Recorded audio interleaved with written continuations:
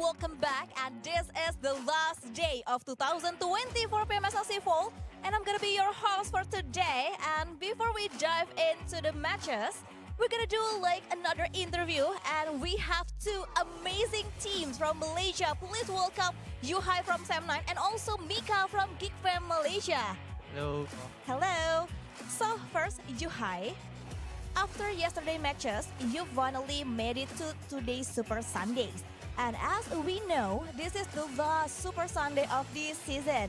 Do you feel any pressure, or has yesterday performance boost your confidence? So, tahniah untuk game semalam untuk SEM9, dan korang berjaya lulus ke Super Sunday di minggu ketiga ni. Dan adakah dengan performance yang ditunjukkan oleh tim SEM9 semalam meningkatkan Yuai punya confidence untuk game hari ni? Of course, sebab kita orang pun minggu ni kita orang tak ada break langsung, dan kita orang dah dapat momentum daripada first day, second day and last chance juga. So bagi saya hari ni saya amat excited lah, sebab last Super Sunday and kedatangan Kenny juga dah buat kita orang rasa lengkap satu team. So kita ready lah nak bantai. They said yes, they are very ready and they do not have any breaks or any holidays since week number 1. And they just focus more on their training, and also with the arrival of Kenny is one of the reason why they finally succeed to boost up their confidence and their performance for the team. Yeah. Yes, and I also have a feeling that you guys gonna do well for today, so good luck, Yuai. And we also saw in these 2 days, your team had won PEA many times, especially in Sanhok, to start your team's momentum. But today, sadly, PEA will not be playing. Is there any teams that SEM9 is targeting now?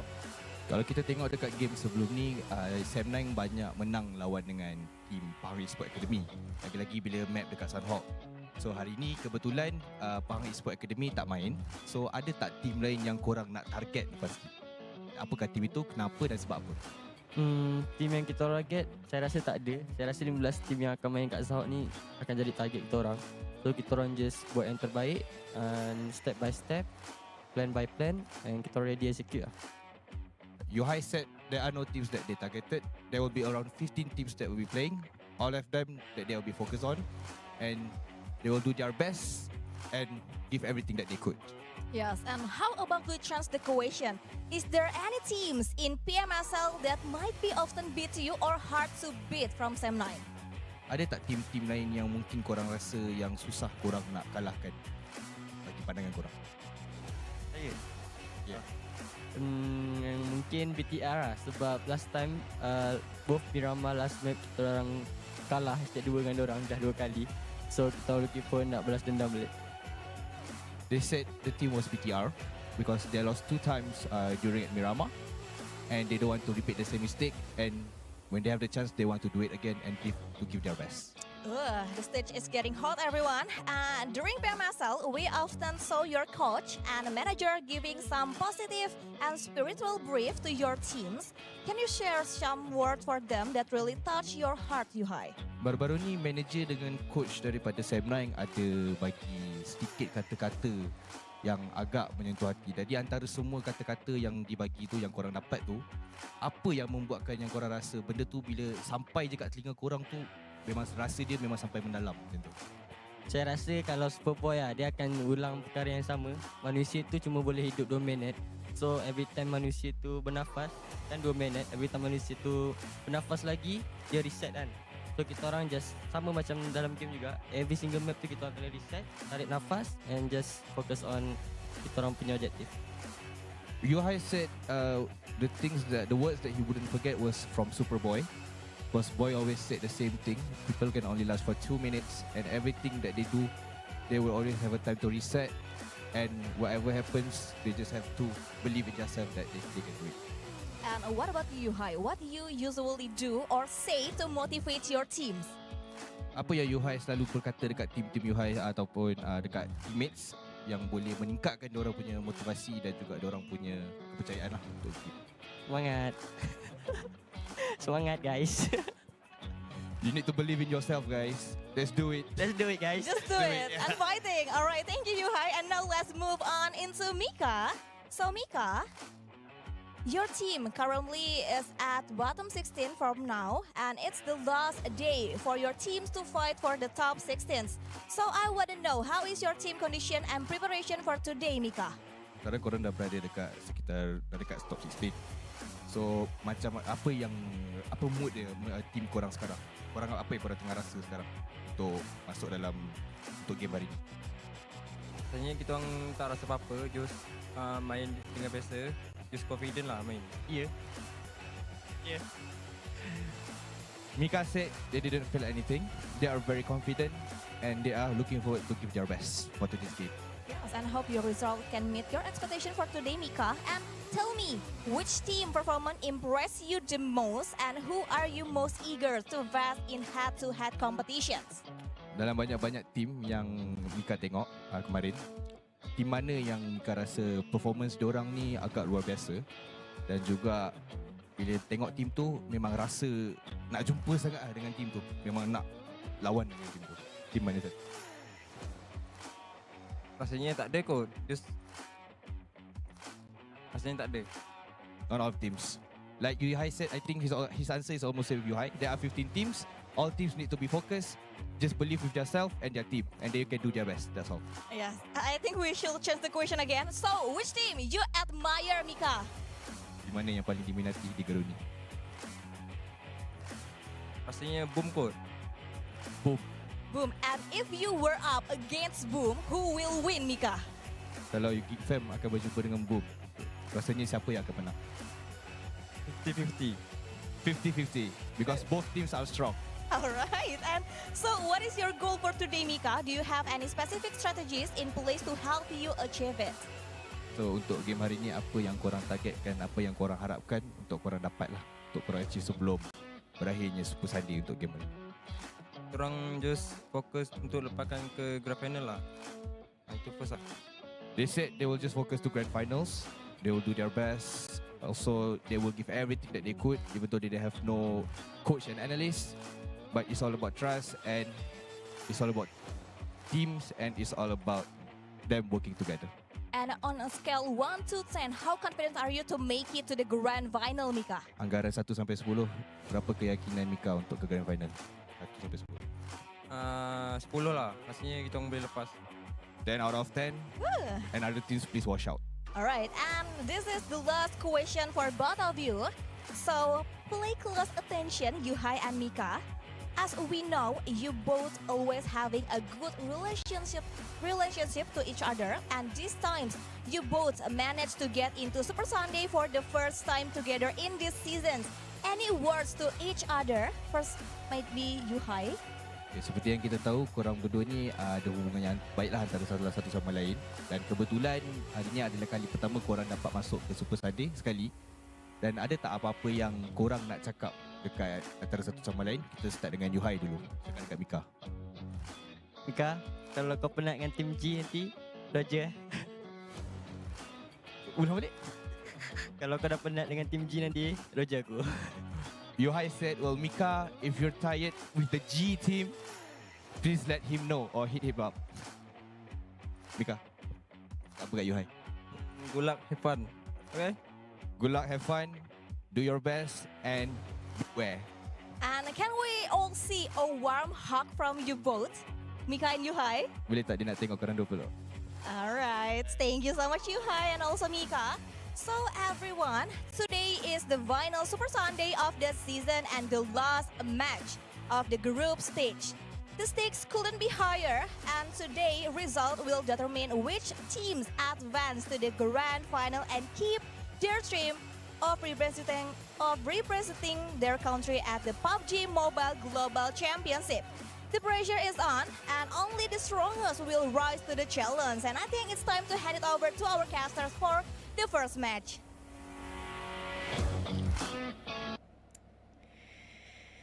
G team, let's go G team and S team. I mean, like, welcome back, ladies and gentlemen, to the PUBG Mobile Southeast Asia 2024 PMSL Fall Season with Michu and Sir Cloud. That's quite a very insightful interview, and I love the words coming from Superboy as well. There's super deep metaphors.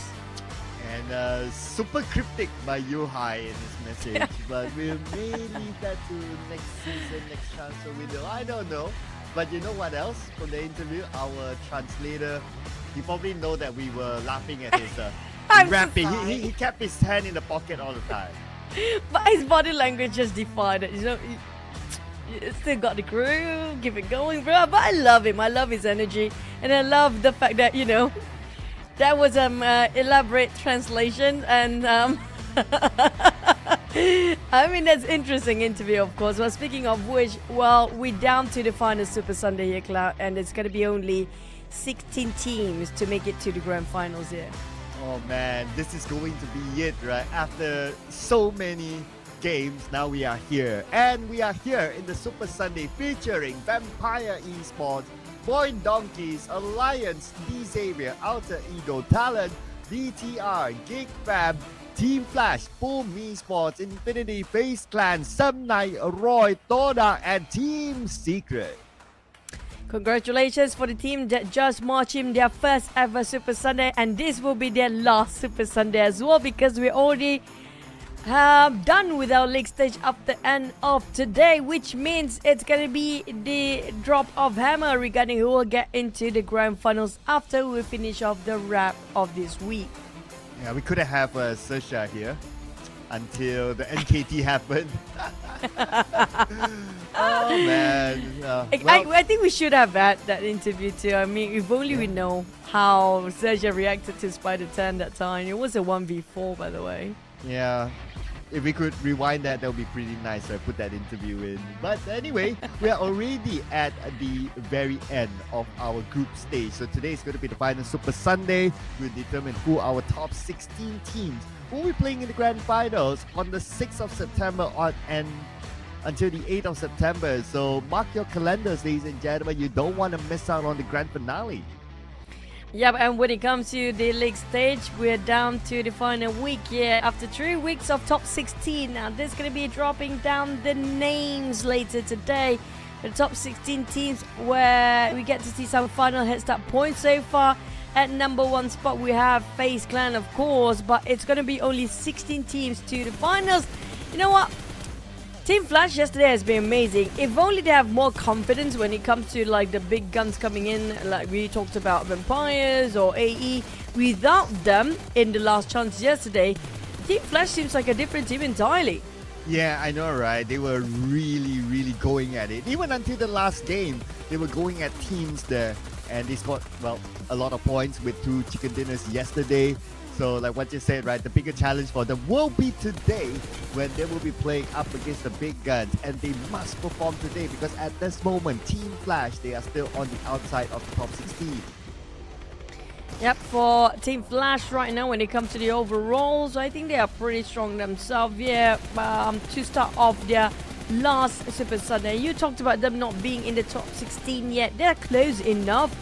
As long as they have yesterday's momentum, which could be during the last chance qualifier, I think it's not going to be a problem for Team Flash to pull it off into the grand finals. Yeah, that is what the team and the fans of Team Flash will be hoping for after they've seen a good performance by Team Flash yesterday. So hopefully they'll be able to carry on today. I mean, no gap between yesterday and today, so it will hopefully be continued.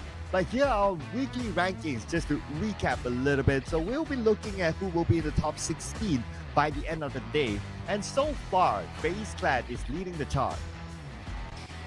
For the others, on the other hand, Team Secret, I love the rise of the Vietnam region this season as well. Who would have thought Team Secret used to be very down at the bottom last season, now coming up to second place. Vampire is now very close to his second place, which can be 82 points. Alter Ego, more than RQ. There's no surprise coming up from the Indonesian region.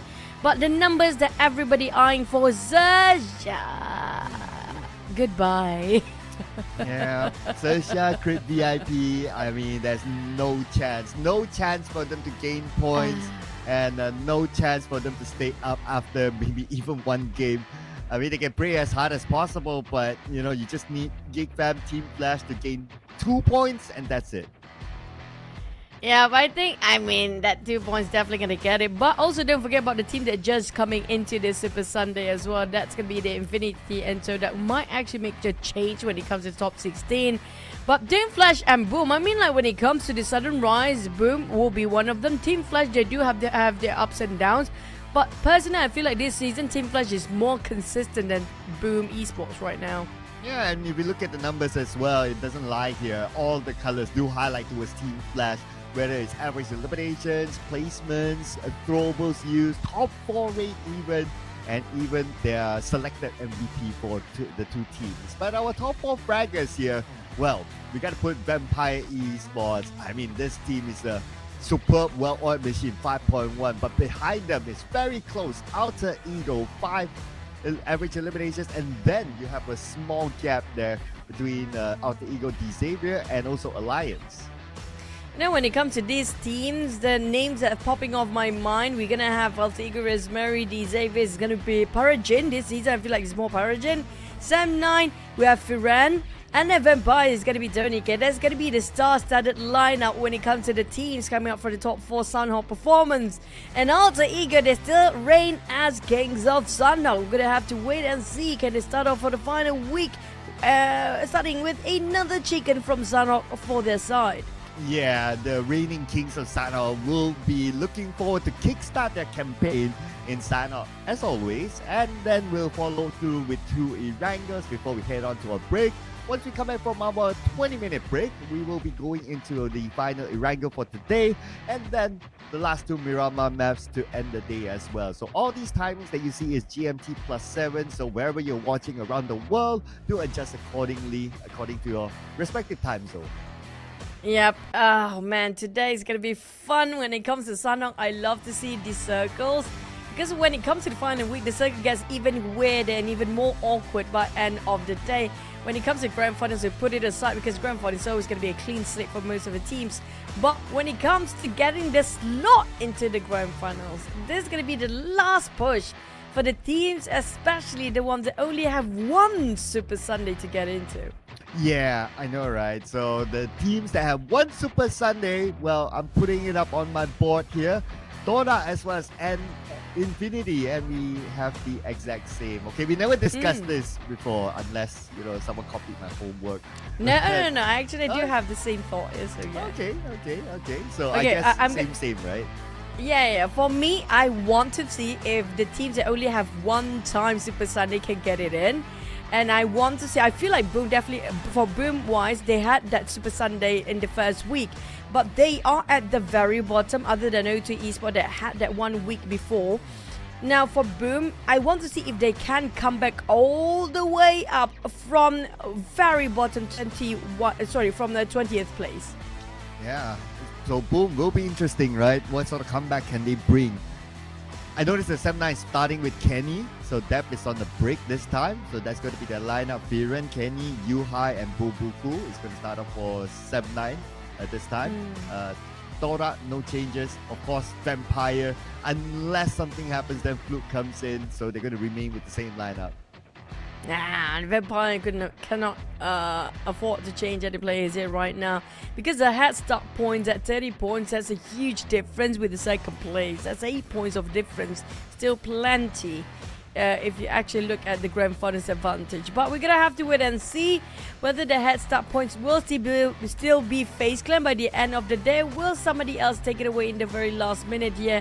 Because for Alter Ego's side, I want to see who's the players here right now as well. So it's going to be the usual lineup so far. So, yeah, I think it's going to be all the big guns coming up for the Super Sunday, the last Super Sunday. Yeah, it's all in, including Infinity fielding Logan in their lineup as well. And we do have on screen here TALON, who took a break yesterday. So now they're back in, refreshed and preparing themselves.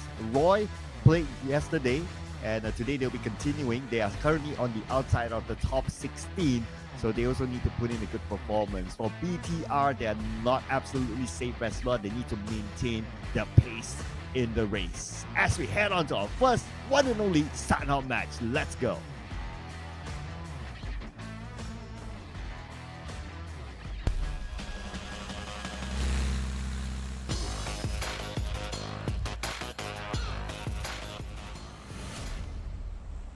The only Sanhok map for the day. Now, this is going to be the advantage for the teams that don't really have confidence, especially in Erangel, or not doing so great in Miramar, just to balance out their other Super Sunday points, of course. As long as they contribute, it's going to be more than enough points. As long as they don't end up with multiple zeros in the day, it's going to be a-okay. And also when it comes to the teams that are having their first Super Sundays, congratulations to the Infinity and TODAK.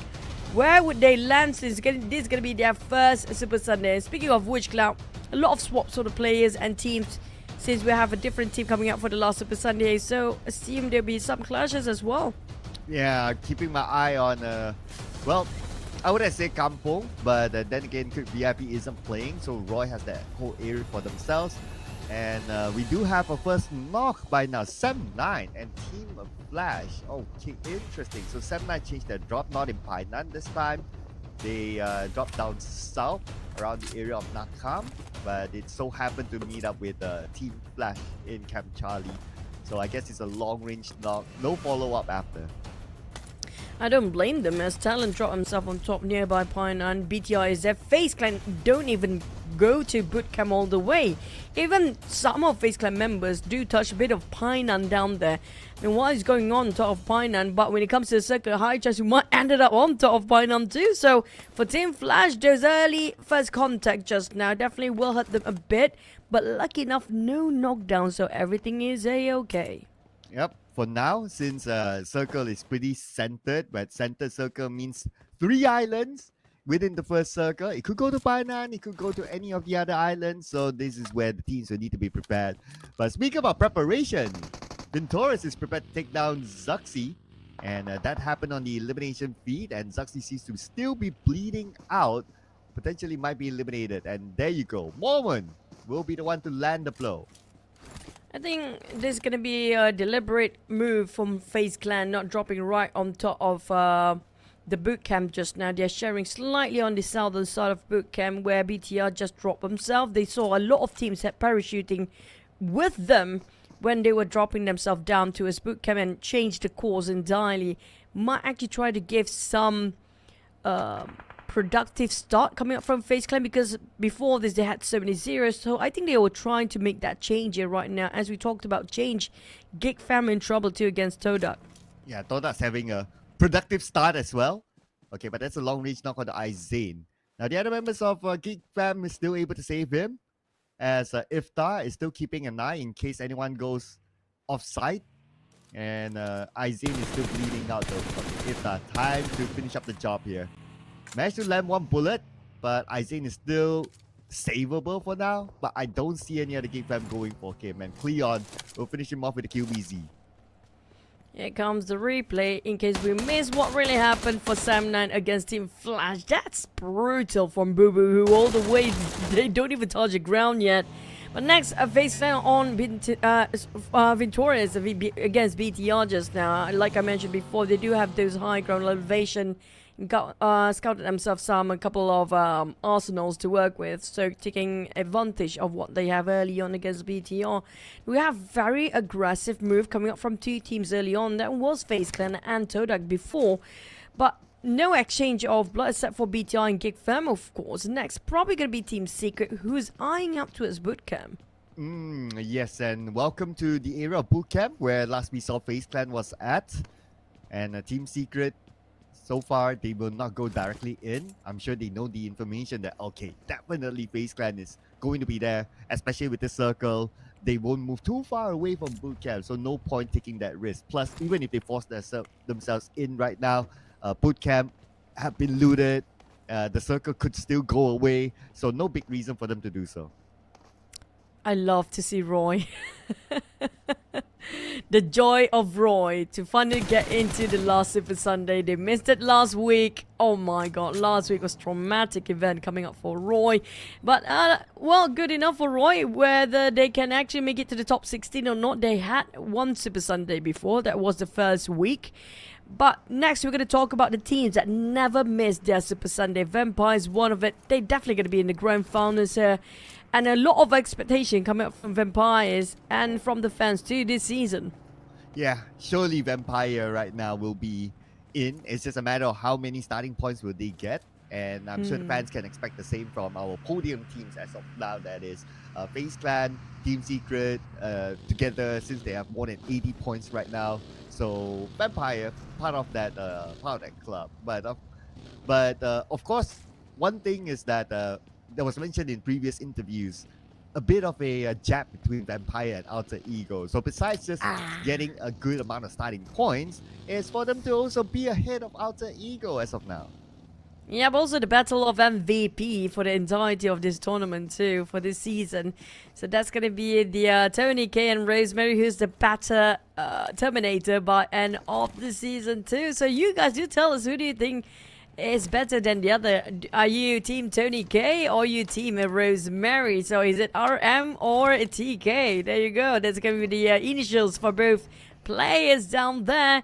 But don't forget about the teams that we don't mention enough. Perhaps it's going to be FaZe Clan by the end of the day. They finish off strong. Who knows, right? Yeah, who knows, who knows. So if FaZe Clan gets that number 1, then they'll be like, you guys can fight with each other. That's okay. Cancel each other. That's fine. We'll just take the maximum point. We'll just take the 30 points starting in the grand finals. So they wouldn't mind that. Yeah, the first season that Boom actually won for their championship title. And after that, they got back-to-back. That's where we get to see how much of advantage that head start points can be. And because due to the head start points, they're actually taking the lead and take away the trophy as well till the very end. So in this case, I do want to see if FaZe Clan can maintain their statue on top, because FaZe Clan will be that one team always in every single tournament, one of the good teams, one of the higher tier packs, but unfortunately never touch a trophy. Yeah, the uncrowned king, some people will call them. Always doing very well for many seasons now, but yeah, it is still what it is. But at least for now, they are doing very well on top of the league charts. So if they do end this 30 points as a start, that's like more than a chicken dinner game for them. And this round, Circle still favors towards Wolfcamp. This is where FaZe Clan will be really happy to have this kind of circle. Yeah, but if the circle heart shift towards the southern side later, it's going to be probably Painan again. So a lot of teams happen to be on top of Painan, were not willing to leave or still try to wait out for stage number 3 here. As Boom start to rotate, we do see a couple of teams try to bridge cam in case there's some newcomers just to pass across the other side of the island. And VOIN Donkey will be probably one of them. And we look at the kill feed, some actions being made by Team Secret against the Xaviers. And that point was secured by Team Secret. So there's an opener for them as they take over this area. So this area they've held in since stage 1. So it was probably a pass-by. But they did not realize that Team Secret is here and hence punished for that. FaZe Clan in action with the Xavier, Team Flash with TODAK, so we're going to start to see a lot more fights happening across the map. The Xaviers, Lamborghini probably will be saved by Chuan. I love the fact that after Chuan get into the Xaviers, they still maintain their dynamics. Besides, we don't see Native for quite some time when it comes to this week, and they're putting up Chuan for the lineup again for the Xaviers when it comes to the final week here. And back to a side of TODAK. They definitely spot out a couple of players across the other side. We have no clue who it is, but we're going to have to wait and see for the map later. It's going to be probably Team Flash. Yeah, Team Flash. TODAK and Team Flash, they are very proactive early from the start.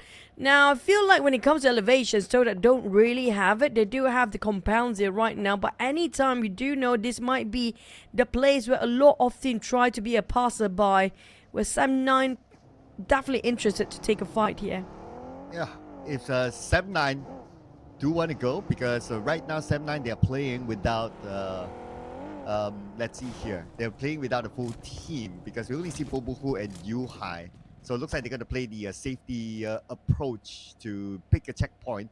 Probably we'll see each other during the following stages, but not for now at least. Team Flash, okay, so looks like they're taking their time this time, coming in from the Kuwari area, and they don't mind tanking a bit of the blue. Speaking of the blue, still not going to be that painful enough. Stage number 2 is bearable. TODAK on the other end spot out Team Flash in migration. So during their transition. Unfortunately, Team Flash didn't score anybody, but TODAK, man, never mind. Finally, he scored one of the best player of TODAK. That's going to be Iftar. This is going to be crucial for TODAK to make sure they don't overpeak themselves or overcommit. The fact they lost Iftar here will be debilitating for the side of TODAK, so they need to regroup and reassess and go part ways from Flash, because it will not bring them any good outcome.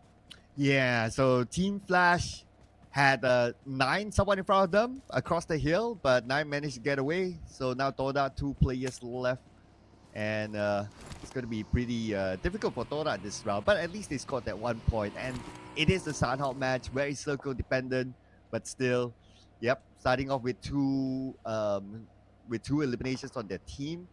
I'm also thinking about the fact that TODAK, they are having their first Super Sunday, so the 6 games will be crucial for them. Can't afford to drop many games. But I personally feel like TODAK don't look like they're nervous or under pressure at all with how they productively try to find some first few targets early on. I just think that they definitely try to get familiarized with this top 16 that's remaining for this last Super Sunday here. But when it comes to the circle, high chance we might have the road in between the south of Bootcamp that will separate between the south of Bootcamp and Painan. So we might have a street in between for the last few circles that's divided on the north and southern side, which is going to be difficult for the players to pick and choose which land they want to favor until the very end. It means that we need a lot of smokes as well for the teams to survive. Yeah, smokes need to be prepared, especially when it comes to the later stages, to get into maybe difficult positions depending on where the circle will end. But for Vampire Esports, not a difficult position for them to be in. They just zoom past by TALON, who happen to be their neighbors. But Axel is close by in the next building.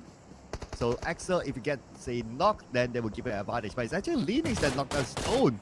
Okay, this is a long range from the hill angle by TALON. Nice angle and nice off angle. Clear shot on the side of TALON across the other side all the way downtown. Take those elevations at work, and look at the confidence coming out from TALON, spinning himself so far apart. Tony K being burned and barbecued. Up his HP back to 80% and going back for another run, and they finish off, obliterate the entirety of TALON. They happen to be in the front line. Now those from the high grounds have to climb down to give a hand to a side of Yoru. They still commit to this for TALON, but for Vampires, I mean, that was some bounce back. Ooh, yeah, I mean, this is Vampire with their firepower. If they can revive for Schweppes, that will be great.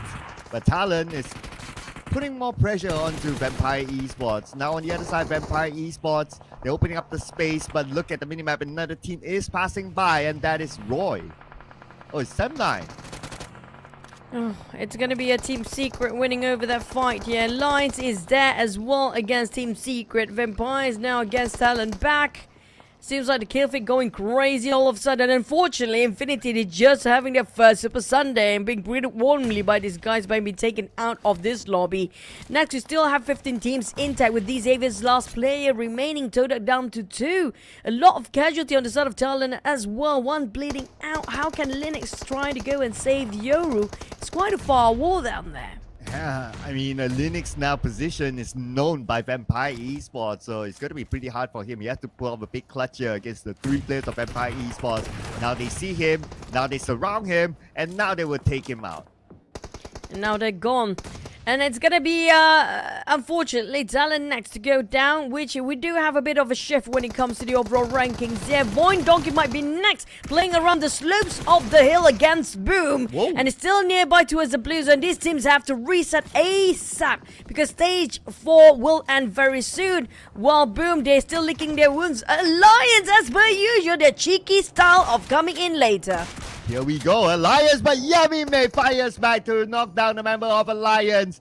But it's a trade here between the two teams. Bomb bait is pretty low as well. Razy will need to hold the line. Razy takes a lot of damage, 10% of health. Like Jimmy OP comes in, and Jimmy will be nailed down by Razy, but it's not going to be a problem for Alliance, as they will not lose anyone in the fight. Speaking of housekeeping team, always gonna deliver when it comes to an order to finish off a mess. Feels like Lions still are living up to this statue when it comes to being a third party. One of the best teams to play the third party out there when it comes to this season as well. Despite didn't score all 4, but Lions still managed to eliminate on 3, and all 4 members still well and alive. Unfortunately for the side of VOIN Donkey, it was unfortunate. Same goes for the side of Boom. But next Team Flash meeting up with Roy. There's gonna be another crash on the south side of the circle. Oh, one member of Team Flash knocked by his own self. And that will kind of stop their tracks against Roy. Roy, they do have the circle advantage, but passing by is going to be Sam9. On the other side, GEEK spots out Fearon, and Fearon will be immediately eliminated. And then they set across by the beautiful nade by Car to knock down the 2 members of Team Flash.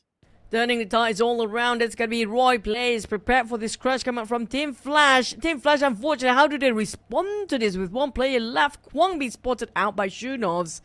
When he picks out, that's going to be a done deal for Team Flash. No more Sanhok for them. Kwang taking it very carefully with them for 166 times scope with that. But how to pick out? This is a very small rock, by the way. I know, right? If he stands up, that's it. He'll be known. It doesn't help that the blue is just right behind him. Okay, he'll be forced to move. And GEEK has his crosshair to Kwang. Okay. Like what you said, the rock is too small that even his feet was showing. Yep, kind of stuck out there. But for Roy, next target, Sam9 is right across, who's still fighting against Vampire. He got a clear view on Canning. Now it's going to be some scoping plays by Roy GEEK, while Vampire is struggling against the Blues and gate capped by BTR for quite some time now. We do have Alter Ego around the rim against BTR too. Now for Vampires, they just have to hope that BTR will get distracted with Alter Ego presence. Then they can actually exit out from the blue if that's the case. And Circle moved away from bootcamp, so base guy needs to come out. Now Yuai, nice spot of Newsy, but the point will be stolen away by GEEK from Roy. From the other side, then he got Kenny as well. He was looking at Kenny for the longest time. This is going to be a still-off between so many teams here. Vampires have to suffer from BTR as well. Lions being knocked down by GEEK Fam. Feels like Lions finally found their best contenders out there of a third party, which is going to be GEEK Fam here right now. Well, Kenny can be safe due to the structures in between, a couple of rocks and some trees. The vegetation will cover them for a bit much longer. But Roy, they will take back their usual spot. They're still inside of a circle. There's no need and no necessity for Roy to move themselves, except for Vampires, of course. Well, since we are at stage 5, stage 6 will be coming soon, Roy will need to consider how to win the fight against M9. With Tony K at the side, but Kenny will need down Porsche. So that is a bit of a revenge there by Kenny himself. Bobo, who is bleeding out, but he should be saved by Yuai. By Kenny, that is, while Yuai is holding down the line. And Roy having trouble cutting across because there's so much open space between them. There's so much room for the bullets to cut across as well. BTR Jan Force just finished off the last member of Vampires just now, which was Tony K. But Roy down to 2 players. Can Roy actually secure the chicken dinner? We haven't seen Alter Ego, the kings of Sanhok, to make a go yet. Speaking of which, now moment next, Roy going against GEEK too. And it's going to be BTR, Sam9 and Roy probably in a triangle mode and triangle fight. Oh, there you go. Nice long-range spot by Lapad. That is a beautiful pixel shot by him. And now we do have Alliance and Team Secret by the northern side of the circle. Jimmy OP on the high ground has a different angle onto Team Secret. And now Alliance circling around the house where Team Secret is at. Team Secret playing with 3 players. Break is pretty low, but he does have first ace to heal himself up. But between the fight of Roy and Sam9, looks like Sam9 just got eliminated.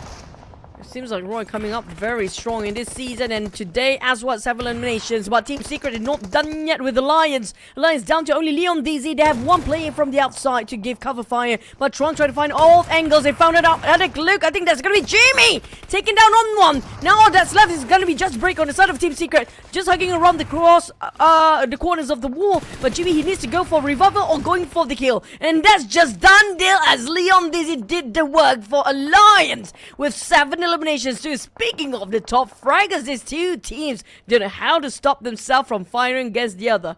Yeah, and look at this Alliance. After a couple of trades, they are still a full team and they can reset.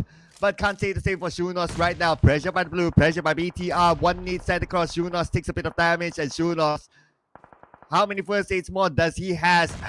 Probably doesn't matter because BTR is just a matter of time till they eliminate him. Yeah, I'm surprised FaZe Clan got a clear cross towards their street, but never mind, I'm going to cancel that back. Feels like the entirety of FaZe Clan just been obliterated due to the open space of the crossing of a street just now. But Roy unfortunately have to be eliminated as well at 5th place, down to 4 teams now. Alliance seems like their momentum since yesterday playing a third party seems to be doing so well. But will the Kings of Sanhok finally give their crown away towards their contenders here, which can be Alliance to knock down on Alter Ego? Well, Alliance looking pretty solid now against Alter Ego. They are unstoppable with 10 eliminations, looking for another knockdown, putting a lot of nades onto Alter Ego. And Alter Ego, they're cornered now and they do not have to circle. 10 more seconds before the zone starts to close, and Alter Ego will be pressured by it, but Oleo knocks down Octa. 2 more active plays to go. Make that 1 more with a nade from Leon. Leon keep pushing forward, down to only Hans for you to do all the job for the side of Alter Ego. Still have 3 teams, and Alter Ego will give their crown away in this Super Sunday towards Alliance for now. But the blue zone hits, and BTR got the rim on the left side. We're looking at the northern side, the next contender. BTR already take those elevations. Alliance, they cannot rest. It's going to be another team to fight against, but don't forget about GEEK fam. The Kingslayers of Alter Ego, that is Alliance. But the job is not done yet. BTR and GEEK fam now is going to be the next challenger for the Chicken Dinner. Alliance from the side spots out BTR. Jimmy takes a lot of damage and the blue is just right behind him. But he does have 4 first aids. But does he have the space right now? Because GenForce just took out Oleo. Probably gonna clear sight, but GEEK fam gonna be the third party all the way in against Alliance and BTR. They don't have those elevations, but they do have the crew.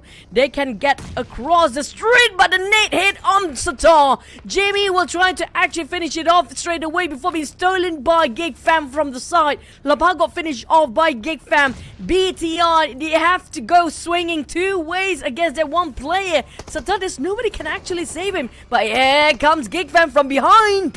Oh, here we go. Nate by GEEK fam. They are 5 eliminations dominating at this moment. And Nate focus on the Alliance. GenForce goes out to the zone. So now it's down to the top 2 teams. It's an all Malaysian finale. Alliance down to the last player. Going up against 3 from GEEK fam. Can Jimmy pull off a big clutch here? But they're going all in onto Jimmy.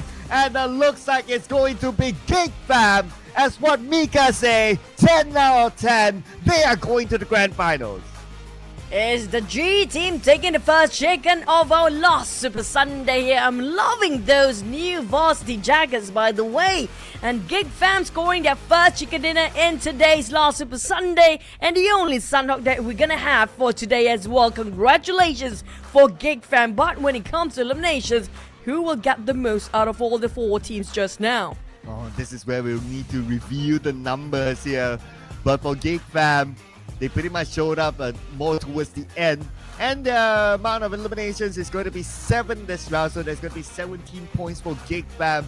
And with the 17 points that they have collected, this easily pushed down Crit VIP and Sersha. No brainer that. But last time we saw, there's so many teams getting themselves 7 eliminations, including Roy as well, before they're being eliminated. So I assume they're probably going to be around 3 or 4 teams with 7 eliminations by end of this map and round, which means there's going to be plenty of zeros as well down there. Yeah, expect that, right? Expect that. And even some players went out to the zone as well, so some points were denied on the battlefield.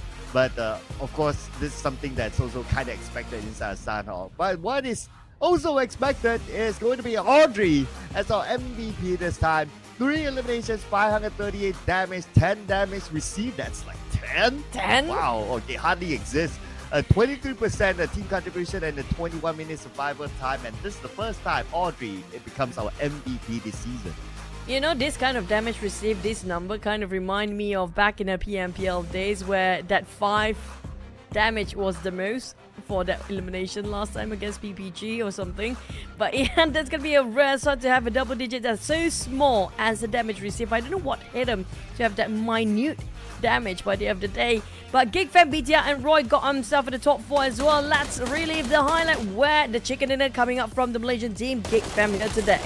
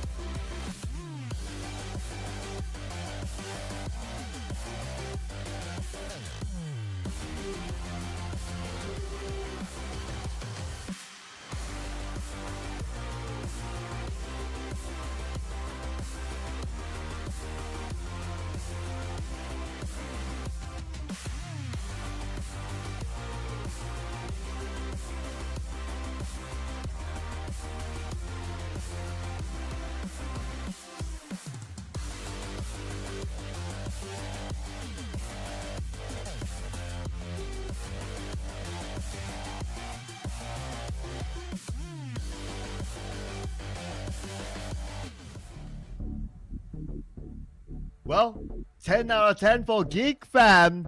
That's what Mika said. But it is Alliance that scored the most points.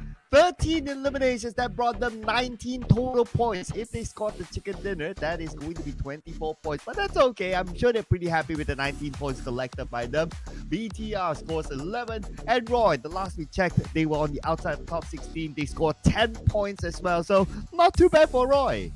I mean, there's a lot of good numbers when it comes to the first page. Boom, no placement points, no problem. As long as they manage to secure some points out of, that map just now. But when it comes to FaZe Clan starting off slow and steady, 4 points in total. But Team Secret also scored a 4 as well. I love how aggressive this Sanhok map starting off. No room for a breather at all. But hey, we thought that there's going to be some zeros down there, but I was wrong. It's going to be plenty of ones.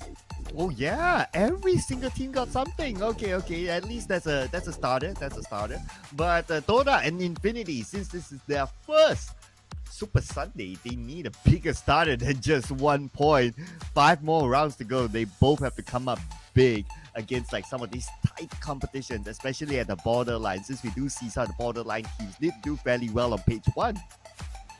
Now it comes to the top fraggers and the Lions. Well, I love how they actually cheekily plays those third party, and it fares very well with their lineup too. Alliance Jimmy scored himself 7 eliminations. GEEK fan Mika, despite we had the interview before, he looks very stern but still scores a 4 with his guns. Leon Dizzy at 3 eliminations coming up from Alliance too, and Yuai, no surprise here, he played so well today. Oh yeah. Nice off angles to block off Sem 9 and steal away eliminations from afar. So he definitely warranted himself up here. But we do have 2 representatives from Alliance, so no surprise here as well since they're the top fragging team. And it's nice to see Jimmy OP getting up on the charts instead of like sometimes they look, so they show a bit of balance for the team. But we just wrap up the round, although the spotlight was on Alliance because of their eliminations, but it was GEEK fam who scored the chicken dinner. Yeah, and for Infinity didn't score anything just now except for the 1 elimination points, of course. Hopefully they can come back stronger because I want to see the Infinity and TODAK to take more points for this Super Sunday to make it difficult for us to know who will go to the grand finals by the end of today. Yeah, like give us a good mix, right? Yeah, I honestly would like to see that as well. Like the bottom teams start to rise a bit, and then the borderline teams start to drop a bit, and then rise a bit, drop a bit. You know, it's like this stock market, right? So it makes us like wonder like who will be the one to go through at the end of the day. Because for the live score, we are not shown like the live score of the league points. We only show the points for today. So we have to do a lot of math when that happens. Speaking like a true businessman here, Sir Cloud. But yeah, I agree. I love the up and down the roller coaster ride coming up from the teams when it comes to performance. When it comes to Lions, I want to know who can stop them from being such a nuisance towards all the other teams that are having a fight down there. So far, I don't know how they always know exactly the perfect timing to interrupt and intercept towards certain crossfire that score all those 2 teams by themselves. Yeah, Alliance definitely has this sense of like, okay, if there's a fight happening there, they're observant about the elimination feed. They know when to come in. So they do have this number 1 sense. Number 2 is that if we base out on the sign-on match, where they started, it's like they started Camp Bravo. So normally from there, they would move in circle from the outside, and then they see one fighter in, and they take opportunities. But this is where I really got to give it to Alliance, right? They are very good at anticipating opportunities, and when they take it, they win it. So it has to come hand in hand, because we have seen teams that try to take opportunities but they don't win fights. So Alliance, they have found this very nice formula that works out for them. Yeah, that's the mystery for me, because every single time, especially there's one particular map, I think it was during the group stage this week, right? It was perfectly timed every single time. It was even Vampires against Boom that time. Suddenly there's, hey, Alliance is here to take everyone away. And there's Alliance here again. Every single time there's a crossfire between 2 teams, they're always going to be Alliance on the sideline watching. I don't know how they made it so fast, but they just keep track with every single team that seems to be fighting at the same time. And the way they rotate is super fast as well. It shows that they don't rest at all by taking so much information in the early stage of the game. Yeah, I know, right? It was yesterday's Erangel match.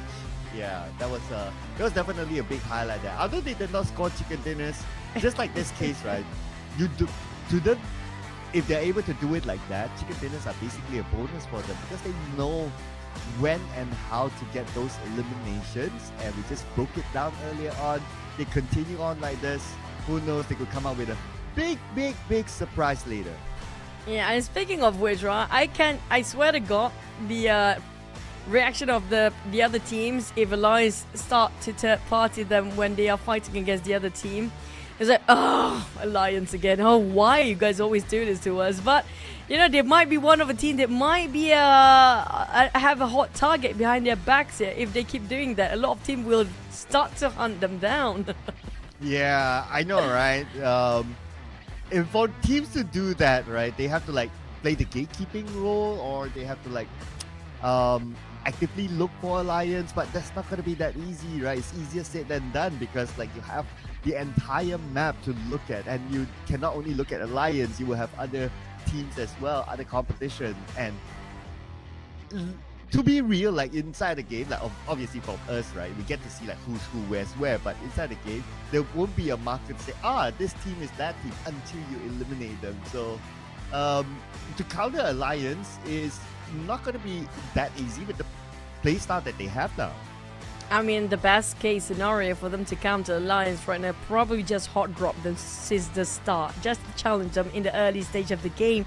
Drop where they drop and just take, you know, it's a big risk, big reward. Now, without Alliance, we definitely don't have this much fun. But with the teams that have to face against Alliance every single time they're engaging in another team fight, well, they need to deal with this right now, especially the names that we do know it's quite big enough. The big guns, we're talking about Vampires, Boom. They are one of the most victims when it comes to the third-party alliance. Always steals their, you know, the points away. Yeah, I know, right? So if they leave alliance alone, like what you said, they take away points from other teams as well. So I don't know about this, but if there's any hot drop, it will be probably that might happen in the grand finals, because if any team were to do that now, then well, it's probably not going to be worthwhile as of this stage, because the grand final is going to be the big one. That's where everything will go down to the ground. But let's see, since the team will go down to the ground inside of the Erangel, we head on to that.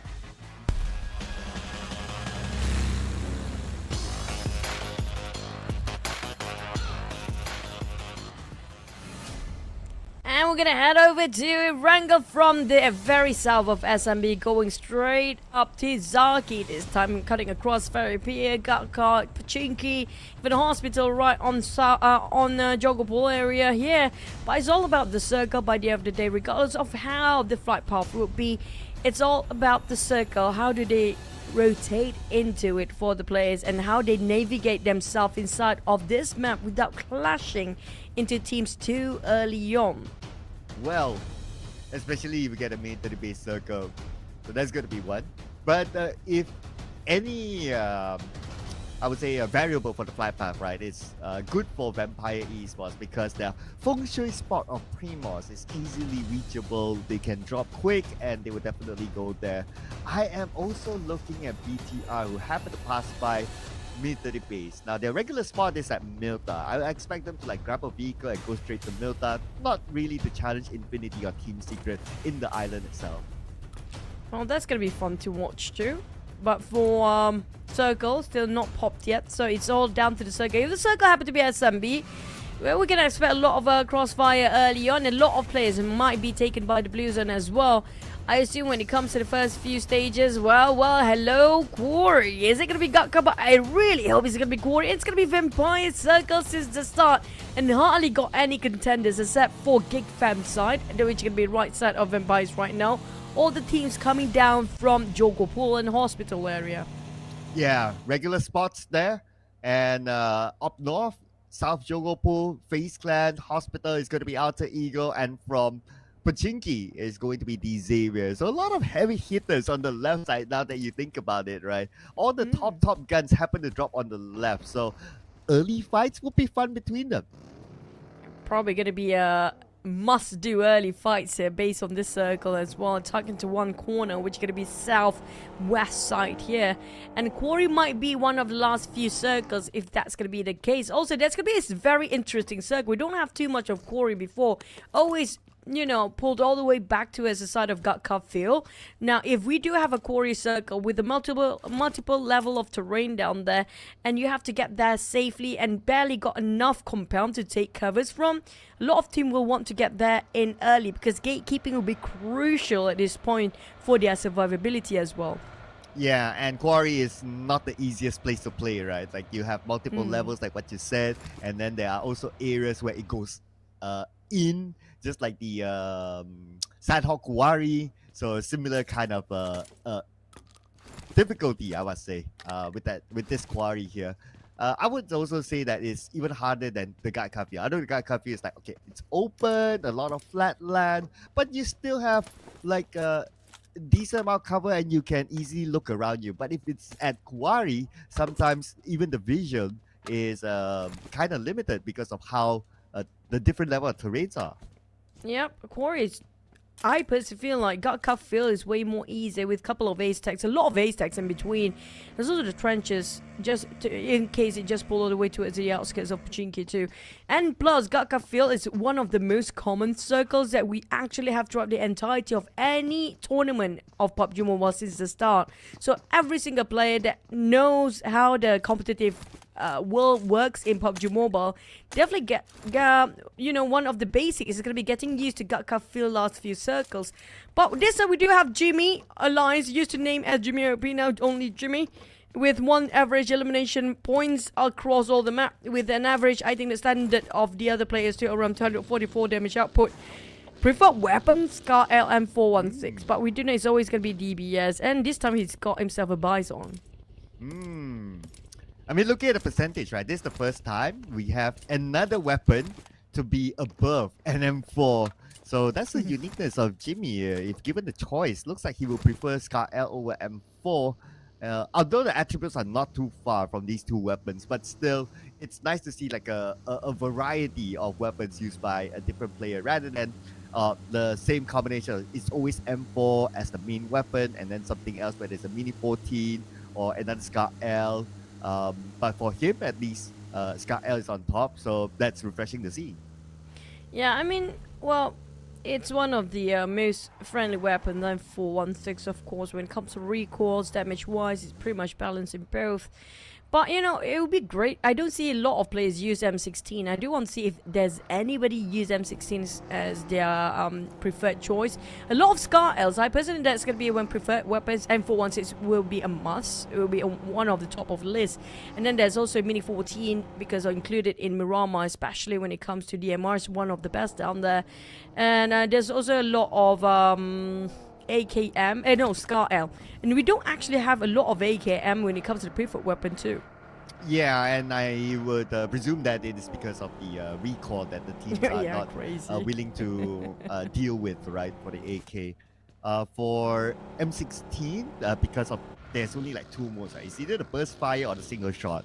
So it's not the best weapon when you are forced into a close quarters combat situation. Burst fire, cool, you pull out 3 bullets, but if you miss your shot, then the reclock of it will take some time, and that's where you can be punished. So maybe that's why it's not the preferred weapon. So still, it is like Scar Ls, it is like M4s are so classic. I love to see like different weapons coming into the meta. Yeah, the only way. Yeah, what would be the only way? The only way probably going to be putting M416 into airdrop. That's... I think players will be furious if that actually happens. So, and forcing all the players to actually use the other guns that actually exist in the game, but you don't see them too many often. Well, if that happens, then yeah, that would definitely shift a lot in the meta, right? So yeah. Okay, yeah. Now that I think about it, and now that you mentioned it as well, if that happens, that'll be pretty fun. I mean, if you think about it, right, like you put the most popular weapons in the airdrop in whichever meta. That would make sense, rather than you put a weapon that nobody cares in the airdrop, right? So M4, why not in the airdrop?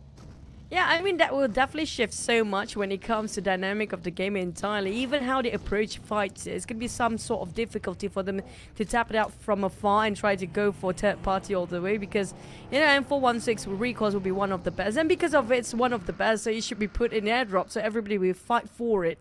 And especially when it comes to the airdrop now, usually people don't care about airdrops that so many much, but if M416 in there, now that will be something fun. Of course, I do want to see in the future. I mean, like, we're just gonna make things harder for the players, right? It's not like things are getting any easier these days, but you know, maybe starting off with a lot of micro Uzis too, just a bit more looting available for micro Uzis, and the unusual weapons that's not be seen too much in the competitive scene will be fun as well.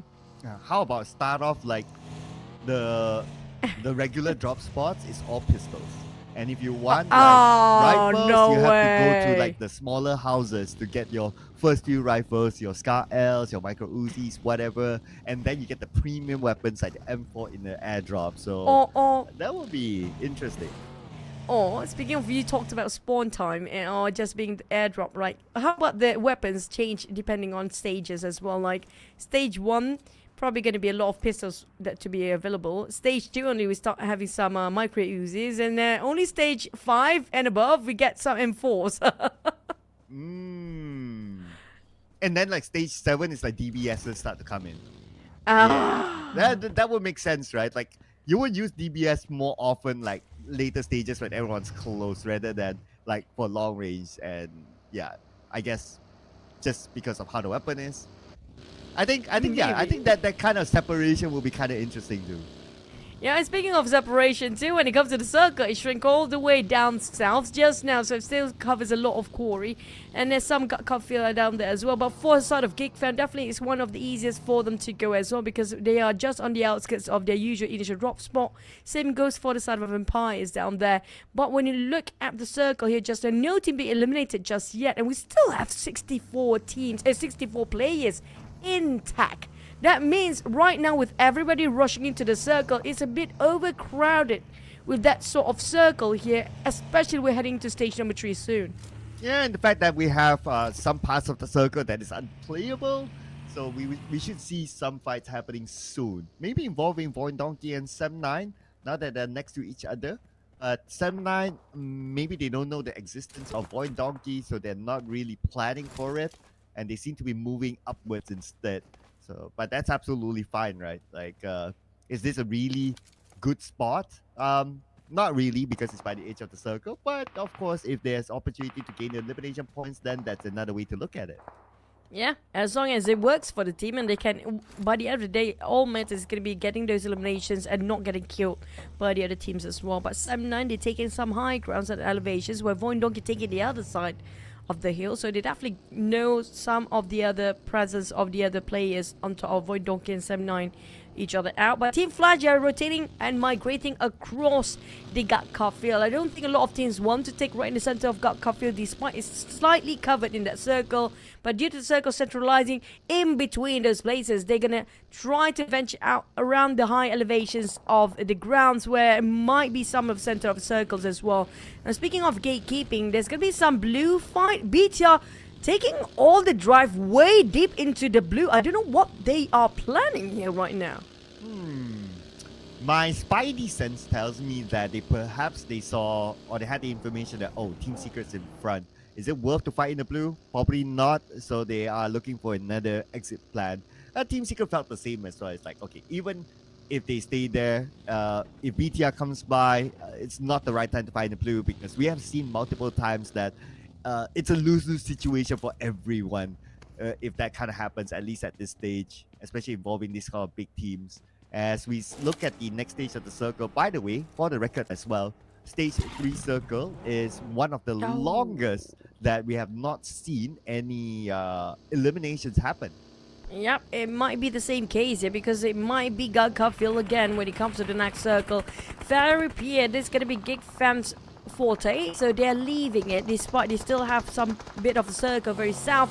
But you talked about stage number 3. Well, heading on to stage number 3, well, we already start having first contact made with the first blood taken by Alliance. Olio scored 1 eliminations down there against who? Not sure yet. We'll wait for the kill feed here. It's definitely going to be VOIN Donkey, since they are the only team without 4 members down there, and they're being even chased down by TODAK and happen to be parking himself in between these Xavier's FaZe clan, and there's also TODAK around the other side of the corner. There's not many space for them to share.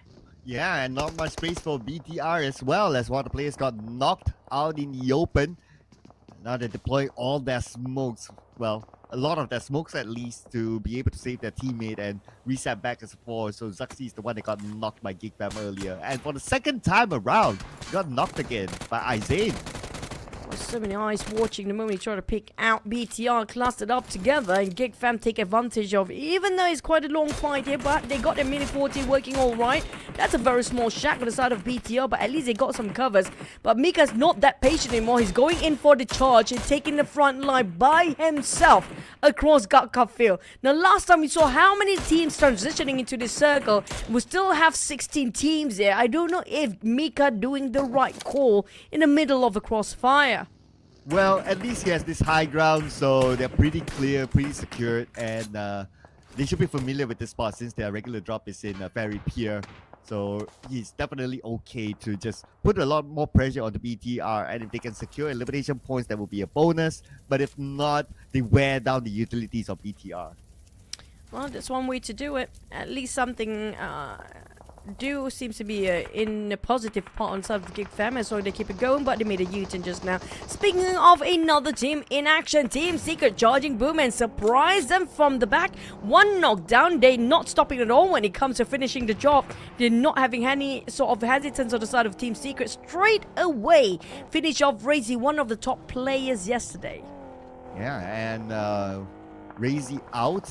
So Boom Esports, not only Razy but Frenzy as well. So Boom Esports, 5 points collected from the previous round. Let's remember, the last time we saw they are on the outside of the top 16, so they need to put in a consistent performance, but they have to do it against FaZe Clan. One of them down from Alter Ego. That's going to be Rosemary. Vintores went down to the hands of Octa as well. The other members of FaZe Clan will need to come in, but Hans for you stops 9 noise.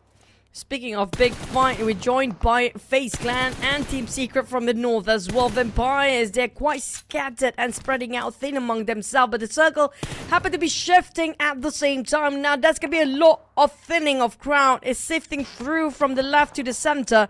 It's going to be difficult for the teams, especially that's taking the blue zone damage and fighting in the blue zone. One of them will be Alter Ego, who have to leave and abandon Octa and Rosemary, who got rescued, but Octa, nobody can actually go and save him. What GK and Break combination against FaZe Clan and Alter Ego at the same time. Team Secret dealing with 2 power teams while trying to figure out how to get into the circle. Oh yeah, because they got about 20 more seconds before the zone starts to come in. And Tony K keeping an eye on to Alter Ego as well as the other side. There are other teams as well that he's looking at. Alva goes down to the zone. Tony K probably says that, okay, he's done. Now to get back to his team. Is it really done for him? And Tony K sometimes made a U-turn. Unexpected entirely. Or he's just setting up the trap for the rest of FaZe Clan to walk into, because the rest of Vampires waiting at the but surprise, it's gonna be Alter Ego. Got shocked up from the back as well. And for you taking on Schweppes. He's down on the ground. Tony K has been splat by Rosemary. Speaking of rivalry, that's getting personal there. But for the side of Alter Ego, they managed to wipe the entire crew of Vampires. Or not yet, down to only Nuzi. Octa 1v1, ring around the rosy, around the rock. They go, and finally down. Who's the last member of Vampire still stand? Wow. Okay, it could be Stone as IGL playing a support role, but gotta give it to Alter Ego. I mean, their recovery is amazing if you think about it. They were on the lower ground and they went in for the chase, and they got majority of Vampire Esports through that one fight. And by winning that fight, it could give their entrance into the next phase of the circle. I agree, their reset time is something else. How they recuperate, I mean, like, these guys don't even think about it. But next, Infinity against TODAK. Infinity, they didn't have a great start in Sanhok, and now TODAK been taking a bit of jab. heavy casualty on the side of TODAK right now. Have one player lost, but on the side of Infinity, not so great either. They have to revive and rescue on one of their fallen members. Well, TODAK, it's not an easy thing to do to flush people out of this warehouse. The only way for them to actually do it is getting it up front confrontation by getting into the warehouse itself. Yeah, the warehouse is pretty large. So even to land those nades or even a molly, it's not going to be easy. But they try, hoping to land one onto the Infinity. But at the same time, the elimination feed is running with Rosemary taking out Izane somewhere else. Alter Ego, they went from Vampire to now GEEK Fam, and now the fight is continuing on between them. While we look at TODAK still keeping an eye onto the Infinity, but now GEEK Fam only has Damroot left to face off against Alter Ego. I see a lot of crawling people across the map here right now. Alter Ego and GEEK Fam seems both of them are struggling to be alive, and Audrey, unfortunately, the last MVP will be taken out first on the side of GEEK Fam. Here comes a couple nades coming in, and it will connect by the end of the day if GEEK Fam cannot revive. And finally, they made a move themselves, and Aizen have to reset to 80% of HP. But Damroot is spotted a clear shot by Octa. He was trying to climb those bunkers, unfortunately caught off guard down there entirely. But Aizen prepping the nade way too long now. Octa and Alter Ego Rosemary going across the other way around. A wrap around, but Alter Ego, I mean, there's another contender coming up. Wow, they're a monster this round. And we move back over to TODAK versus Infinity, and looks like TODAK, now they're in trouble as the Infinity is coming by. And 9 goes in for a 1v1 with his DBS, but he's not able to land the shot. Finally, he does! And 9 coming up with a double elimination clutch onto the Infinity!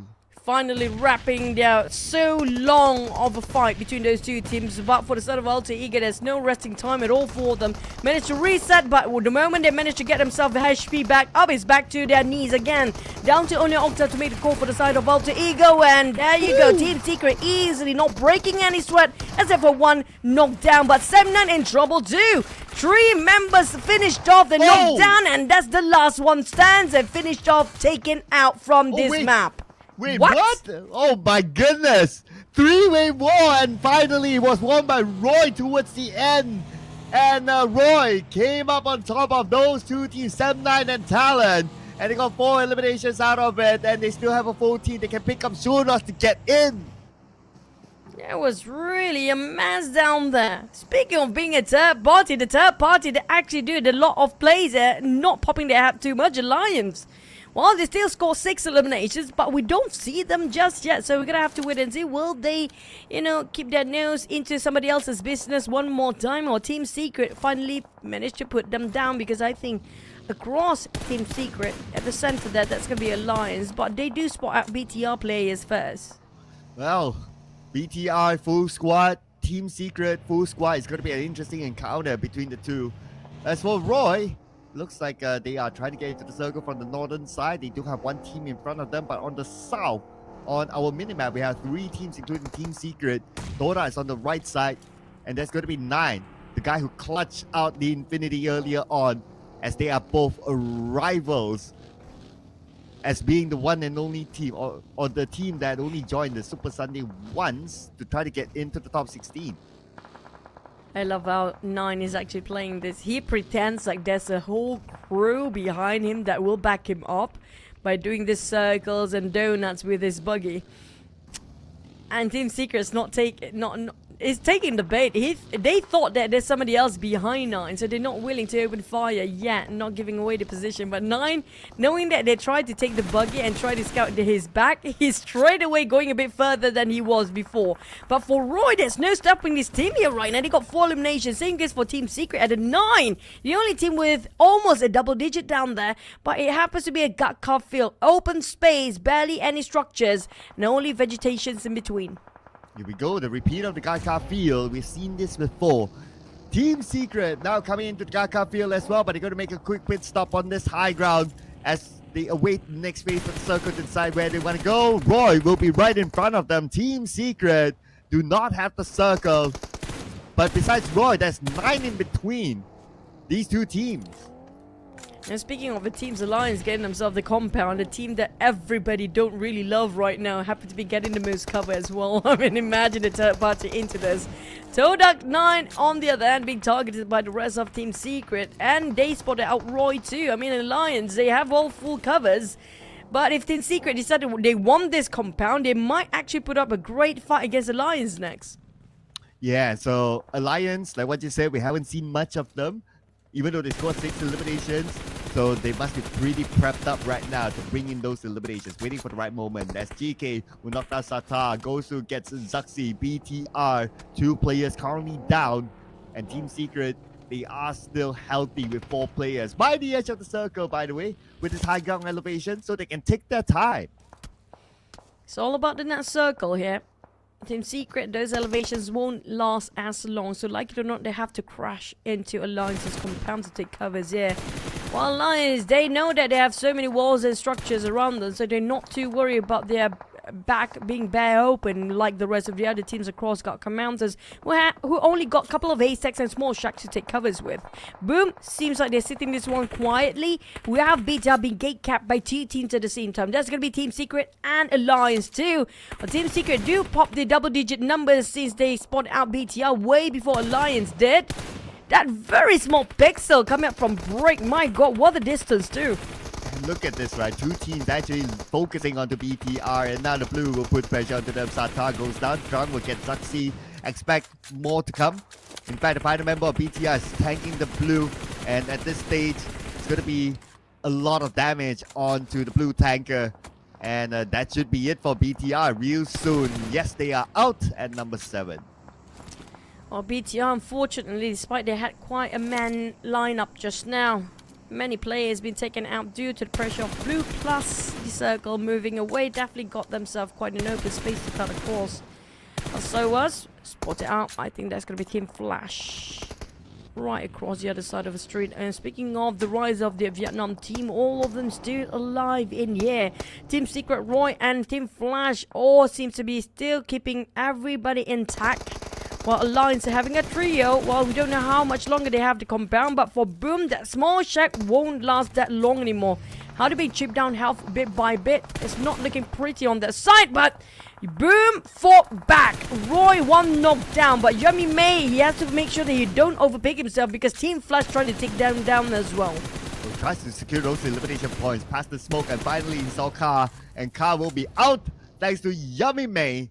And now Alliance, the team that stood quiet, although they got 6 eliminations, now in action against Team Secret. We have Ade Look here all alone. His other teammates are around, coming in towards him. Team Secret charging forward. Ade Look trying to land a surprise nade, but it will not connect. But actually, it was Leon's that naded out Drunk. We talked about the inevitable fight coming up from Team Secret just to cut across to the center of the circle, putting a good fight against Alliance. Now, can they just eliminate the entire crew? Here comes the nade. Prepping it up. And for Leons, he's quite panicking, not getting himself a good spot to take covers from because the mollies did burn him quite a bit. But Soas seems to be tailing him hard from behind. And Soas and the rest of Team Secret finally breach in, getting those warehouse. But GK hoping to land one big nade to have an opening to rush against the entirety of Alliance here. But nothing seems to be connecting yet. Yeah. Everyone's just trading needs with each other for now. But at the same time, Ade Look, he's been saved by his teammates. They will retreat back to the back as they now still have the center of the circle. So both teams at some point might find a truce while they look at the teams who wants to come in from the outer side. And we have 4 teams still on the outside of the circle. Next knock will be on the bottom from Boom Esports. Yep. And it's going to be Boom coming up from the northern side. 1 knocked down. Roy, unfortunately, despite they got himself almost a good start here, but didn't get those double eliminations due to the circle itself. And when it comes to Team Flash, no elimination yet and being targeted down by Alliance at 7 eliminations, while Team Secret still having a 4 and sharing compounds with Alliance. Everybody just focus on towards the teams on the outskirts of the circle. And speaking of Boom, they're slowly making and creeping in on the northern side, but TODAK last player stand might actually be spotted out by Boom as well. Yeah, so now in trouble and maybe forced to move or maybe forced to show himself thanks to the blue. And we need to see how edge of him is by the circle. Alliance getting creative right now by sending Olio on top of this building. But he won't get a good clear view of Team Secret just yet. And finally 9 been spotted by Leons. And that is the end of TODAK. Down to top 4. Team Flash barely can hang on with one player left standing. I don't know if he can actually rescue the other. But it's 2v2 full squad and one trio of Alliance here. Team Secret managed to knock down on one Team Flash. That's going to be the last of them. Boom! Coming out from the northern side while the control of the circle taken by Alliance here right now. Team Secret will share the compound with Alliance. Alliance now spreading out as a triangle, but it's going to be a 3v4. But elevations-wise, Alliance ready and prepped up to take the fight against Team Secret. Yeah, and this is a fight that Team Secret must take now. They do have the man advantage against Alliance, but Olio, this is a great spot that he set himself up for. In case Team Secret moves forward on foot, Olio would have a good clear shot, while Adeluk is the ground person. Now, Olio spots out Yummy May instead from afar, so what a vantage point this guy has. It's quite a clear view towards Boom as well. All he needs to do is just go in and out and make sure he covers his left side too, in case Team Secret can spot him out there. Yeah, I mean, May how to go for the rescue. I don't think Pombit do have any smoke. Yep, they barely got any. 0 down there, so it's impossible for Pombit to rescue. But Team Secret, they gave away an opening here. Adeluk managed to equal out the field of the fight between Team Secret and Alliance as a 3v3 now. They knocked down the far flank, so was the rest of Team Secret. 2 inside of the warehouse, strong behind the tree. And Adeluk know exactly where he's at. And the pressure is on the side of Team Secret right now. And Zoas will be out. So now it's 3v3 officially. While Boom Esports, look at this. No circle for them at all. Olio just waiting for the right moment. Pointing his crosshair towards Boom Esports, hoping to land elimination points unless Boom Esports. Okay, they're still going to go for it. And Yummy May will be knocked out by Olio. 1 more to go, which is Pombit. He's making a run for it as well. And it's going to be an easy spot there by Olio. And Alliance gain 11 points now. It's back towards these 2 rivalries of Team Secret and Alliance. By the end of the day, whoever get this compound will ended up with the top 2. It's 2v3, back towards the number on the side of Team Secret, but they equal up the field again. GEEK managed to knock down an Alliance here. It's going to be a 1v2. Can Leons actually pull this by himself alongside with Olio getting on another knockdown on GEEK? Is left with Break 2v1. Olio knocked down. It's going to be Leon Dizzy versus Break. The wall fight will happen now. 1v1 and Break cooking up his own mate. Leon's on the other side. He does have a UMP in hand. He's now going to rush into the back. Still with his trusty UMP, he will secure the elimination point first, but no, not yet. No time for Leons to actually do so. While Break swap positions with Leons now. Nate being cooked and prepped up. Where they can time it well. Waiting for around the corner. Chip down to 50% of HP. Cancelled out on the side of Leon's movement there. Break. He's taking his chances. UMP won over the S12K. What a risk taken on the side of Alliance, despite being chipped down to 40% of HP just now, but he just followed his gut somehow. Alliance secure the second chicken dinner so far, and the domination of the Malaysian teams in the last Super Sunday continues. Wow, Leons, he had a split-second moment. What I noticed is that Break, he prone before that final moment, and when you prone during that split second, you cannot shoot.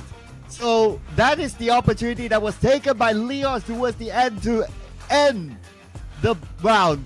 The final blow was taken beautifully by Leons. And look at this Alliance. Not only that chicken dinner, but also they brought themselves 14 eliminations together. 13. Yeah, 13. It's going to be 13 eliminations altogether. That's going to be 23. And the last time we saw them in Sanhok map, they got plenty of eliminations too. These guys, they only had 1 Super Sunday. Well, they're definitely going to get into the grand finals if this momentum keeps going on. Yeah, and well, the momentum as the MVP is shifted towards Adeluk this time. 4 eliminations, 965 damage, 402 damage received with 24% team contribution and a survival time of 28 minutes and 6 seconds. I mean, no doubt Adelook has been the heartbeat for Alliance overall. Top fragger, and is definitely up there. And don't forget about Team Secret, Boom, TODAK as well. And TODAK, I love the fact they're bringing their A game in this Super Sunday, despite this is their first ever Super Sunday. And both slowly building back up their momentum despite having some difficulties. But they did last a bit longer than the rest of the team on the northern side of Gatka Field just now. And Team Secret, they did the right rotation to share the compound with the Lions. But let's relive the moment of Lions Chicken Dinner with maybe their third party plays again in the start.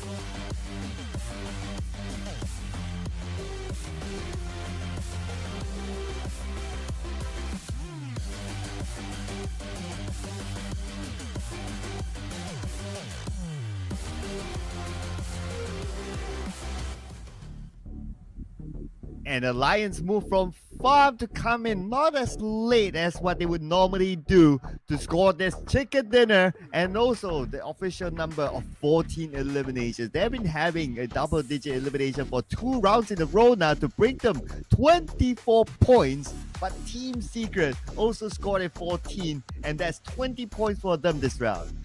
Yep, 2 teams on the top seems to be very consistent when it comes to the number of eliminations up here. But don't forget the Boom, seems like they have the rise still not stopping the momentum. We're looking at Boom having it slowly. And we have Alter Ego without elimination at, I think it was 8 eliminations for themselves just now, no placement points. Same goes for Sam9 and Infinity, as well as GEEK Fam, only scored for the eliminations here when we have 4 zeros down there. Yeah, since the top 2 teams scored a lot of eliminations, yeah, that will cancel away those elimination opportunities from the other teams. And as we switch over to our overall rankings, because this is where it matters for now, that is, right? So far, obviously, Alliance doing very well for 2 rounds in a row. They are on top with 43 points, and they are ahead of Team Secret by 19 points. That is a lot of gap there. And then you have GEEK Fam with a 5-point gap with Team Secret. Yeah, and Team Secret, without any chicken, no problems, places himself in the top 3 still, despite GEEK fam got himself that chicken early on in Sanhok. They've been pushed down either way, but it's still too early to call the shot here, because right now we just happened to finish our second map of the day for these Xavier's, VOIN, Donkey, Infinity, and Vampires. Infinity, of course, they need the numbers way up there. For FaZe Clan, DX, VOIN, Donkey, Vampires, I wouldn't worry too much for them, because I mean, like, they've been in every Super Sunday available, including this one. Well, then the interesting one would be the Infinity. Now that they have yet to score a good amount of points, but we're going to compare the head-to-head between Adit Lukia and Nine, who put off a clutch here against the Infinity themselves and became the final member to survive for TODAK. Eliminations the same, but Adit Luke, because he survived longer, so he had the chance to deal more damage, so he has a bit more than 9, but 9 came out with 1 assist, and when it comes to team contribution, it's definitely 9 with the clutch. Man, I love when it comes to double digit with so many teams up here. 14 for both Team Secret and Lions. And Alter Ego scored an 8 just like without any placement points just now. Seems to be A-okay for them. I love the fact also TODAK have been changing their gameplay so much. More proactive. Trying to find the targets early on, no hesitance or whatsoever. We love those confidence play coming up from TODAK here today. But we're done for our first Erangel of the day so far. There's going to be a streak coming up from both Malaysian team, GEEK Fam and Lions. And we need all the other regions to stand up and try to go all out here, especially when it comes to teams like the Infinity. Yeah, the Infinity. So right now, as compared to TODAK, obviously TODAK is doing a little bit better than the Infinity. But TODAK, even though they're doing okay in this Erangel match, Sanhok maybe not so, but it's still about the overall points that they need to catch up with. So being the team that only joined one Super Sunday, which is today, then they know their target. Their target has to be big. And speaking of big, we're probably going to put a number up here. Now, at the very bottom, we do know when it comes to less than 30 points will not make it to the grand finals already. That's confirmed here for now. So I think the best bet for the side of Infinity, they have to score around at least 40 to make sure they can have a shot at grand finals. That's not confirmed yet, by the way.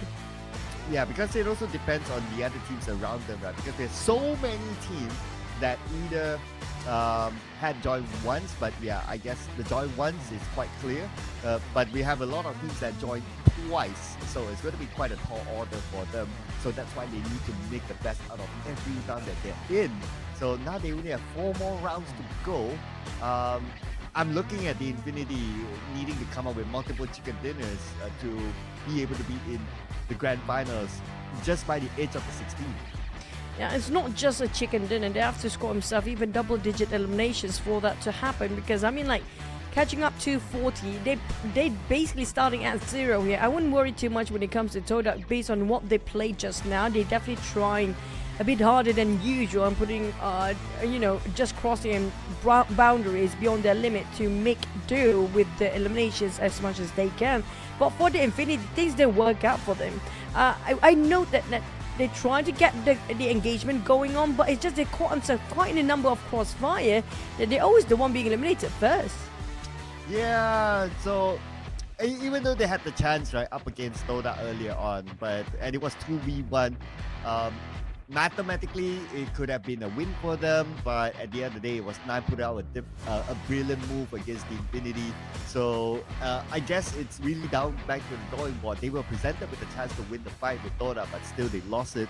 And we have seen 2 different scenarios for the Infinity now, so it's really for them to reset themselves somehow. And they can't afford to wait for break, team talk, and come back. They have to do it now because their points are still very low to be in 16. Yeah, and we talked about 40 points is barely made it towards the grand finals, and we don't even add in the numbers when it comes to teams that got themselves second time Super Sunday. That's meaning that's going to be the least amount of points across the teams that managed to make it through before. And speaking of the Infinity, with 4 maps to go, right, and we only have 1 Super Sunday here, and we do know when it comes to even Miramar map, that's not going to be their best map as well. We don't see getting those crazy eliminations in Miramar, but we do see a better version of them in Erangel. Now we only have 2 more Erangel left. They have to make good use, maximum efficiency with this map for their points. Yeah, the map that all teams will need to maximize their opportunity since it's the most played map among them all. So, Infinity, I'm hoping to see a bit more fight in them. Like what you said, in terms of overall points, at least it gives us like an anticipation towards like the last map to see maybe not they might go through, because there's a lot of opportunity open for them, considering that there's like teams like Boom Esports, there's teams like Roy, there's like Team Flash that started the day with not many points. And even so, if we look at like some of the teams like Boom Esports, yeah, cool, they do survive, but they're not as explosive as yesterday. So those are chances that they need to take. Yeah, I mean, they've probably been dampened down for the performance by the teams like Vampires, also Alter Ego being crashing into people's compound early on, aggressively trying to find the targets. And not just that, you have to be mindful with teams like Alliance as well, always butting into somebody else's business every single time. So there's so many factors coming into this Super Sunday for the teams just walk into their first ever Super Sunday. Yeah, unfortunately, it's going to be the last one as well. So they have to make do and try to adapt as fast as they can. That's the only solution they can have right now. Adaptability-wise, there's no time, no downtime at all. Yeah, so same goes for the other teams by the borderline as well. For those teams that are like, okay, first pager and all that, wouldn't be too worried about them. It's all about just getting a good amount of starting points in the grand finals. But the survival PD now is going to be the key narrative for us to look at. Will teams like Boom Esports be able to come out of it? Teams like Roy, teams like Team Flash, Infinity, TODAK, will they be able to come out? Who will be pushed down if they rise up? Will it be teams like 7-9? Will it be like BTR? So these are the questions that will need to be answered. And you mentioned about BTR, they didn't do so well as well here. And speaking of Super Sundays, they entered into every Super Sunday. But problem with BTR right now, they barely got enough, even their last Super Sunday, to the point that they barely scored double digit down there. So it's just 41 points overall. And when it comes to the last Super Sunday, how much can they score? But let's fly into the second last Erangel of Super Sunday.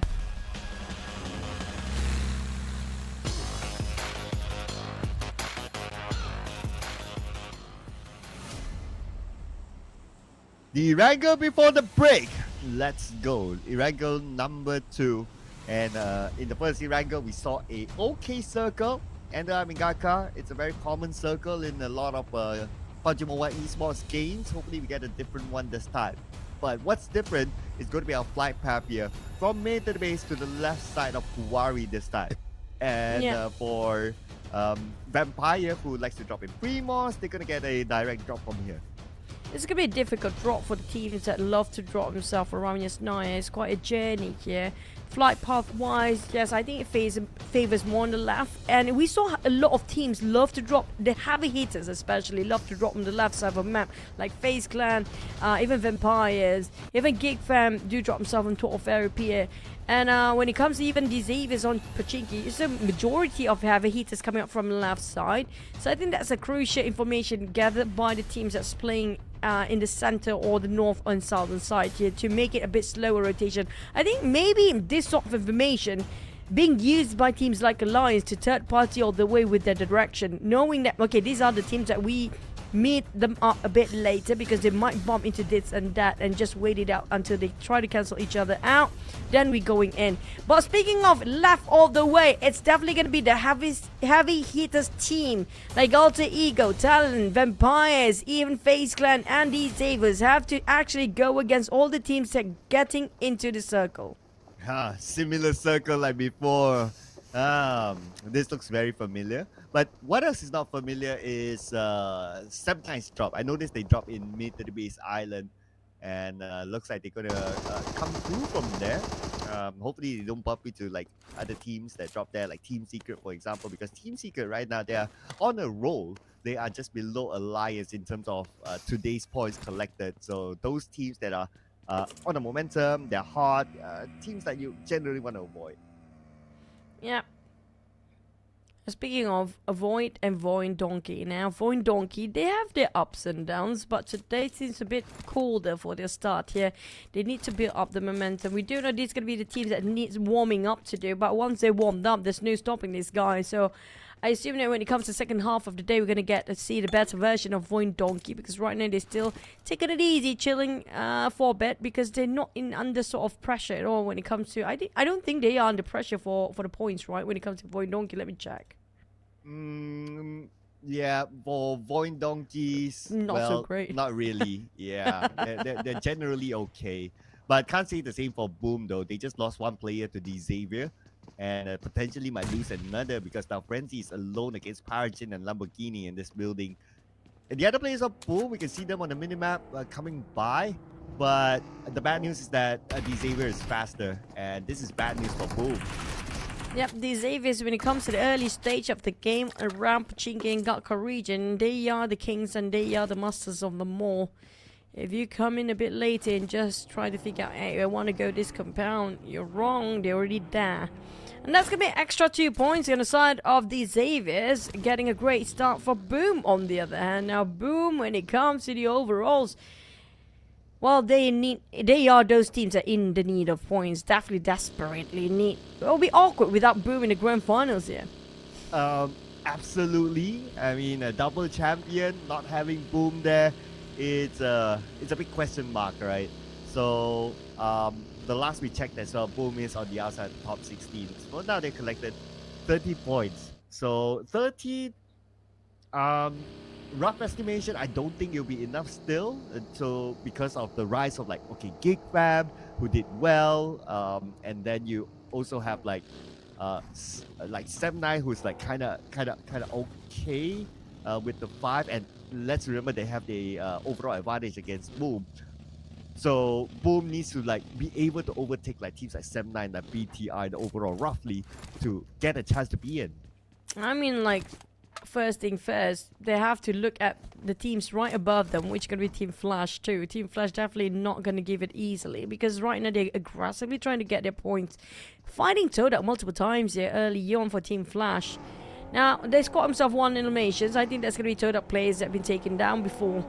But also Team Flash, when it comes to their first Super Sunday, which was week number 2, they had better start than Boom as well. So they're definitely already, as a start, already above Boom. And even now, they're very close to Boom. So when it comes to Boom, they have to score minimum around 30-ish points when it comes to today?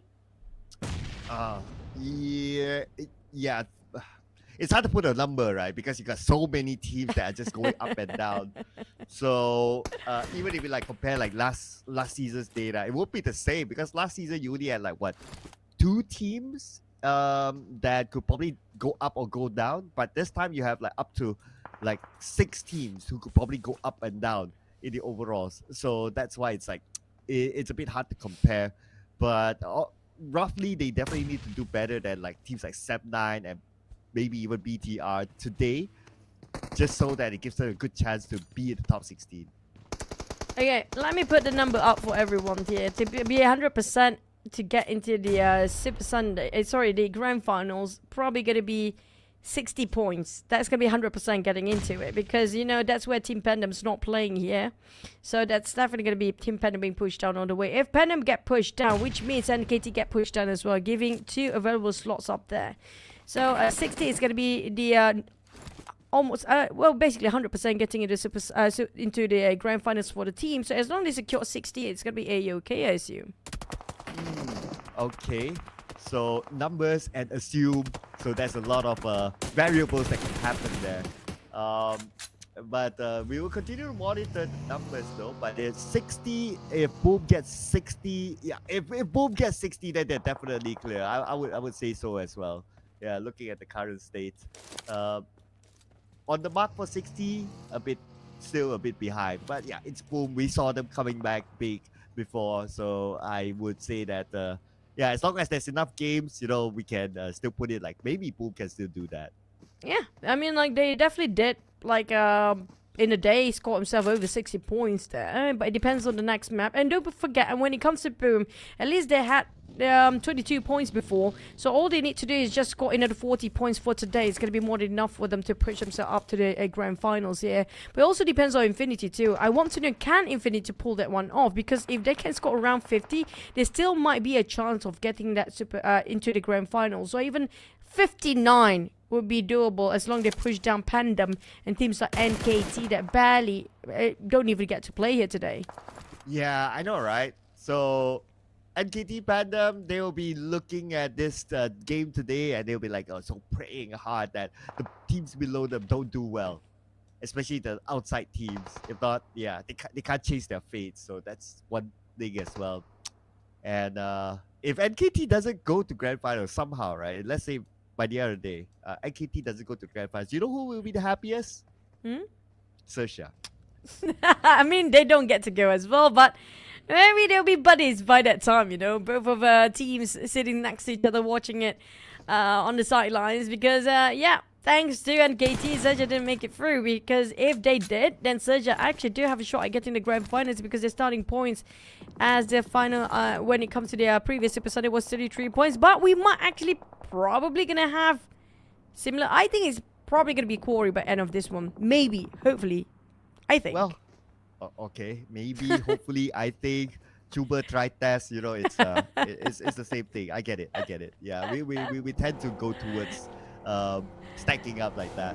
But yeah, I guess if it does go to Quarry, then it will be refreshing because we have not got a Quarry circle this season. But what we're getting, game after game after game, is of course Rosemary showing up, and he just got to knock onto Cleon.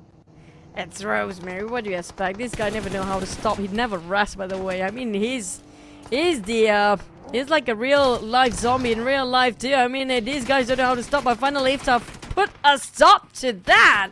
Meeting with S12K there. The moment they knock their doors, now for you have to pick up one of their members, and Rosemary from afar have to give the support fire, and Tiftak is scoring another one, but Rosemary, there's 150 meters shot coming up all the way across, but now going at all in for the rescue. Can they do it on time?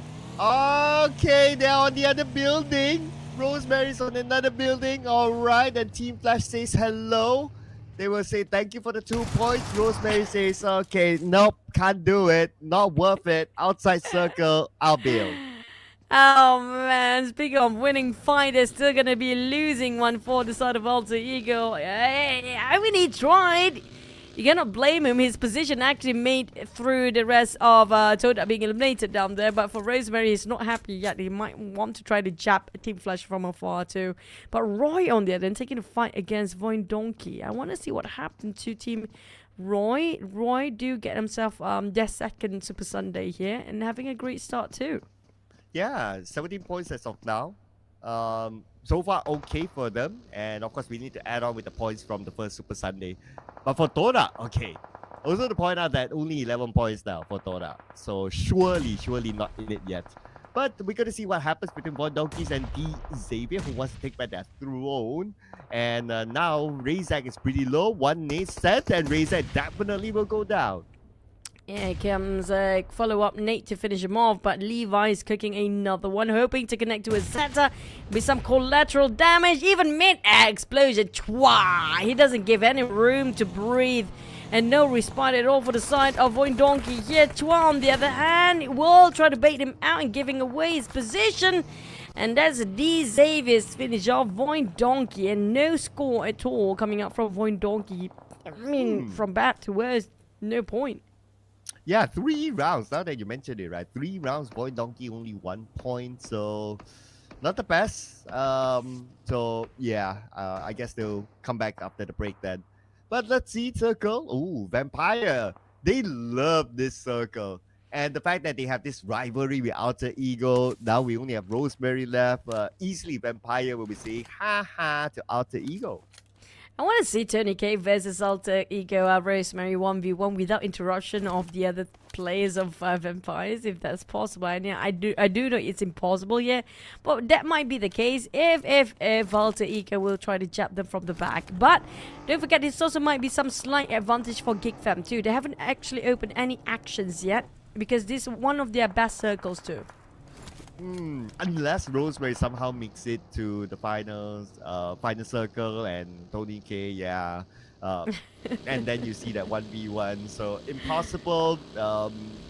There's still that small chance, but yeah, it's unlikely because like where Rosemary was at, he was still on the outside circle. At this stage, And this kind of circle, he comes in, a lot of teams are already in, so the survivability for Rosemary will be challenged.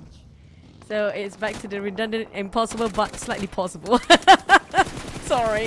Back to the side of Boom, taking a bit of jabbing against the Xaviers who knocked down on 2 players. It's going to be Boom in trouble too. I mean, like, Boom, they've been trying to force engaging the fight from afar, but unfortunately, there's always going to be a third party. Vampires easily shoot them from behind, but I mean, for Stone and rest of Vampire being greeted by a low Infinity. Well, here we go. If Empire wins Infinity, then it's bad for Infinity. But Infinity to fight back though. Stone knocked down. Infinity now, Tourney circling around together with Tiger Axe, and they found another target. They will take out Stone and Schweppes to make sure the point goes to them. And they win this high-ground fight against Vampire Esports, not losing a single player. We'll wait if there's any third party coming and laying around, because the Xaviers definitely spotted out a couple of smokes from Infinity now. I don't know if they are interested about this, but speaking of Alter Ego, unfortunately we have to put a pause for that 1v1 that we had against Tony K, because they are both out for Vampires. They have that 2 players still, so Vampires outlive Alter Ego for now. I guess in that terms, if Vampire do still have Tony K, it seems like Tony K wins. Yeah, Tony K and the rest of Vampire. But if we look at like objectively points, Rosemary can say, well, you win this round, but we have 17 points, you have 6 points, so you know you can still create that like I'm still better than you until you are better than me. I mean, until they actually scored the MVP of the entire season. I think they're still going to wait it out. But 7-9, they're going to shut down the nuisance of Alliance or not, because the third party happened to be in the center of attention for all the teams that have been stabbing from behind before. GEEK fam and then 7-9 seems to be circling around Alliance. But circle-wise, Boom, they got the circle. But unfortunately, there's only 1 player left, which could be Yummy May. Same goes for Vampires too, Tony K and Newsy. Now, can we see the all-stars lineup for Vampires? This duo, can they work things out? Can they be the deadly duo? If only Vampire has a full squad, like Primos is their home ground, but with 2 players left, well, there's only so much they can do. But these Xavier gonna do it against 7-9. 7-9 got Lamborghini down, and Yummy May, he heard the commotion. He's like, okay, all the fights happening way far away from me. Let me try to get across the road at least. Yep, definitely interested. Oh, Paragin in trouble. Boo-boo, 7-9 want to be part of this. I think Team Flash is super interested as well. Boo-boo can spot out Paragin right on top of him. Swap over to his Scar L, spotted out damn root with that red dot scope, but for GEEK fam, now Paragin is asking for it. The nade's coming towards his direction, while 7-9 circling around behind Paragin. I feel like Paragin being circled by 2 teams at the same time. If they're done with Paragin, it's going to be GEEK fam versus 7-9, but also don't forget about Infinity, who still have the high grounds right behind them too. Yeah, a lot of teams close by with each other now, and this is now a slight urban warfare between them, and since everyone else has their own house, so it's going to be a standoff for now until we see what happens to the following stage. All the houses in front of Primos all occupied, so entering it is going to be very, very hard. But let's look at some of the teams on the outside. Infinity now against PTR.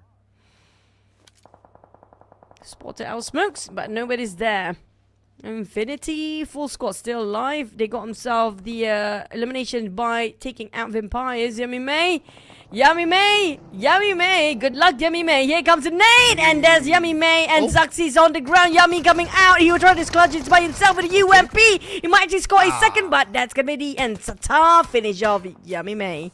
Oh man, I would have loved to see that clutch. That would have been insane. But it's BTR we're talking about, and they'll be able to recover themselves as a full squad. And they're in a decent position, I must say.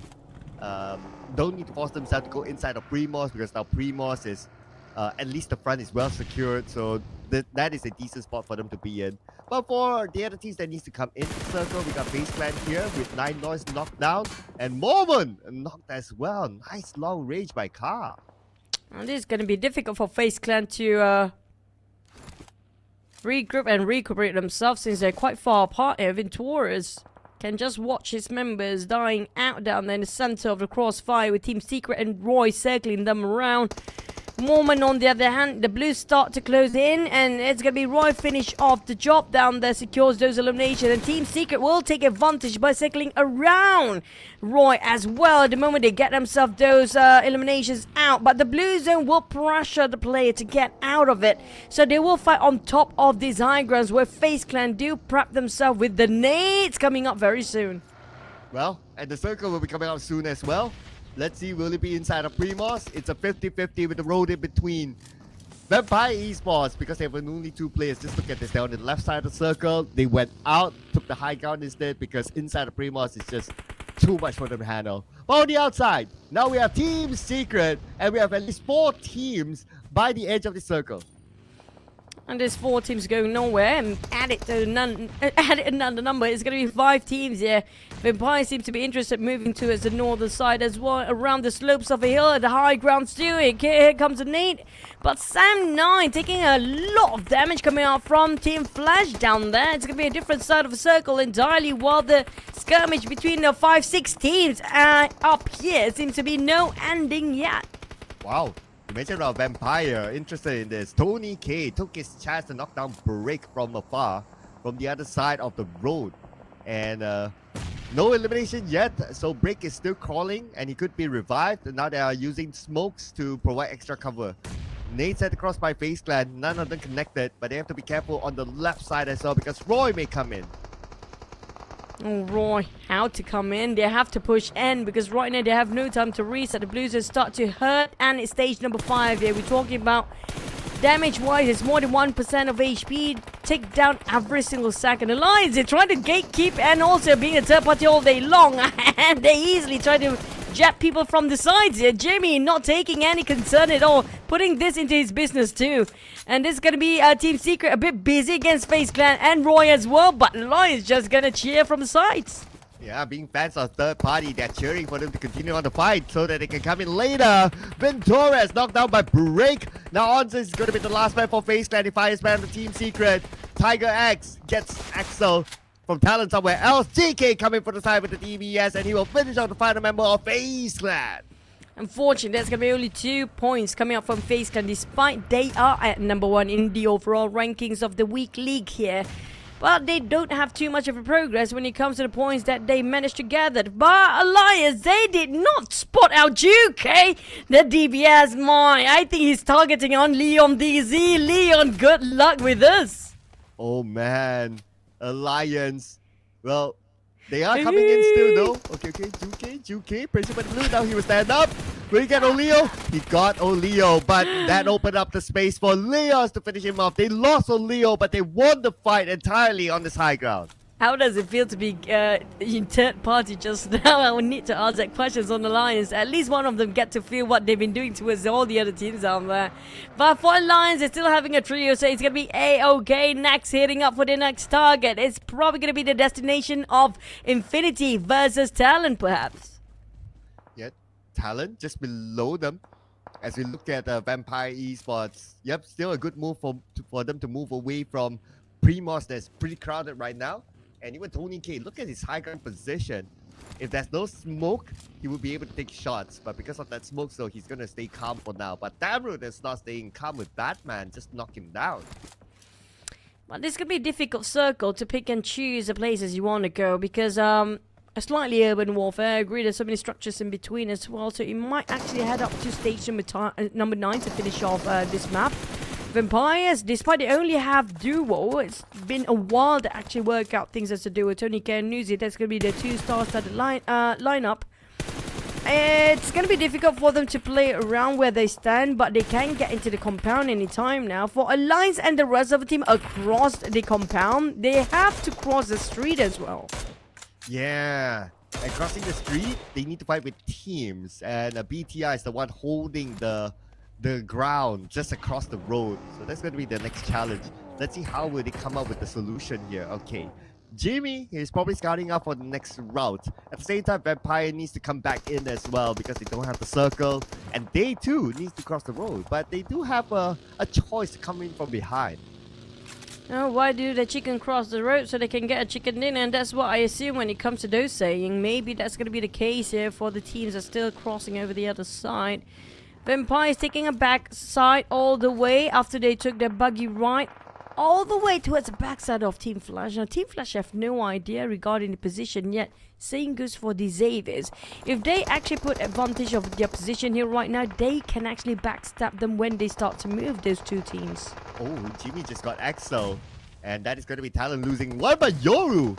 Shot out Adi. Look, Misery got Leon's. Looks like Alliance. This could be the round that they will be eliminated before we reach the top 3. One more to go for the side of Alliance to come into the circle, and he's having a big fight now with BTR. It's going to be Jimmy behind the tree. Lapa with the nade set across. It should land. Okay, one nade. Oh no, second nade will land. And the point will be given to Sata. Well, that's a ruthless, not ruthless, but ruthless rooftop bombardment. There you go. On the side of BTR, they managed to squeeze in as a 4. Full squad alive, same goes for GEEK fam, while Infinity also. I mean, like, this is going to be a great time for us to root out for Infinity if they can actually score the chicken. But the problem is they spread themselves into 1-3 formation. And majority of the circle still divided between so many streets in between there. But it's best for them to be in the center here. I think the last player of Infinity will reunite once more and regroup, try to reassess the situation about regarding the other team's position before they open fire. Because if Infinity start to engage, they're quite in the open and barely got any covers except for the terrain. Yeah, Infinity could still take the time since they're on the clear and we have stage 7 coming up soon. Might as well wait for the circle to assess the next move. But Gartuni got knocked by Damroot. Oh, okay, at least, well, they should be able to revive Gartuni. But no, Damroot is not going to give them that chance. And somehow they exposed themselves to GEEK Bam. Oh, he scored Damroot for a reason. What time? What space now? But on the side of Talon, they do have 2 players left. The circle will shrink now before it ends up with no more circles. And Infinity will be jabbed on the side of Talon. And unfortunately, on the side of Infinity, didn't get the circle. It's going to be Team Flash in the center. Oh, with the compound, with roads surrounding them. It's a good fortress for Team Flash now, as they already scored 7 elimination points, but they have 3 players, so they have to make good use of all their players to make sure all their corners are checked. As for Talon, now probably in the worst situation possible. They had to cut across the road, 2 teams in front of them, but we're going to go back onto the behind of Primos, where Parajin is alone here, and GEEK Fam says hello. That's going to be a goodbye.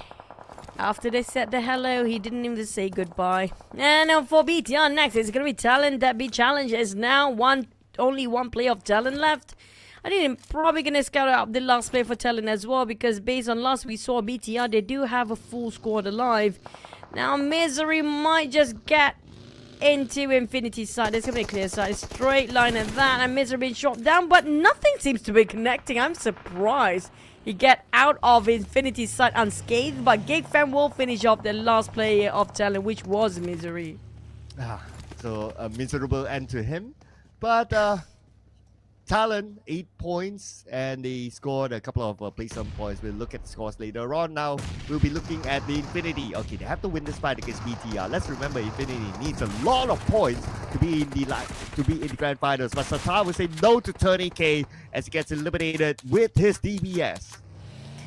Oh, Infinity down to 2 players. They have to win this fight. But we're talking about BTR. They're already cooked up and they are on the run for a hunt, but unfortunately it's still gonna be Gemforce putting a hole for a bed. The moment I mentioned that, they knocked down on 2. Infinity, if they can actually do this, it's gonna be a big push for their numbers. Oh, the Infinity, they fight back though. Okay, 1 more to go. Like what you said, this is going to contribute a good amount of numbers to them, and they will eliminate BTR. They're out at number 5. The Infinity now with 6 eliminations, and they have this high ground for now till the next stage. Now, with 2 players remaining, all they need to do is wait it out for the others to cancel each other out. And GEEK Fam already started cancelling Vampire's player, leaving only Newsy alive to try and help Tony K. And Tony K is quite far and different building entirely, but lucky enough for the side of Vampires, nobody from GEEK Fam tried to push all the way out where the knockdown happened, but he has to be extra careful. There's Team Flash nearby. Yeah, Team Flash, who had the circle for the longest time. They could be called into action real soon. Nuzi will call back Tony K to be in action, so the revive will kick in. Not going to be an issue. The only team right now on the outside circle is going to be GEEK Fam, and they're going to come in from behind. And let's see if a Vampire or even Team Flash could stop them. Now, everybody don't want to actually make a move first, knowing that whoever make a move might actually bait out all the other teams and their direction of crosshair towards that side. And since it's going to be an urban warfare with a lot of houses in this sort of circle, we might actually head over to stage number 9. Now, with this sort of circle, we assume a lot of teams want to prep themselves with a lot of first aid and smokes in case things going south. And this is where we start to look at their utilities, right? Batman, no smokes. 3 first aids, 1 molly, and 3 nades for his use for now. And we're starting to see shots fired at the back involving Vampire Esports and GEEK Fam. And GEEK Fam, they seem to be able to cut across into the circle at least. So stage 9, we should feature all 4 teams. Nobody willing to open fire yet. Well, that's going to be stage 9, of course, I agree. Only Team Infinity coming up from the south, from the north. And the rest, Flash, GEEK Fam and Vampires, they might cancel each other out. That's case scenario for Infinity right now, to make sure they're not visualized by any of these teams, because if they do, once the other teams start to open fire against them, all teams will eyes towards the team that's right across them as well, because it's easier that way. But for Vampires, they have to leave first. Out of all these 3 teams, they are the one that closest to the Blues, and they might have to crash into Team Flash. Yeah, so this crash will be interesting. And Team Flash, they're prepared for it. Okay, look at this, right? They're using the mollies, okay, just to buy time. But Tony K, wow, what a gorgeous nade on the Gosu. Man, that game sense by Tony K is just next level. He's always been brilliant every single time when times needed him to do something. He always delivers. And for the side of Team Flash, GEEK Fam Vampires, a 3-way war commencing. And Infinity, you gotta have this chicken dinner here, because all these 3 teams happen to be busy, but damn right keep tab on Infinity as well. Now Vampires also being eliminated. Sinkers for Team Flash jump to 4v2. GEEK Fam just scored a double chicken in a day, not even breaking any sweat. Yeah, and not breaking the team apart. Nobody was eliminated in that previous round. And also, the first half is basically dominated by the Malaysian region. Wow, this is a new record set here by the Malaysian region. So, great work here by GEEK Fam. Double chicken dinner for today. And even their first round, they did fairly well as well. So, let's not forget about that. With this sort of performance, like what Mika says, 10 out of 10 to be in the grand finals. Yeah, we can see the turns here coming up, obviously, with a double chicken in a day. It's not just any day, it's a Super Sunday too. With 7 eliminations across the board, GEEK Fam will score that 17 points in their pocket. This time we have to give it to Damn Rude with 529 damage and receive 300 over damage. But look at Audrey's damage received, Singers for Izzy, and these guys don't even pick out. Yeah, and Damrud is obviously our MVP, 4 eliminations, and one of them I remember was at the earlier stages when they stopped one of the opponents from Infinity from probably trying to scout an entry point, and Damrud caught him out. Other than that, 529 damage, 301 damage received, 37% team contribution, and a survival time of 28 minutes 31 seconds. It is Damrud again, coming up again and again and again as the MVP. Yep, I mean, it's been almost the entire year we don't see him playing this aggressive for GEEK Fam, but I love the fact that they're coming back at the end of the season. But let's watch the highlight before we tally up the score and who will stand at the very top.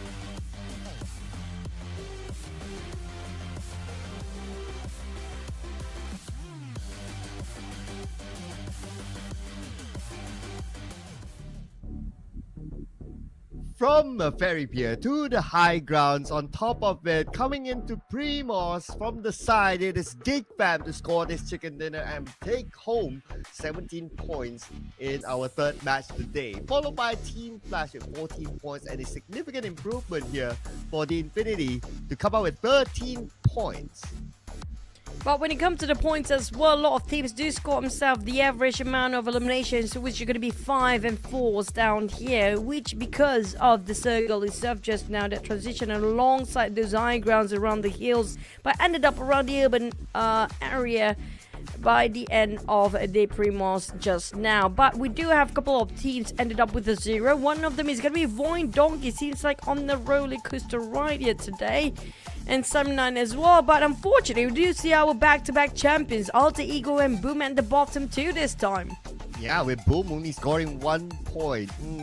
This could be worrying for Boom Esports. TODAK as well, team that only came in this Super Sunday also with only 2 points, so they will keep them in page number 2 in our overall rankings for today's Super Sunday.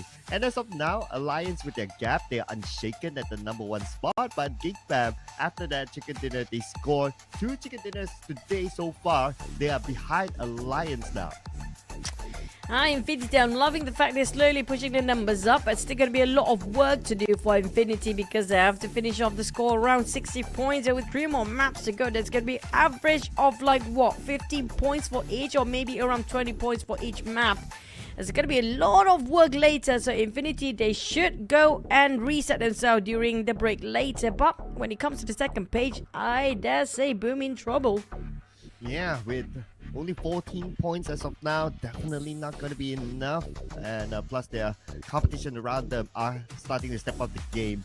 VOIN Donkey, the only team with a single point after 3 rounds so far. So that's not the VOIN Donkey that we're used to seeing. But in overall, they are still somewhat okay in the middle.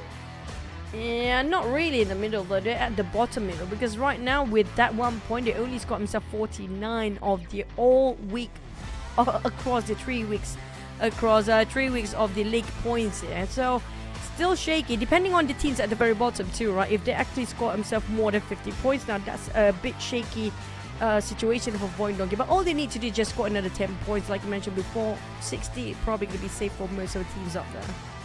Yeah, so 3 more games to go for all these teams to really wrap their day. And that's where we will see who will be in the grand finals and who will gain maximum points out of the group stages overall. So those are the 2 key things that we want to see. But of course, the bigger key thing is that who will be in the grand finals and will Boom make it as well? Because with the amount of points as of now, it is looking pretty scary for Boom. So they have 3 more games to make up for it. Yeah, I mean, like, they should go back with the coaching stuff and just ask the analysts what they need to fix ASAP. Because if they don't come back in the second half of the day, we probably won't see a back-to-back champion, which is the recent champion. We're not talking about, you know, last year back-to-back. That was Alter Ego. This is this year back-to-back champions that seems to be at the very bottom. Very questionable because it's still the same year. We haven't finished 2024 and Boom started to dwindle down. So hopefully they can come back. But before we get into the next map, we're gonna head into the break. Let's reset and rewind some of things and just catch you guys in a bit.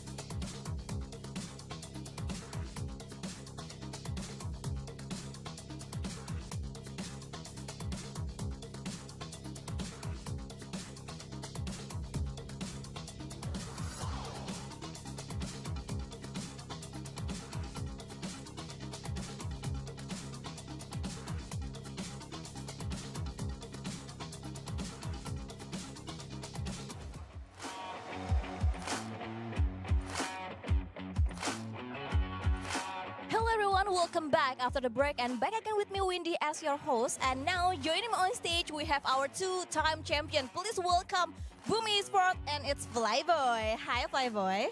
Hello. Hello. So yesterday you had an incredible comeback in the last chance qualifier with 2 chickens dinner. And today it seems like you guys a little bit struggle and not play as well as you did yesterday. Can you tell me like what happened? Ya kemarin kalian kan punya comeback yang bagus banget itu di last chance qualifier dengan 2 chicken dinner. Nah performa kalian hari ini tapi masih belum sebagus kemarin, lagi agak berjuang. Kira-kira bisa dijelasin nggak kenapa performa kalian lagi belum terlalu bagus hari ini? Ya kalau dijelasin kenapa performanya kurang bagus untuk 3 match awal ini, ya sebenarnya namanya game pasti kita naik turun kan performanya. Cuma itu juga nggak bisa ngedefinisiin permainan kita hari ini karena masih ada 3 game tersisa. Biarin aja kita ngasih bukti ke kalian kalau kita masih bisa. Because it's a game, people's performance can be ups and down. So the first 3 match doesn't really reflect what actually we can do. So we'll see the next 3 match, we'll give our best performance and hopefully Boom can qualify to grand finals. Yes, and so did Boom try a different strategies for today? Apakah Boom mencoba strategi yang berbeda hari ini? Sebenarnya setiap harinya kita ngejalanin strategi yang kurang lebih sama. Gak ada perbedaan signifikan, tinggal gimana kita jalanin ini aja sih. Actually, we always play the similar strategies every day. We just try to execute them better. So there's not really much a big difference between what we did today and the other days. And speaking more about the lobby, is there any team that give you like more trouble in the past 3 matches? Ya ngomong-ngomong soal pertandingan hari ini, apakah ada tim yang lumayan ngeganggu di 3 match barusan? Sebenarnya buat kita semua satu visi. Menurut kita musuh bukan tantangan sebenarnya, tapi emang diri kita sendiri aja. Me and my team, we all have one same vision. We don't really think of other teams as a obstacle. We think of ourselves more about the one that needs fixing. And keep pushing and don't give up because you guys have like 3 more matches. And as we know, you are still a bit behind in the top 16s. But I want to know, how confident are you about securing a spot at the grand finals?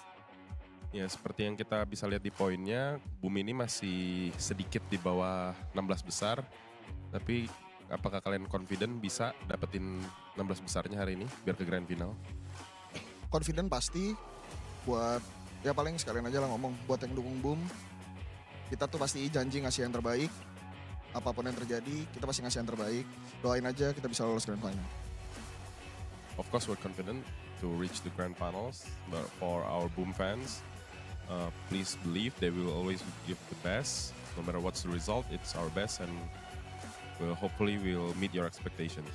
And I'm also looking forward to see Boom at the grand final. And speaking about your recent momentum, how do you plan to approach today's matches to ensure you make it to the grand finals? Yang lihat dari performa kalian akhir-akhir ini, kira-kira gimana rencana kalian biar bisa terus masuk ke grand final?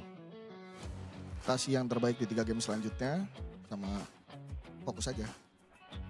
Give the best in the final 3 games and hope for the best. Give the best and focus, of course. And last, given your strong history in previous seasons, do you feel added pressure to live up to those expectations now that you are so close to the grand finals? Yang lihat dari kesuksesan kan kemarin, apakah menurut kamu itu bisa jadi sedikit tekanan juga bagi tim karena ada ekspektasi yang gede banget buat kalian masuk grand final atau bahkan mungkin ke PMG? Sejauh ini enggak sih, sejauh ini kita nggak mikir kayak gitu sebenarnya buat ekspektasi orang lain. Ya doain aja yang terbaik buat kita.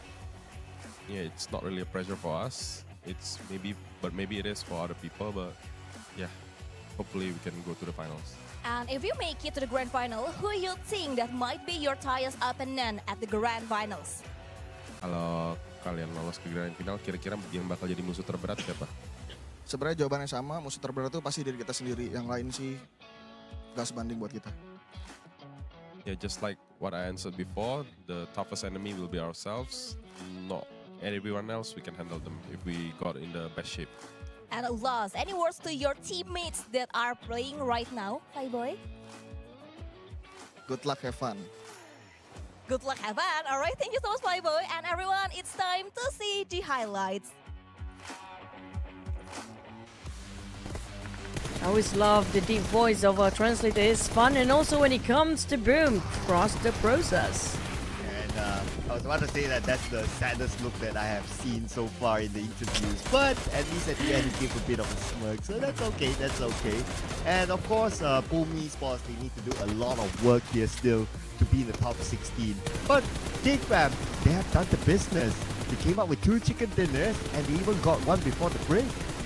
Yep, you just mentioned about them. Malaysian teams do have domination across the board here when it comes to the first half of the day, including Alliance. We're definitely going to have head-to-head between these two teams here right now. I personally love how Alliance plays the game here right now. They're making things so spicy and fun to watch every single fight. Yeah, third party is definitely the name of the game, and they keep winning fights after fight. That's why their amount of eliminations are really, really high up there. So Alliance, well, I mean, at this point, it's like they are definitely on the roll, and other teams will be looking at them and saying that, hey, you know what, Alliance is now the team to beat. And Alliance will be the team to watch out, because despite we do know that some of the teams will say they're not really a threat, but the way they play, they definitely make so much trouble for the other teams to focus on their only openers in front. But when it comes to the weekly rankings, Team Secret getting at 115 points. Wait, what? Oh yeah, this is the current weekly rankings. There you go, 3 weeks across. Team Secret actually consistently getting themselves good run every single top 4. That pushed them all the way up to number 1 here. And Alliance just 1 point away. They are the only team without playing 3 weekends, but still be at number 3. What the heck is going on? I know, right? The Dark Horse team right now chasing the number 1 spot. Now it's Alliance that just talking about like, okay, can we be the number 1? Can we bring home maximum points? And that is the conversation that's happening at the Alliance camp. But on the borderline of the top 16, whoa, look at this. Roy is 1 point behind. POM Esports not too far away with the remaining games left. They could potentially still do it. And on the other end, Infinity and TODAK, 16, 11 points. Oh man, it's still quite far, but there's still 3 games. 51 is the number to beat if they want to push NKT, so it's doable for Infinity and TODAK with 3 more maps remaining. Like 50 with their first Super Sunday here, Infinity and TODAK at 16 and 11 with 3 maps remaining. They have to score average of 15 points each of it, with the chicken or with the elimination. But we do have the comparison between the teams at the borderline here. Yeah, this is the more crucial storyline, right? 7-9 coming up with a little bit more average eliminations as compared to Roy, but Roy, they're better at placement points, and it's quite significant between the 7-9 as well as Roy. So it looks like 7-9, they do have this idea of like, let's go for elimination points, place some points, if we get it, that's cool, right? Thormo's use Roy a bit more, probably the smokes that granted them that placement point that is a bit more than 7-9. And if you just join us, ladies and gentlemen, of course, we just came back from the break. We'll be heading on to Erangel, and the day so far have been dominated by the Malaysian region teams.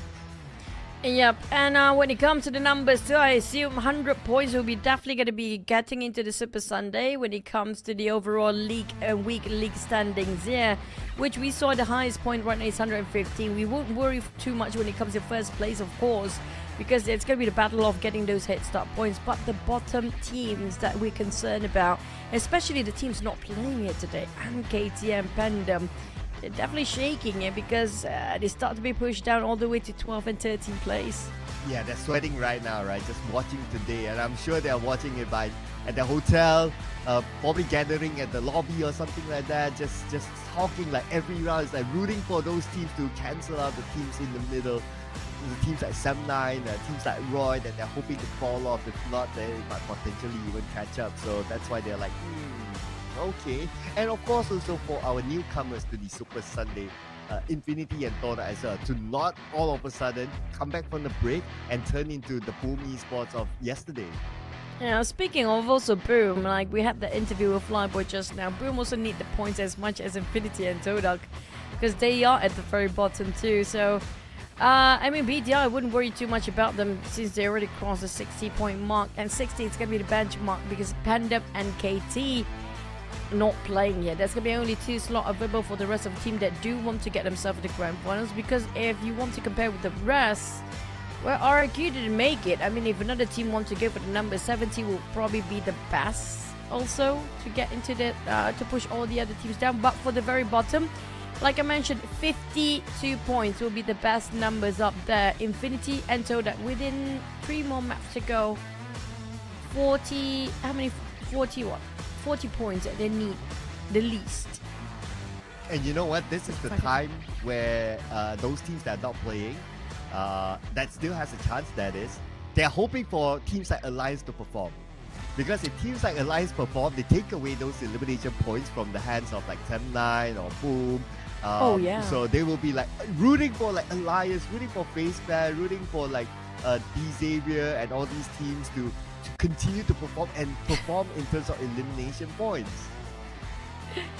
I agree, because when it comes to the top teams, the one that actually can stop them, that would be Alliance too. They always disrupt this momentum between two big teams fighting against each other. In the case like Vampires, like FaZe Clan, even Team Secret, they can jab them from the side. That's what the specialty of Alliance is today. So I agree, yeah, when it comes to being disruptive, Alliance will be the best one to actually interrupt these big teams, as long as they don't touch at the very bottom ones, you know? Yeah, I know, right? Yeah, so there's like 2 sets of teams or 2 sets of sides that they will be rooting for. It's like, let's go Alliance, let's go Vampire, and all these top teams that have already secured their slot. And to them, it's like, it doesn't matter right now. Okay, you can get those starting points later on. That's fine, as long as we join you in the grand finals. Yeah, that will probably be the conversation happening there. And the conversation for Alter Ego is that they're going to swap out Octa for Boichio. And speaking of a conversation as well, we will keep an eye out. Is there any major spot for the other team? Now, Alter Ego, when it comes to the overall rankings, we worry too much about them. They're pretty okay. Same goes for FaZe Clan. I mean, we're introducing back Mela. I didn't notice that they did swap in and out Mela earlier before, right? Because I think I saw Mela earlier today. No substitution, so this is actually his first introduction today for Mela. Oh. Yeah, I know, right? I It guess feels one of the like reasons. Yeah.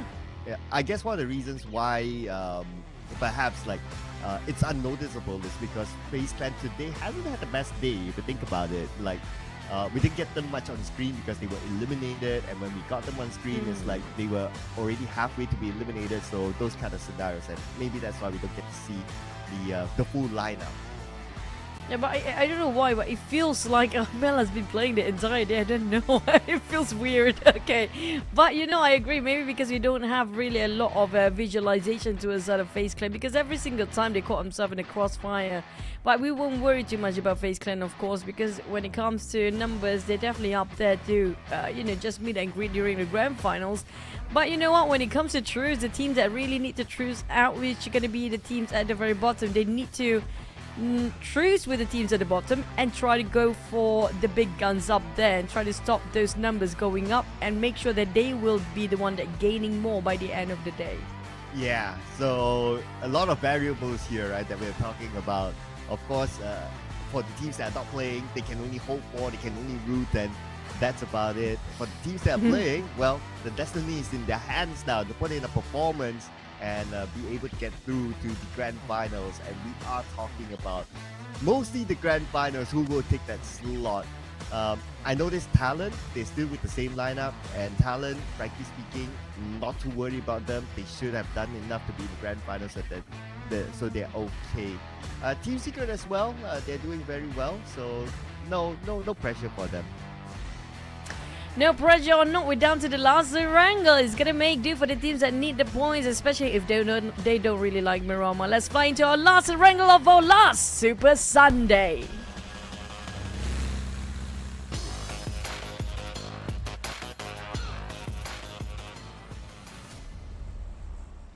Last Erangel of our last Super Sunday it is, and we're gonna get the last flight path on this map for the Super Sunday, that is.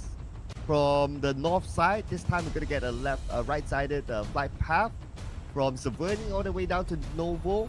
So Vampire Esports, it's far away from their feng shui spot of Primor, so they're gonna let that one go. Instead, they're gonna take the spot where PA used to drop, which is Starbuck Kameshki. I hope things are gonna be a-okay, because the moment Vampire do change their drop spot, that's where things didn't work out for their way. So we're gonna have to wait and see. Is it gonna be a well paid off change of rotations of drops? Or if it's gonna be on Northern Circle, I mean that's gonna be great for Vampires, but if not, then it's gonna be a lot of headache for them to go all the way to SMB perhaps. So wait and see to see what's gonna happen, because the Vampires today is not being the greatest day for them, but yeah, they okay. It's all about the heads up points for the teams on the top. Yeah, for them the mission is all about like getting the starting points for the grand finals, and that's pretty much about it. So Vampire, they're alright, they're fine. But if the circle forces them to shift left, then they might bump into 7-9. As we anticipate the first circle. Yo, it's going to be on the left side. Interesting. It's still gonna be northern side though, so Vampires don't have to rotate too far and too long. But speaking of shooting range, sadly O2 Esports not playing.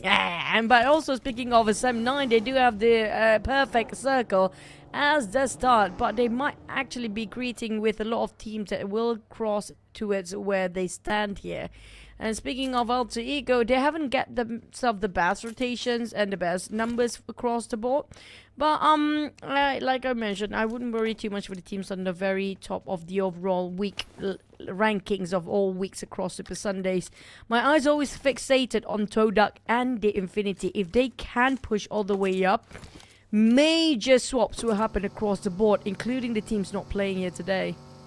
Yeah, from a narrative perspective, that will be really fun if they can like be at the borderline, close to like Roy, close to like 7-9, and then we leave the ending for the last game. So that'll be really nice. But because we got 3 more games to go, so both TODAK and Infinity, in terms of points, they're not too far from each other. They have to come up with like multiple chicken dinners to at least be able to catch up. Maybe at least like starting this round, 1 chicken dinner with a good amount of eliminations, or maybe like okay eliminations in 2 rounds, then we'll be able to see them challenge for the top. If not, I worry that the last round wouldn't matter to those 2 teams. True, but when it comes to having a hunch right now, I feel like this might be, I don't know, I feel like Boom might be on the rise for this map. But back to his stat, I'm going to explain why. GEEK fam Damroot, well, this is no surprise, he's one of the best players coming up from GEEK fam since PMPL seasons, and since season 1 as well. So Damroot, he still play as, I mean, like better than he used to, with a Mini 14 and 416 as preferred weapon. No surprise at all when it comes to the percentage. It's pretty high up there. Now back to his my hunch. Every single time, last time we had an interview with Yummy, right? After we had that interview with them, suddenly they come back so strong to the point that what the heck is going on? Within 1 day they got 60 points. And we had another interview with Boom that was Flyboy before. Maybe that's gonna be a signal that, you know what, they're coming back for their grand final spot, perhaps, with that interview just now. Okay, interesting observation, though. Yeah. That was definitely what happened the last time they had like the interview. Although the interview is like 2 different people, right? But it's still Boom. So we'll see if that trend continues on. Yeah, for Boom.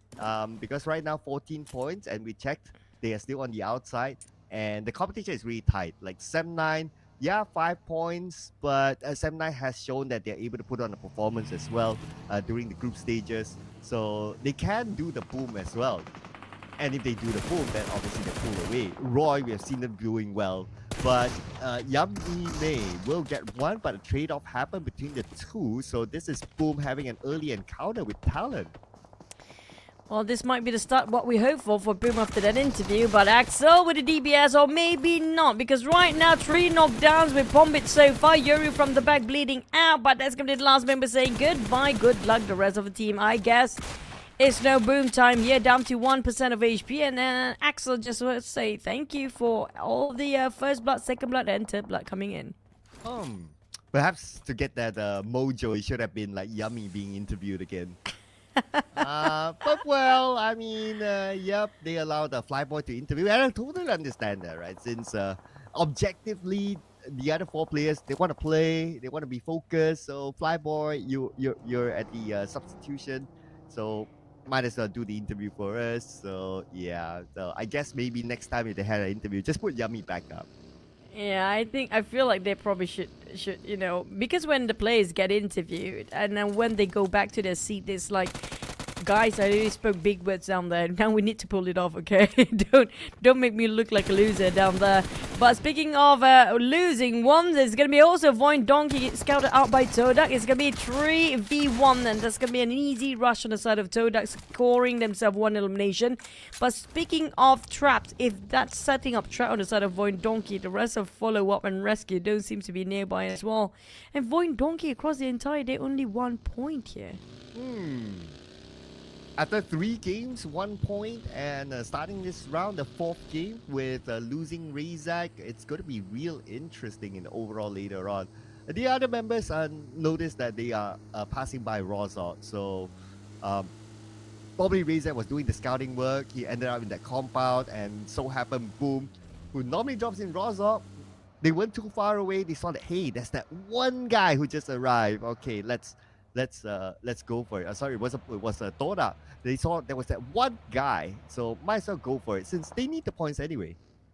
Yeah, I mean, TODAK definitely know where they stand, so they do need to be more aggressive. We saw how they actually placed at the start of the day, which was Sanhok before, and proactively trying to find a target, but unfortunately they're over reckless when it comes to their rotations as well, so caught himself in the crossfire, finish off in an instant. But for VOIN Donkey, I mean, when it comes to the overall rankings, we wouldn't worry too much, but they should be worried if they barely made any points here today, because we mentioned early on before, if they want to get themselves into the grand final, 60 and above is going to be the perfect number to get. And right now, they just at like what? Not too far for them to get those points. They are at 49. They have to score another probably 21 points. Well, they have a chance presented to them, but Roy was the one to knock down Potato. And VOIN Donkey only has Vexy on the 2nd floor, and he's pretty low on health. Okay, he's able to heal up himself.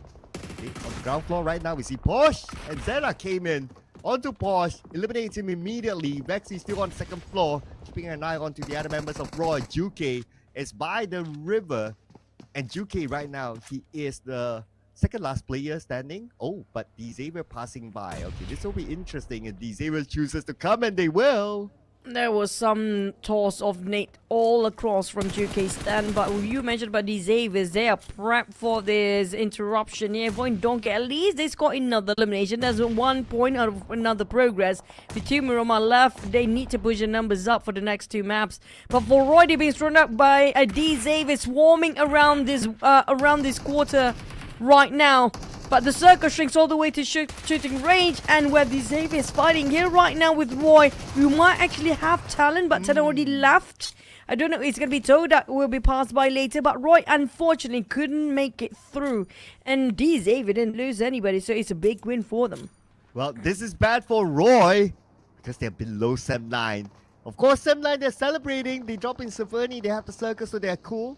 As they look at the elimination feed, they saw Roy, they saw a few players of Boom eliminated. SEM9 is the one celebrating now. Yep, they need those points to be maintained by these teams that definitely right above them as well. For Vampires, on the other hand, try to make do with whatever they see and try to shoot them down. But TODAK, we just mentioned about how in dire need for points they are. And definitely they are in not the best spot here with 2 knockdowns taken out by Talon, who's rounding out the players, trying to find their hiding spot as well.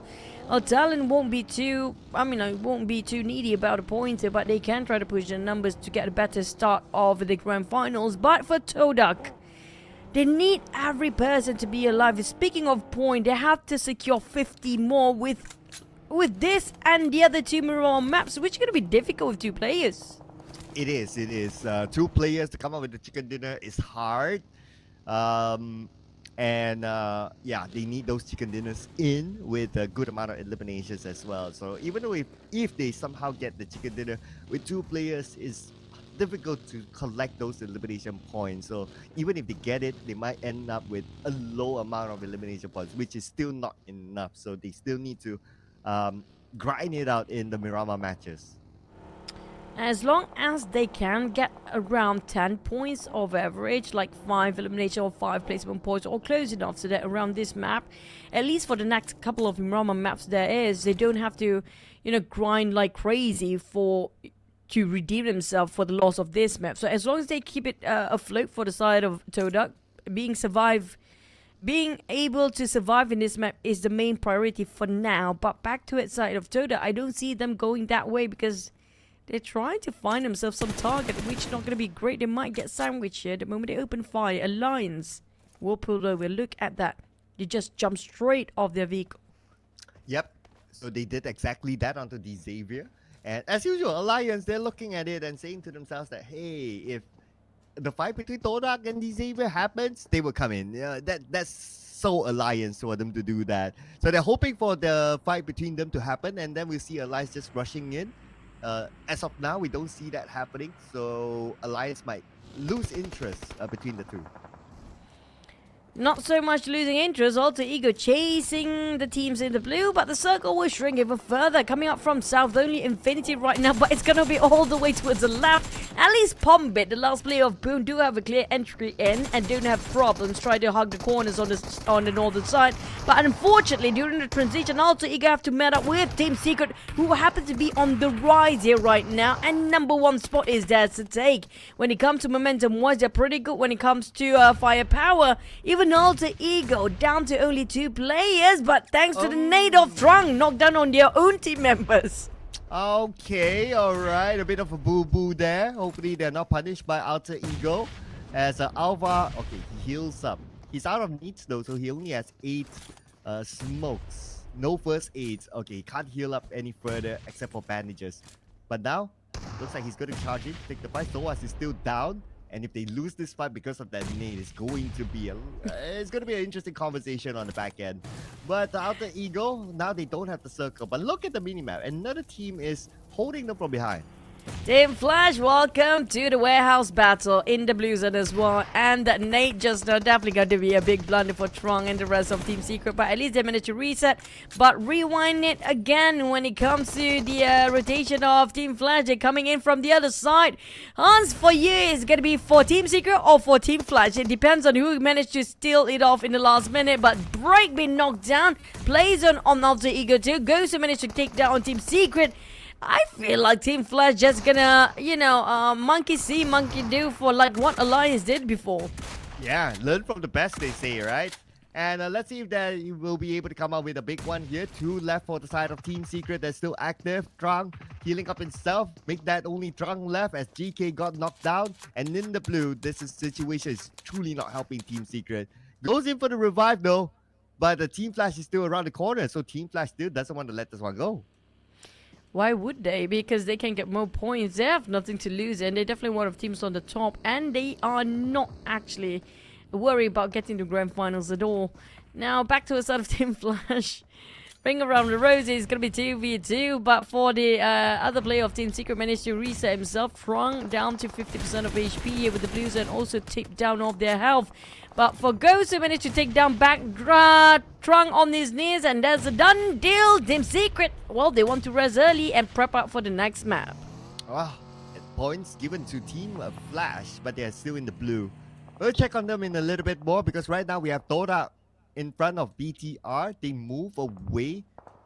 Looks like we can see 9 there going up the northern side, circling around and going up to the high ground just to avoid these unnecessary fights now. Speaking of unnecessary fights, a lot of them seems to be in the unnecessary, protection of blue zone, which is not protecting at all, of course. But we do have the circle shrink even further down. Boom, Pombit get the center for how much longer? GEEK coming up from South Empire on the north. Sam 9 will have to say hello to Vampires and Talon at the same time, while Alliance waiting for the third party as per usual, hoping the Xaviers and Team Flash will clash somehow. But the position of these Xaviers can counter strike on the side of Alliance here if they make the wrong move. Yeah, it's an interesting fight here, right? The Xavier and Alliance. Chua gets a knock onto Ade. Look, he needs to heal up in time. No time for Chua. Chua went down to the blue. And it's also because of Batman as well. It knocked him down from afar. And Chua taken out. And now we have Jimmy taking out Levi's. These two teams trading off each other with Team Flash coming from behind. Now, Team Flash, they're playing what Lions has been doing the entire day. This is going to be fun, but also they have the pressure of Blues. And it's going to be another factor whether they want to stay themselves inside of the blue and tank it out, or just reposition it right at the safe zone there and just make a couple of taps from afar with the help of Blues and finish off and steal the points away. Nate's exchange, Lamborghini knocked down. What a nade by Olio, but at the same time, they have to deal with the back line here, which can be Team Flash and also some players across the other side of the inner side of the circle. Keep them at bay, but unfortunately these Avis have to resort to only 7 points plus another 3, 10 points for now. Well, Alliance got out of it. Lost one player, but that's okay. They took out one of their closest competition in the overalls. As now we look at TALON, who's by the edge of the circle, trying to block out Sem9. So Sem9 in the position that they need the points. So far they have not collected any of them. So that will be an interesting fight. And on the other side, now we have ETR. Oh, TODAK is here. Oh man, TODAK better get away. No, TODAK cannot afford to go down here now with 2 players remaining. Last time we saw they didn't win that big fight. BTR on the other hand, spotted out. Some of the teams out there, GEEK fam on Infinity, another team that should be extra careful with their position. And Batman, I mean Team Flash is last player standing, barely actually stand, just crawling. And Infinity spotted out GEEK fam. They want to take the challenge, but it's a bit difficult for the angles here with some terrains blocking their view. And GEEK fam do have those elevation, so it's no problem for them to revive on their teammate as long as they pop the smoke. It's gonna be A-okay, but Infinity. Team Flash, that one player did make damage towards that one player on Infinity and finish him off. Yeah, so Infinity right now, 2 players left, could be 3 left. And yes, that is Mika to knock down Godtuni. And if you remember, GEEK fam was the one to eliminate Infinity to score the chicken dinner before this as well. So the Infinity, they're definitely not happy with GEEK fam now. 1 more to go, and Logan stopped at the building. GEEK fam will go all in onto him. Oh man, but what can they do against GEEK fam? They barely have enough numbers, and Logan, well, lucky enough for them, GEEK fam is not rushing straight into Logan's side, so he gave them some space, and they gave him some space to just get out of it and just get into the circle next. But for TODAK, it's pretty much the same case as Infinity right now. Both teams at the bottom that need the points in a very small compound, and hide themselves out around the corner just on the other side of the circle. But circle will probably shrink on top of Pombit. And there you go. And TODAK, at least TODAK get themselves those circles, right? So they're going to be okay for now. Yeah, in the middle of it, and praying that teams don't come by and try to get that middle spot. I noticed on the elimination feed, Vampire Esports with Tony K currently knocked down. And they do have Sem9 in front of them. Sem9 playing the gatekeeping role from the inner side of the circle, sending an another nade across to Vampire Esports. And this is the fight that we kind of anticipated with the circle and also the 2 drops. With Vampire Esports dropping in Stauber, Kameshki. They're bound to clash at some point. But Sem9 also has TALON to manage now. TALON, Sem9, Vampire, GEEK fam. Boom. Coming up from the northern side, Vampire is going to be having the toughest journey to get into the circle here based on how many eyes already waited around the rim of the circle. So it feels impossible for Vampire to cut across easily without crashing into any of these guys unless they made a longer rotation. But Boo Boo giving some fight down there, forcing Tony K to pull over. It's still not inside of a circle fight, but Boo Boo might just dig his own grave with Stone coming out from the off angle. And is given an opportunity for Vampire to cut across, and Boo Boo will go down in the hands of Vampires, and this gonna be a Vampires entering from the left side. So boom, Pombit, good luck surviving this one. Nice support fire by Stone. Gotta give it to him for that. And with that, Vampire should have an entry point. And like what you said, right, Pombit right now is the closest to Vampire. Not the team that you want to meet at this point. And if they spot up Pombit, we can say that's pretty much it. Yep, these guys don't even let any bees to fly across them, let alone a player. For Infinity, Logan also seems to be in the same spot because GEEK fam is also the team that love to take those fights and pick off anytime they need and they want. As long as they don't scout him out, it's going to be A-okay. But the moment he opens fire against, it's either, Logan, you have to pick and choose. Either Vampire or it's going to be GEEK fam. There you go. It's going to be, you know, left and right, you being surrounded right now. I guess the choice right now is just to stay as quiet as a library. and hoping for other teams to not know that he's there. We do have 11 teams still though, so to get up to a stage where he start to gain placement points is still quite far-fetched, but he's hoping for the best right now by just not showing himself at all. Praying helps, by the way. Praying helps, Logan. Just go and pray right now. But for GEEK Fam, BTR seems to be in trouble. One of them being knocked down by GEEK Fam, and Vampires now forcing SEPT to get out from that very small shack. Tony K reposition all the way just for the sake of getting those knocks. Look how persistent Vampires when it comes to having their target down. We won, we take, we conquered. That's what they have right now in their mind, and Tony K and try to find every pixel that seems to be odd. He will start shooting down. Yeah, whatever that moves, that's what Tony K will shoot. But Batman, hoping for him to move. He's out of first aid. Oh, that's it. Found out by FaZe, but it was actually the zone that denied his point away.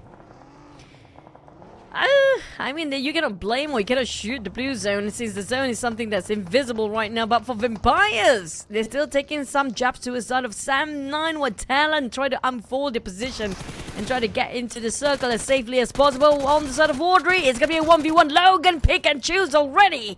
And the contender is going to be Audrey, the winner. Ding, ding, ding. Infinity, unfortunately, ended up with a 0 just now. So it's tough for the Infinity now. Okay, 2 more rounds to go for them to come out with a miracle run. But for SEPT, at least they got 1, although they have 2 players left. And the closest competition, like Roy, have been eliminated. So that's one good news for them. Boom Esports, 1 player left. Not able to do much. But if Conrad is able to come up with something, we'll see. But for SEPT right now, they do not have the circle and they need to come in. So they have to leave this high ground. And there will be competition waiting for them. But on the other side now, we do have FaZe Clan. Mormon tries to get away from GEEK Fam, who's on the roll today. GEEK Fam and Alliance both have it to be on the very top, not really needing those points anymore. But yeah, it's all about the start points for the grand finals for them right now. And TODAK fought back against BTR. Alliance, well, as per usual, they love the third-party plays. They finish off both BTR and TODAK at the same time. There's no surprise at this point. And BTR left with only Gem Force here. I assume Alliance want to finish him off. But lucky enough, there's going to be some distraction on the side of Alliance that make their crosses switch over to the other side. While Vampires reposition, trying to find a target. It's going to be GEEK Fam next. And SEPT, they lost Fearon though. Kenny fires back in the misery. And Fearon eliminated by Tony K. So now SEPT only has 1 player, which is Kenny. And it'll be interesting to see what's happening on that side because SEPT is the one at the borderline. But we're going to get to see GEEK Fam now against Vampire Esports, the 2 big teams here. And Newsy's just right in front of Audrey. And Audrey got a good clear shot. It's going to be difficult for Audrey to hold this ground by himself with Blues and start to close. He need to cross less than 50 meters apart where there's going to be some low grounds, but at least it's not inside of the blue zone. But the moment they reposition themselves, they need to find themselves a true, and Mika actually stands close enough to the side of Audrey and can defend himself with those 3 structures. But for Vampires, they don't have time to lose because blue zone start coming in, and Tony K try to save whatever he can with his teammate, try to open up the space while Stone will try to revive on Newsy. Mika, on the other hand, prepping too much with that AUG. Here comes the nade of Tony K. Almost chipped down entirely on Mika. Oh, that was a close one, right? Yeah. The second nade will not land at all. And GEEK Fam is still circling around looking for their target, which is Vampire Esports. The smoke is still active. And Vampire Esports right now, they have to clear off GEEK Fam before they can come in. Because right now we're coming to stage 7 where all these teams are really close. Too close for comfort. We still have 7 teams at stage number 7 very soon. It's not going to be enough space for everybody to hide with only trees in between, a couple of vegetations, rocks, and the uneven terrain. That's just it. There's nothing else in there. Vampire is now taking a lot of fights against GEEK Fam. That's going to be the last of them. And finally, there's going to be empty on the northern side, but FaZe Clan do challenge Vampires just now. While in the center, we do have TALON, last player standing Axel with 1 rock covering himself from those explosion, trading nades, but the nade is going to be still covered by the rock here. But unfortunately, a different angle. Ventora's jabbing out on Axel is not working out, but what a spray! Oh yeah, all those shots did hit. He almost got that knock on the Ventoras. And Axel not only has FaZe Clan, but he also potentially have Vampire Esports behind him, looking for in the next checkpoint there. But it's going to be Leons that actually took out Axel from afar. And TALON is out. Number 6, 7 elimination points. Alliance, though they're playing as a duo, but they're not stopping yet. Yep. Let's keep the numbers up. Speaking of the numbers, the most elimination coming up from Team Flash. That's going to be 8 eliminations right now. But for Alliance, they can push up to double digit with the remaining body still playing here with the top 5 teams. But FaZe Clan and especially Boom needed this so much. Even if it's just placement points, still going to be contributing towards their overall rankings later. But Stone knocked down. It's going to be 2 players left for Vampire's side with 2 players on Alliance. And also don't forget about the long shots from FaZe Clan too. Yeah, at this point, definitely Pombit will take whatever points that he can get. Right now, among all these teams, I would say Boom Esports is the danger one. Other than that, it's like, they're just fighting out for starting points in the grand finals. But Jimmy gets knocked by Ventoras. Okay, FaZe Clan, here we go. Not even 10 points yet, but now with the placement points together, they are more than 10 points, at least for today. Looking for the next target, which is going to be Vampire Esports up north. But might as well waiting for stage 8 and see where the circle goes. Well, hopefully the circle goes to the players that's playing solo. That's probably going to be Boom and BTR now. FaZe Clan on that, and if the circle, well, shifts slightly to the right, there's going to be them forcing the fight with Vampires. Who's going to come down for those elevation? They will have to clash, but it's going to be Alliance taking those points from afar because Vampires might be distracted from their focus towards Alliance. Unless if they wrap around right now. But generous enough for the circle to be in the side of BTR and do kind of is centralizing the center as well. Now, victorious the rest of FaZe Clan, numbers-wise, they do have more. But problem is, the ground's not really helping them. Well, at least it's helping Pombit with the circle. So, no attention to him for now. Okay. But we're going to look at what Alliance is going to do up against Vampire Esports. Okay. Tony K, if he sees a shoulder of Tony K, Jimmy OP will be able to send him back to his grave. And Tony K only has managed out of first aids. He tries to peek out and raid out Jimmy OP's a shot just to get an idea. But anyway, at some point, Jimmy will need to move because he's on the outside of the circle. Tony K finally knocked, but he came for La Par. Interesting crossfire here when it comes to getting a shrink of the circle. Seems to be smaller. Everybody wants to fight all 360 degrees. Now, speaking of stealing the fights here, FaZe Clan, yes, they have some rim of the circle, they have those elevations. And they might actually score this chicken dinner here with BTR almost bombarded entirely by the side of Alliance. Here comes another nade. Just gonna get into it. Nope, deflected out. Well, Gemforce will revive his teammate, but Vampires are dealing with FaZe Clan while they try to take out Alliance. Is a bit busy against BTR. Well, nade after nade after nade, set the cross, and here we go. BTR praying for another nades to land in that shack. Leon's knocked down by Genforce. Okay, they fire back, and oh, that's Pombit now. Spotted out by Moment. And the blue is just right behind him, nowhere to go. This is time for Pombit to do whatever, and Pombit goes out. Number 4 only plays some points for Boom Esports. And as per usual, we expected FaZe Clan to score this chicken based on the circle, based on the terrain, and even with their numbers. And that's no brainer.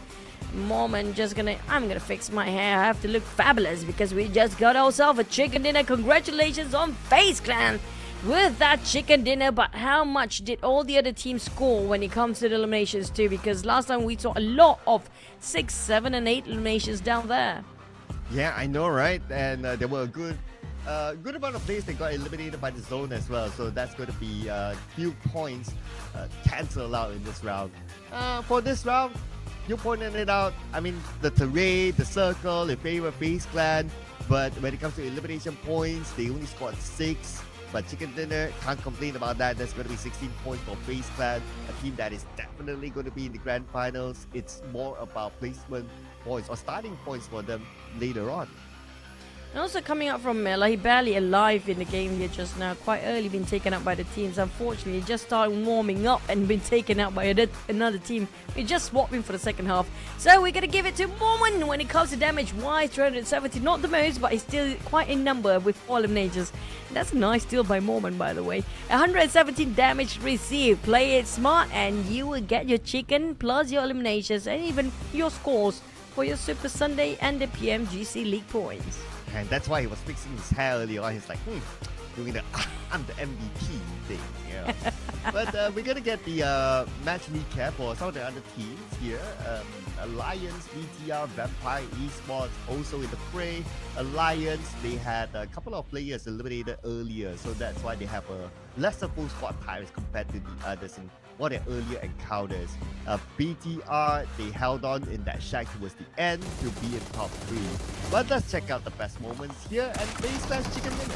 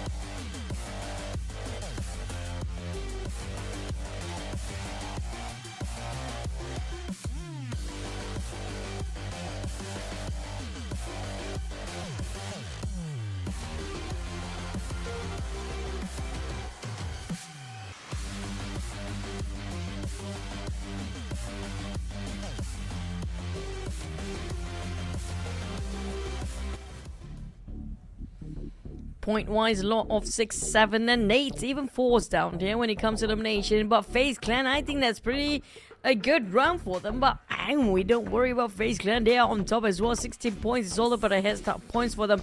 Alliance now, they add on their numbers. And this is going to be fun to watch. Alliance without their first Super Sunday. It seems like a no problem for them to be in the top 3 still. While BTR, these are going to be the teams that need the points here. 9 points. Vampire's 9 points, and okay, Vampire's okay. Talon next is going to 9 points as well, but when it comes to the numbers, 7, 9, and BTR, they need more points here. And speaking about needing points, 7-9 is the team that needs points. Is at the borderline, and they are on page 1 as compared to their closest contenders, Full Esports and Roy, who are on page 2 with 4 and 3 points respectively. And for the Infinity, 0 points. 2 more rounds. I'll let you go, won't worry for them, but for the side of 7-9 Boom, it definitely need the points. So same more BTR wouldn't worry too much. But here comes our overall rankings for Super Sunday. So far in the day, Alliance managed to secure 61 points. But look at the gap between these top 2 teams. Despite 2 chickens, but Geek Fam only have 41 points. That's 20 points in the gap between these top 2 teams. Yeah. And they do have the majority of the chicken dinners here so far. Then you have FaZe Clan, who scored the chicken dinner. They came up to page 1 at number 8 right now with 20 2 points. And when it comes to like points, well, it's all pulled up by Alliance thanks to their elimination points. Their elimination points are way ahead of everyone else. But on page 2, okay, Boom 18 points as of now, Infinity 16, TODAK 13. Okay, this is getting scary. Yep, numbers wise, I mean, not looking great for the teams in dire need of it, especially for VOIN Donkey seems to be shaky right now. At least Semna have more points compared to the side of VOIN Donkey when it comes to the overall. We'll have to wait it out when it comes to the weekly points there. Hopefully they will show us, but not yet. That's going to be a pause for now. But since Tony K is back in the game, despite Vampires don't have the greatest run of them all, but they still going to be Tony K on the top of the chart with the Gunslingers at 931 damage. Kenny now coming out at 833, and Kenny, I mean, like, we haven't seen him in a long time, but he still plays so well. The lines as per usual, Jimmy and Leon DZ at 3rd and 4th place. Yeah, at this point, it's like you gotta have more than one Alliance member up here, right? When it comes to like damage or even eliminations, just because Alliance is just doing what Alliance does best in taking fights, and no wonder they have 2 representatives there. But when it comes to the top 4 fraggers, it's not that big, right? This round, nobody got a double digit in terms of eliminations, and Team Flash is the highest with 8, followed by, no surprises here, Alliance has to be up here, 7 eliminations, same goes with TALON, and Vampire Esports with 6. Man, I really want to tally up the scores right now because it seems tight at the top 16 down there. Because the bottom 16, I mean, like at the 16th place, when it comes to the gap in between the teams, it's quite close between 7-9, VOIN Donkey, even Boom. And I don't know how, I mean, with Team Flash, you won't worry for Team Flash right now because Team Flash definitely played so well here today. And speaking of the other teams not playing, Pandaman and KT, are they still safe or no? I guess we only find out truly at the end. At this point, since I don't think they will reveal to us the overalls unless someone's a mathematician out there that can tell us in the comment section. But also to point out that FAZE Clan is the first team to break the Malaysian region streak in terms of chicken dinner. So great work there by FAZE Clan because they could use points for themselves. Yeah, and that's going to be wrapping our Erangel run. Now, speaking of Miramar, it's going to be a different story entirely because some teams don't really play so well in Miramar. One of them will be, sadly, it's going to be Boom as well. Boom, they needed their points in the Erangel just now. They didn't score too much. Now, I worry for their performance in the Miramar because last time we saw their stats in Miramar wasn't that great, right? To the best of my memory, perhaps. And if so, then it's going to be a difficult run for Boom Esports. 2 more games to go. At this point, roughly, okay, because sometimes did slightly better than them, so that's going to be one factor too. At this point, it's probably like they definitely need at least 1 chicken dinner out of these 2 games and come out with good amount of eliminations, and at the same time hoping for like teams like Roy, 7-9 to not do well as well, so they will have more than just one variable in order for them to be able to be in the grand finals. Yeah, that's going to be tough because Roy definitely on the rise here. And when it comes to even Miramar, they're persistent. They're quite consistent getting into Miramar too. And 7-9, when it comes to Miramar, I wouldn't worry too much as well for them because when it comes to picking fight, they know exactly how to play with the terrain. Oh man, this is going to be tough to call it out because right now, Boom, they have to blow their minds out to just make it work for them right now, to blow everybody's minds out as well with their outstanding performance. They need to pull another Cinderella story when it comes to the last Super Sunday here. Yeah, so it will be a story to tell if they can do that. But if this round they fail, then maybe it won't be enough. But also it depends. Oh man, it's so hard to tell right now. Right? There's so many variables. If Roy does well, if 7-9 does well, then there won't be enough slots to even put in Boom Esports by that time. Boom. I mean, I would definitely want to see Boom in the grand finals. It's super awkward and to have the back-to-back champions to be in the grand finals here. I mean, PMGC, they're probably going to be in there, but it's going to be SEA grand finals we're talking about. It's a bit awkward for them not to play around. But when it comes to the Infinity, can they still make it? Because we have a bit of a hot swap for 3Touch and Logan. And speaking of points, they definitely need abundance of points for the last 2 maps. Oh yeah, it's now throwing in everything, throwing in the kitchen sink, throwing the furniture, everything for them to try to come up with a miracle run here for the Infinity. And if they don't do well this round, we can say that's the Infinity probably going to be out. Same situation for TODAK as well. This is the round that they have to come up big in order for them to have a chance to be in the grand finals. So these two teams that are very, very dangerous. So at least Full ESPORTS still can make do with maybe the 2 rounds. But we're going to restart again in Miramar. Head on to it.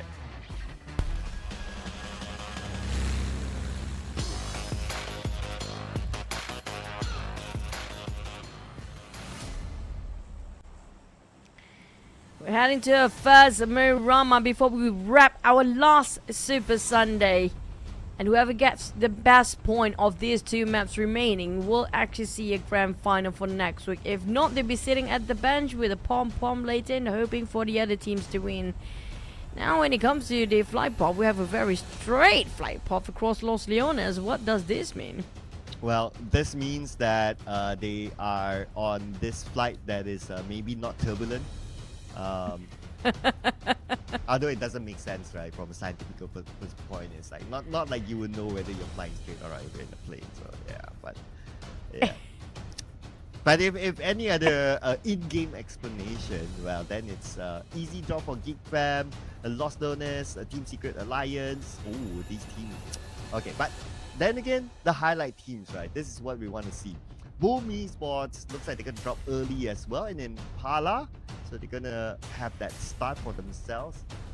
7-9 is going to drop at the area of La Drilera, so that's going to be the regular spot. Infinity is going to take Mar, so they're going to avoid each other as a start, that is. But that also doesn't mean that they won't meet up, since, well, pretty much next to each other with a very, very familiar circle. This is what this means with this flight path. That's what I was not hoping for. Please go north. Please go north. We had too many circles just like this, and we had urban warfare early on, and Razak just taking the view in. You know, like they say, relax. I'm doing the Zen now. Relax. Yeah. Relax. Yeah, Secret is here though, so they're definitely in a relaxed mode. 32 points collected so far. Yeah, they're pretty relaxed for now. They definitely relax. I mean, they don't have any problem whatsoever for getting into grand finals. Right now, he's just trying to find the right chemistry for the teams on top and not overexpose their tactical when it comes to the grand finals too. Maybe we get to see something extraordinary during the grand finals. But how to get into the grand finals first for the teams like Infinity and TODAK seems to be shaking, of course, because right now barely enough points. We talked about 60 points will be the target. Now adding into the numbers, they definitely need around another probably 15 points in this map. Yeah, so that's why like those teams, this round is important. If not the next round, I worry it doesn't matter. But it does matter a lot for Tony K as our highlight player here. Average eliminations, we've seen like 2.0 above for him. So maybe it dropped a little bit, but that's fine. Vampire overall is okay. Wow. And he's just showing his versatility in game, M4 and Mini 14, and also his versatility in flexing his emotes. Speaking of hypercritical, I mean, like the other players barely got on par with his stats here. Like most of them, like average of 200 over damage and 0.9, 0.8 average elimination. He dropped just a tiny bit, and you noted that as well. Give the man a break, man. Well, He's definitely he did say his ambition about getting the MVP, right? So you know, I do want to see. I do want to see if they can pop the stat all together like Tony K and then Rosemary, just to see and compare, you know? Hello, production. If you're listening to this somehow, Chuchu has a wish list. So you know who else best compared with Tony K other than Rosemary, of course? I mean, if you have another name, I'd be glad to listen to it. Adit Luke, easily. Oh, yeah. Or Leon. You got strong. Our Team Secret, they had a great run today, so no worries.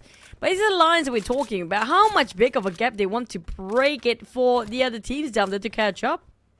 Yeah, make sure that they start off with 30 points in the grand finals. That is what they are absolutely going for. And not only 30 points. I mean, grand finals is like, okay, next week you wanna end the week in a good mood, in a good vibe. So I guess yeah, two different perspectives to look at it for Alliance. Well, at least they can have a really good off time before waiting up for the grand finals, knowing that, you know, they have a better start when it comes to the grand finals as well. So I assume that's going to be a great momentum pusher. Hopefully it's not like something that complacent for the teams that are already on top. Overconfidence will kill themselves, of course, and will be counterproductive by the end of the day. And speaking of counterproductive, yeah, BTR was having a rough second week Super Sunday, but not really counterproductive when it comes to this week, doing it quite well when it compared to the last one. Oh yeah, they definitely found their groove, right? And if we remember, like historically, well, of course sometimes it's like different lineup and whatever. But when we talk about the BTR brand, they're always a team that shows up later. Like early of the season, normally won't see BTR that much, or with not as much as in the highlight, but when it matters, like, okay, mid-season onwards, they start to like just gain their momentum. So BTR, over the years, it's still that kind of pattern. Yeah, I mean, they're not showing their best cards before the grand finals. Usually they're just playing it enough to get into the grand finals. But we're going to rewatch the replay. Well, Leon Deezy, when we had the conversation, who else best compared with Tony K other than Adikluke and Rosemary, and probably going to be Leon's too. But I love this season. You know what? I really love that this season I can see so many good individuals that can match up to the top players anytime, given the fact just another season, maybe. Who else would that be? I mean, like GEEK one would be one of the. We have GEEK coming up from Alliance. There's plenty of them, like Adiklu, of course. And also, don't forget about well, I don't have Redface playing for Talon, of course. I'm not going to see that, you know, facts and data anymore. 79 Firen, I think he can probably match up to that one day, given him more time, probably more than one season, perhaps. So yeah, those are going to be the numbers, because especially coming up from Vietnam team here, GK, those two players definitely have what it takes to be one of the best player when it comes to potential-wise, but it's whether they can keep it consistent or not, that's going to be a different question entirely. Yeah, going from one season to another, right? That's going to be another thing, because you have like a gap, so the gap could maybe allow other teams or other players to improve themselves, and for that player, who knows what happens in between, maybe a drop of performance, anything can happen, right, in the next few months. So that's why I guess like what you mentioned about like every season being consistent, that's how we got to give it to like players like Tony K, like Rosemary. I know every season we keep talking about them, but that's just because every season they're still turning up, even though they have a bigger gap, like Alter Ego. For example, at sometimes some stages they don't go through, but they're still able to perform. So it feels that these players that are mentioned because of their ability to be consistent, even though there's a gap. Yeah, I mean, we don't talk about teamwork. We're talking about as individual, and they are world-class player if you compare it with all the other talents out there too.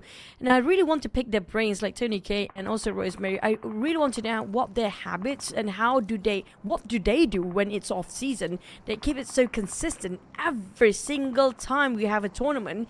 They always like the player that's always on top. It's so difficult to see them drop their performance. Like, there's no one season we don't see these two players not popping their numbers. No, never. That's probably an interesting question to ask in the interview, if we get it.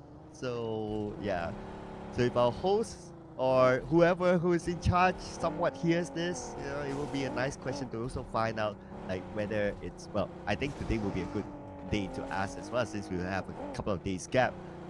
If they do give us cliche answers, you say no, give us actual answers, because we don't want to hear like the cliche answers, like, oh, I play script, oh, I do like the cliche stuff. Nah, we want to hear the real stuff.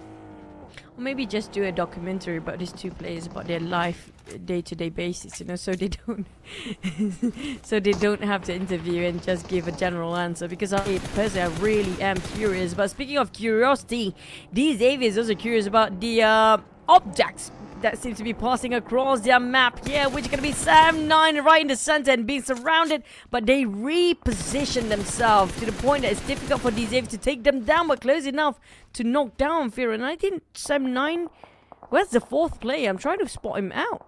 So 1, 2, far. 3. Okay, Yuai. Yeah, Yuhai's coming in. Okay, so they're gonna meet inside of Picado with the Xavier, and FaZe Clan is not here. So FaZe Clan normally drops in this area, so they kind of move away from Picado. As for since Picado is big enough to house like 2 teams, so both of them should take each one corner. So I would expect it to be like they will stay there for a couple of stages until the circle forces them to move. Well, the circle's still not going to budge anytime soon, so these 2 teams will have to, you know, whether to put up with each other or just fight it out, because they got one knockdown. The moment Yuai arrived, he just going in from the back, and all shoes in. It's going to be Yuai taking and finish off Lamborghini, but overpicking will be very punishing indeed for Yuai. All shoes in, yeah? Hopefully they have good shoes here because the sand is hot. So Yuai to do that, right? Like he sees a moving target, like he just goes for it, and he will make sure that he gets his elimination point, and Lamborghini's out. All right, 3 more to go for the Xavier. The Xavier will be playing the passive mode since it's 3, and Step9, they need the points to stay away from the drop, so that's a good opening for them. Everybody needs points, yeah. Sam9, TODAK, Infinity, unfortunately, they don't really play so well in this last Super Sunday. Well, thanks to Alliance and GEEK fam taking such a great lead on the front, making it so difficult teams at the very bottom. But at least for BTR, there's no problem for them to get into the grand finals anymore. But on the side of Boom, at least they still have a 4 and lasted long enough. We still have 16 teams intact. Now, that's going to be the big question. Next circle, like it or not, a lot of teams will be in a crossfire, including Infinity and TALON. We talked about Infinity need so much more points. It's going to be around 44 points. That's going to be the least amount. And 20 points, 22 points in this map. And they cannot afford to go down. And that's where 3Touch, he realizes that, so he stays away from the competition for now. The other members of the Infinity, they're going to meet up with each other in the inner side of the circle. So TALON is the one that's going to play by the edge instead. And speaking about the circle, a lot of teams already in it. Highlight teams. Let's see here. Where are they? Okay, Sam9 in Picado on the left, TODAK on the right, just above Boom. So TODAK and Boom. Okay, that will be an interesting encounter if they meet. Yeah, I mean, of all the teams that they should have met up, it should be the teams on the top against all the teams at the very bottom. Because worst case scenario, I mean, the top teams will be taken out first, hopefully. And VOIN Donkey managed to shut down on the Xavier. And this is what we're talking about. Because VOIN Donkey, they barely got any points in today. And they managed to take down one of the team that's 100% going to get into the grand final. So it will not hurt anybody that's going to play here today. But Team Secret spotted out Alter Ego and Alliance as well. Alter Ego being ambushed left, right, and center. Many teams do want to take them out. And Alter Ego just lost Rosemary. And now they need to fight against Team Secret, but Team Secret as a duo in this building. Okay, the other members of Team Secret coming from the south for backup. They just need to buy time. And one name sent into the building, and GK gets knocked by himself. Okay, GK, what's happening? I know life is stressful. You know, we all, I understand adult problems, midlife crisis and all, but let's not do that. There's so many blunders. They're coming from Team Secret especially. I mean, surprisingly, I don't know why is this coming up from Team Secret multiple times. But despite of that, they still managed to get quite a good number of there. But unfortunately, it's right across Alter Ego with so many members still standing alive.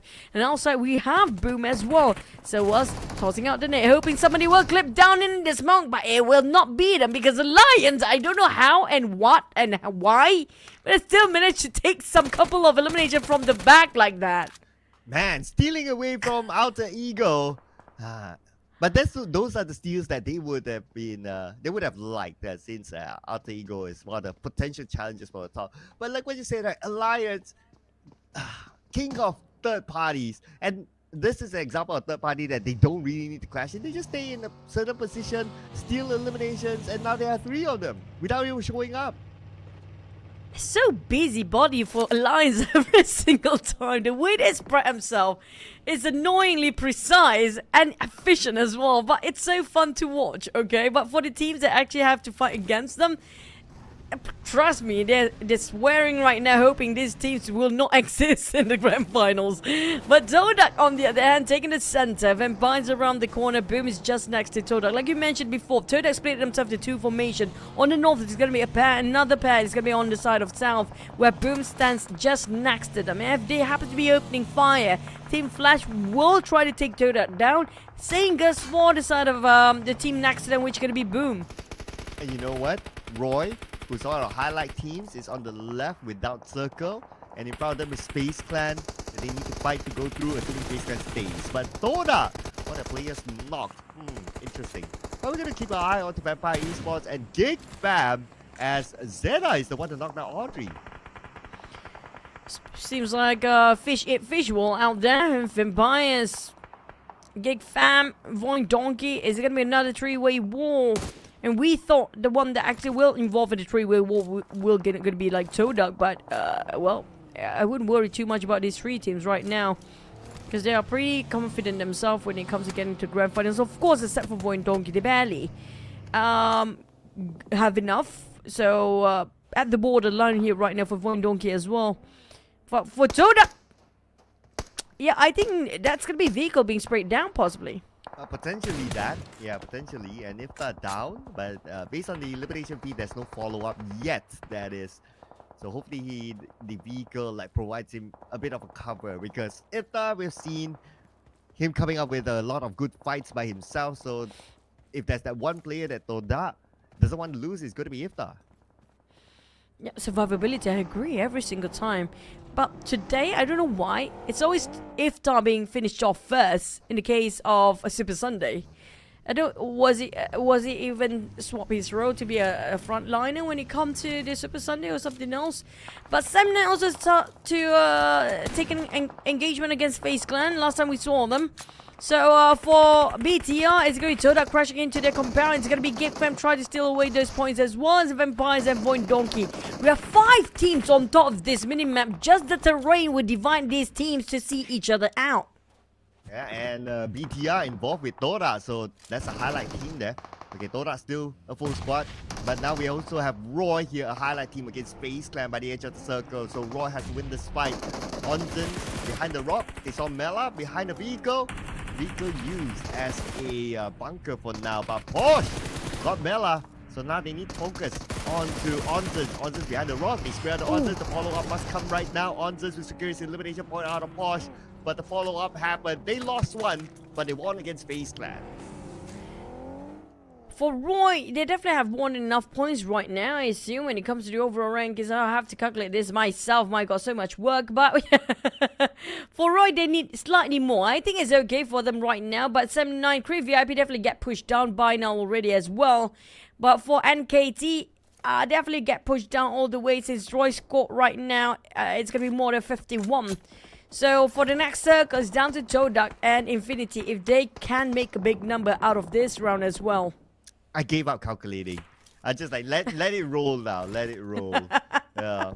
But what's going to roll is going to be Roy. Now they're heading towards Sem9. Ooh, okay. Roy and Sem9 on the left side of the circle. Keep your eye on that, because that is going to be an interesting one.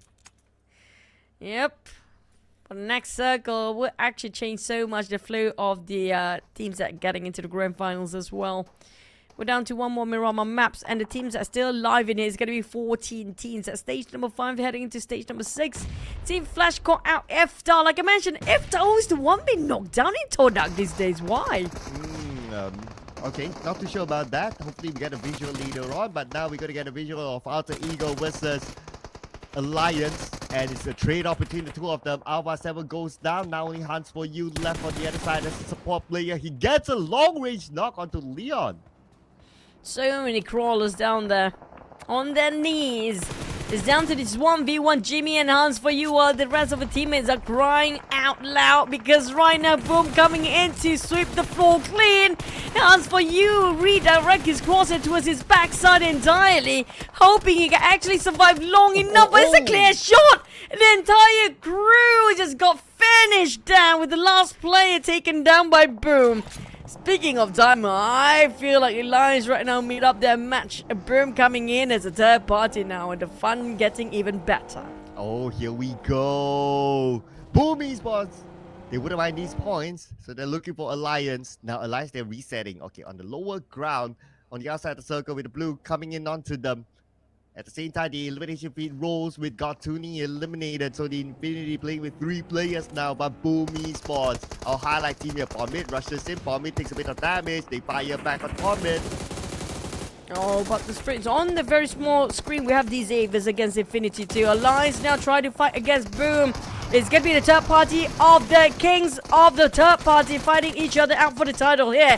Can Alliance win over Boom, or will Boom deny that and Boom will be the king for now? They shut down on the king side of Alliance. Despite of that, Alliance still scored 4 elimination, but for Boom, this is going to be a big comeback after that long pause of progress of points. And next, we do have VOIN Donkey versus Infinity and the Xaviers. On the lower ground, VOIN Donkey needs to hike up. On the left side, there's Roy as well. Okay, that's going to be a big one there if Roy wins this fight, but they're only inside the circle, so they'll be the one playing the waiting game.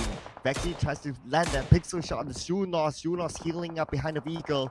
On the left side, he spot a smoke where Kai is at, but not going to have a good clear shot of him. So now VOIN Donkey still focusing on to Roy, interestingly. And Roy, it's going to be hard for them to counter with this long range and this kind of terrain. Yep. Barely can actually see these teams right now. They're in around the sort of a ditch down there. The slopes will actually buy them some time for cover, but they cannot visualize anything on top as well. For BTR, it's going to be the crate taking over the site right on top of those elevations. But if somebody can drop a nade, that's going to be TODAK possibly if they want to. And against Roy at the same time. But the circle just shrink. Boom barely made it in on the right side. Vampires coming out from south. Not many teams on the north though. So Team Flash will have a clear entry into the circle. Yeah, and Team Flash is still a full team. So anything can happen for Team Flash to maybe steal away the chicken dinner. But we'll observe the next stage of the circle. For now, we'll look at what's happening with GEEK Fam with Mika down. Damru together with Izins on the other side. They're dealing with VOIN Donkey. But 9, it gets one player out of BTR, which is Zuxi. So it's going to be another interesting fight. And TODAK and BTR, they have been having a go at each other for quite a while. For VOIN Donkey, they're just going to wrap things up with GEEK Fam here right now. Finally, we see some Vexy action here after taking some MVP for the week in the group stage. Finally get to see VOIN Donkey in action of the Super Sunday. That's Damru down to 30% of HP with eyes in barely can get close to his teammate to go for a revive due to the nades dropped by VOIN Donkey. But if they're not being careful for VOIN Donkey, Roy might be interested into this fight, or even Vampires once they reposition themselves, and they are on the rush towards this direction here right now for VOIN Donkey. They have to wrap things up quickly. Yeah, because the zone is not favoring them. They have to make this fight happen. And now their next challenger is still going to be that one player out of GEEK Fam. Okay, that's still going to be Damru. Okay, he doesn't have the time and space to actually save his teammate yet. So, okay, he does. Okay, Izin is back up. He managed to heal up. So now the duo has to try to block out VOIN Donkey. Speaking of being sandwiched, GEEK Fam and BTR both being sandwiched by 2 teams at the same time. In worst case, it's going to be GEEK Fam because it's going to be the 4th team. Roy just divert their attention all the way to a side of GEEK Fam as well, and VOIN Donkey here. BTR and GEEK Fam cannot even have any respite at this point. And there's no way for them to get out of this alive with, barely got himself good covers or good placement when it comes to their position here. Yeah, I know, right? The terrain is real rough for them. But not rough for Roy. They do have this little bit of an elevation advantage. Now Vexy is monitoring the situation. Definitely sees everything thanks to the TPP. Can't really see where Vexy is at, so he is guessing, or he's trying to bait out Vexy to shoot. So he shows himself. Okay, Ka still with his UMP. Okay, dancing around, but time is not on Vexy's side. He needs to move. Blue Zone will hit 30 more seconds. It's going to be stage number 7. There you Yeah, go. but Nate connected to a Sunvaxi. GEEK taking on VOIN Donkey Potato. GEEK trying to finish off the rest of the knockdown. A bit of trade-off between Roy and VOIN Donkey as well. Car tried to revive, but Vampire can see them 3 if they try to stand up. GEEK fan waiting for the other end as well. So they have to make it fast. Right now, Blue Zone will kill all these teams at the corner. And the one winning is going to be GEEK fam and Vampires possibly. GEEK will cover fire while VOIN Donkey. How to get out from that spot? Yeah, with Roy still pinning them down. And from the side, GEEK spot up Potato. Zeta is the only one now alive. GEEK wants to collect as many points as possible. He wants to make sure the elimination point is his. And Ka will make sure GEEK fam will lose Izane to Roy. Another point in the pocket. That's already 7 elimination points up for Roy. For BTR and GEEK fam, unfortunately, they're being charged in with 0 eliminations right now. Unless they fight back, and they tried to, but unfortunately, it didn't work out. Roy, on the other hand, they are on the rush of getting those points here. With 7 more eliminations, they're definitely going to take over 7-9 when it comes to the overall weekly points for the Super Sundays here. But for Roy, GEEK will not be safe down there as BTR taking a jab from the back. They make sentries left, right, center. And BTR won, and alongside with VOIN Donkey. I mean, VOIN Donkey barely get out from the blue zone now. Okay, it's scary for Roy now because 7-9 still a full team. Boom Esports full team. And yeah, Roy, last round, man, I don't know how tight it is going to be. But Zeta finally eliminated. And VOIN Donkey's number 7, 4 elimination points. That's going to be 5 points this round for them. And on the northern side, okay, now we do have visual here of 7-9. Their turn to come in. They do have elevations, but they don't have the circle. Team Flash giving them a bit of jab from quite a far one, 100 meters apart. Boom also taking a jab on 7-9. Now it's going to be another sandwich team. 7-9 charged by Team Flash and BTR at the same time. Go for the high ground. Kenny tries to get another one out of Team Flash. And Yuai and Viren is down. So Kenny, he has to make a decision right now.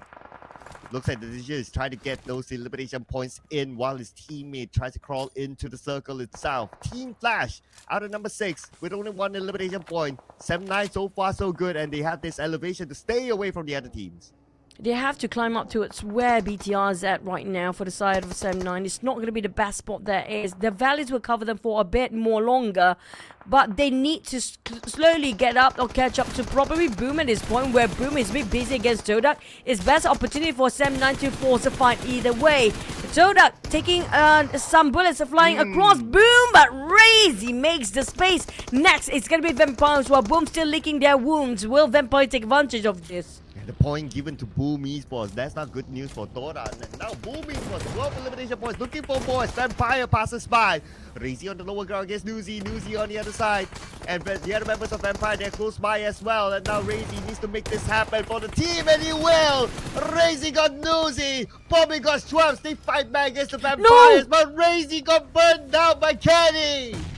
He's on a rabbit mode right now. Razy with 5 eliminations by himself can palm bit toss any smoke at all, but unfortunately Tony K never missed with his nades, and that's gonna be the wrap for Boom. But at least they scored 13 elimination for Boom. Here comes the rise of the sudden Boom here, but can they bounce back later for the last map? Well, despite they not having the best stat in Miramar, they still scored quite plenty amount of eliminations. Next, you talked about 7-9 down to 2 players. They need to make sure they have more points here onwards, because there's only 4 eliminations right now. Yeah, to stay away from the competition, but they'll be happy the fact that Roy is eliminated, their closest competitor. But yeah, if they can gain more points, of course, it'll be great. But their contenders are no pushover. We're talking about BTR and Vampire Esports, both of them with 3 players each, and they have the higher ground against 7-9.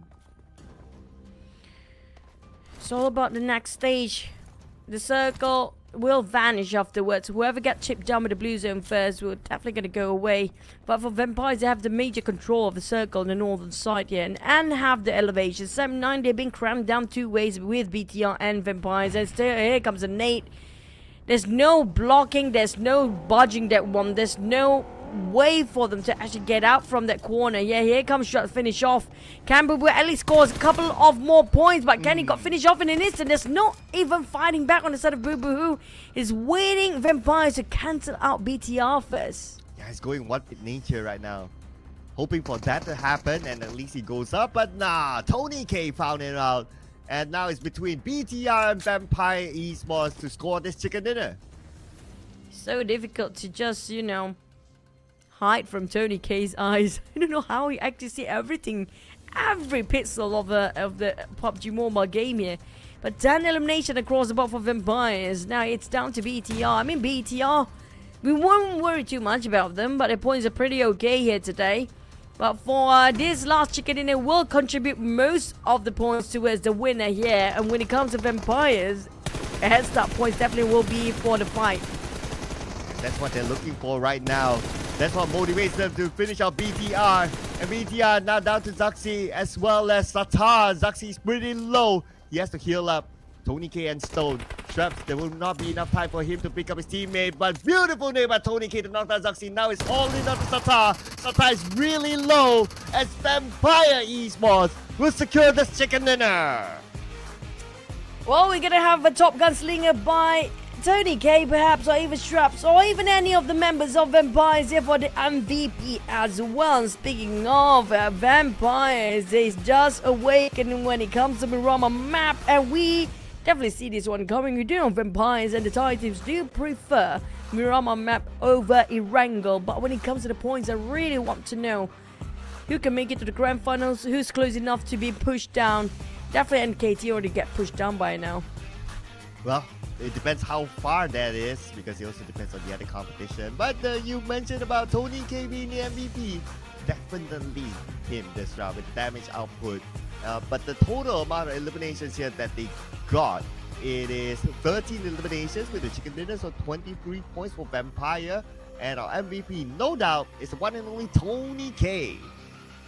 993 damage with 5 eliminations, 66 damage received. I mean, how did he hide himself so well? But he knows everything that's going on in the map. I don't know how he does it, but even when you try to hide from his gaze, he knows exactly where you're hiding. He knows something wrong with the pixel. That's what's scary about Tony K.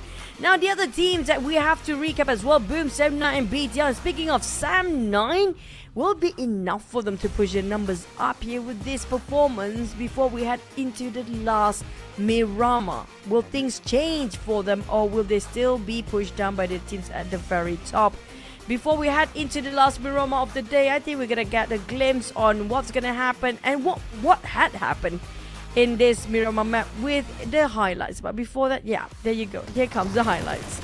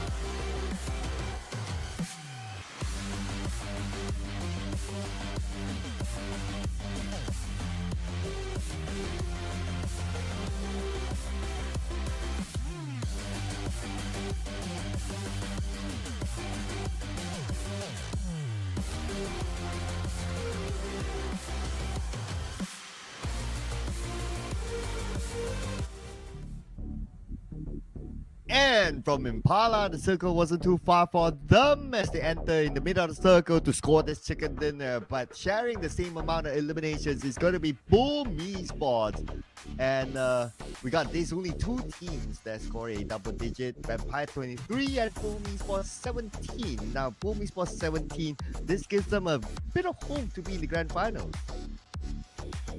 Close enough.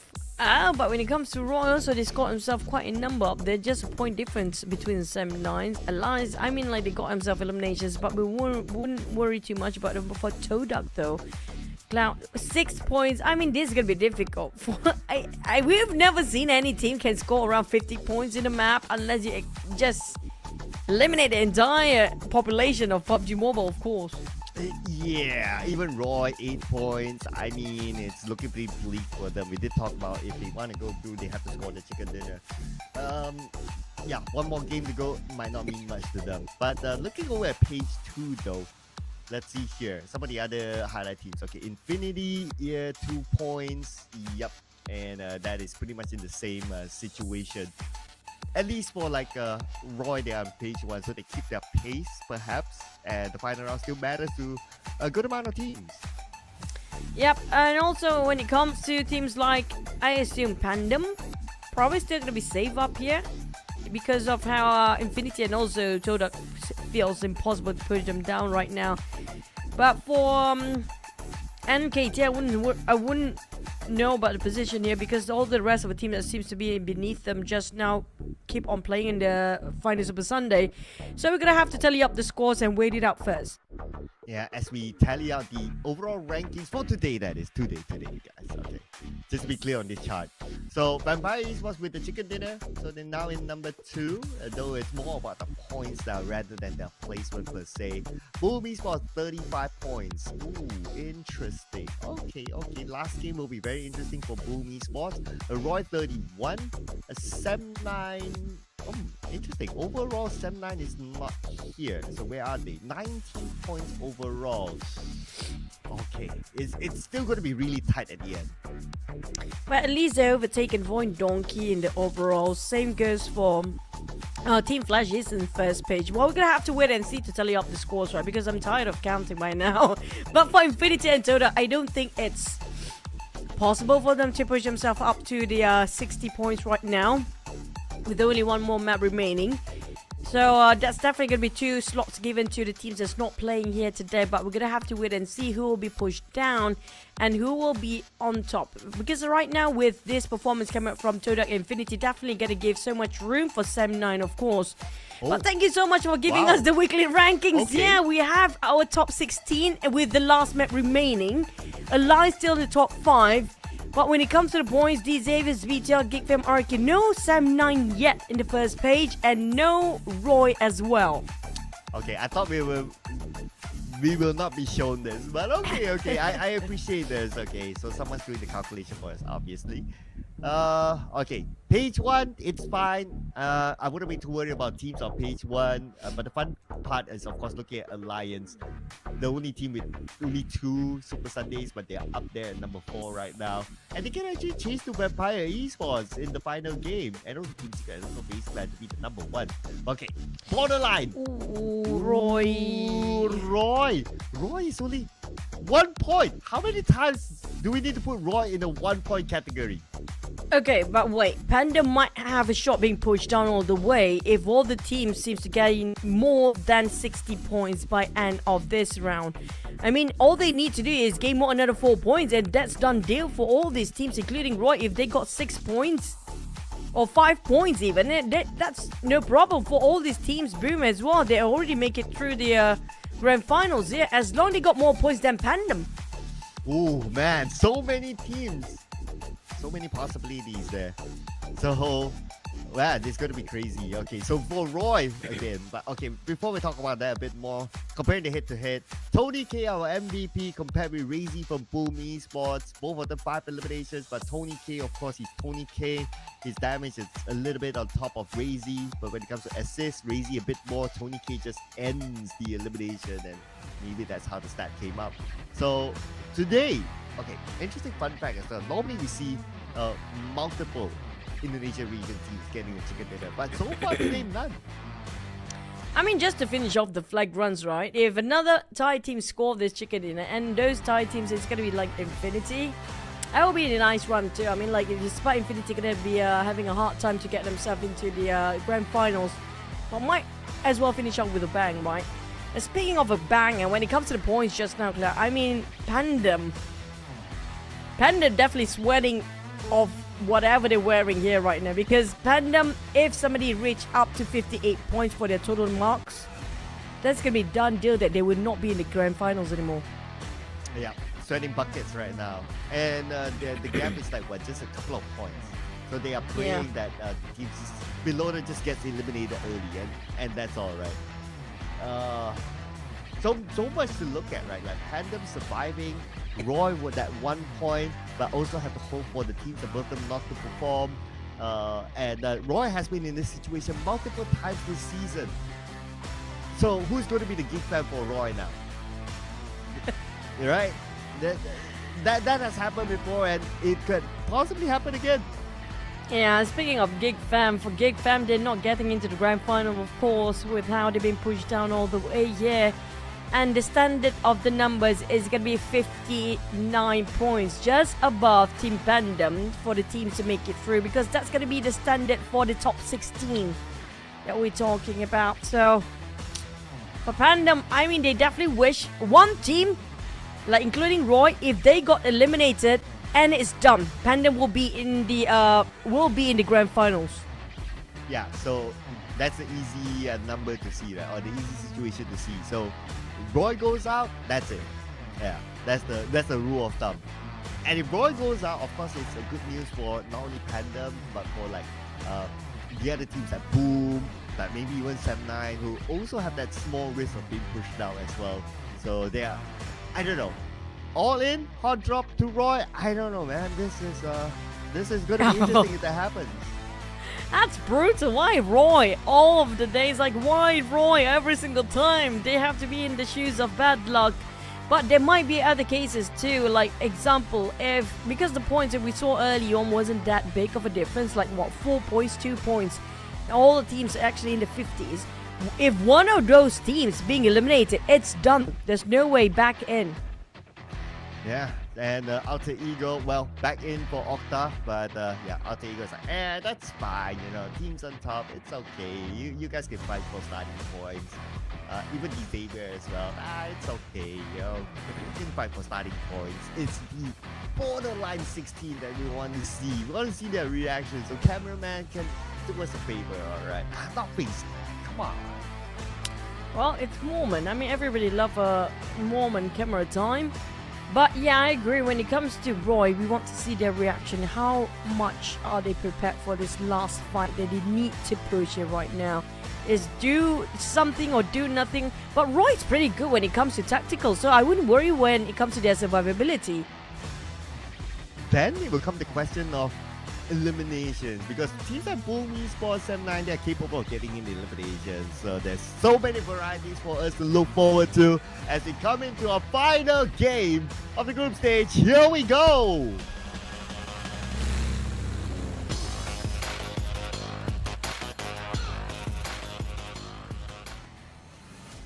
The last push for the teams to get into the grand final starts right here, right now, but not for... I mean, like, unless if they surprise us, TODAK and Infinity, I mean, nah, no way 50 points in the map, but maybe the different teams that we never expect to suddenly come back in the game will actually do so. Yeah, if they want to get the that amount of eliminations and that amount of points, they have to start shooting now. Now! Don't let them jump! Don't let them jump! Oh, okay, yeah.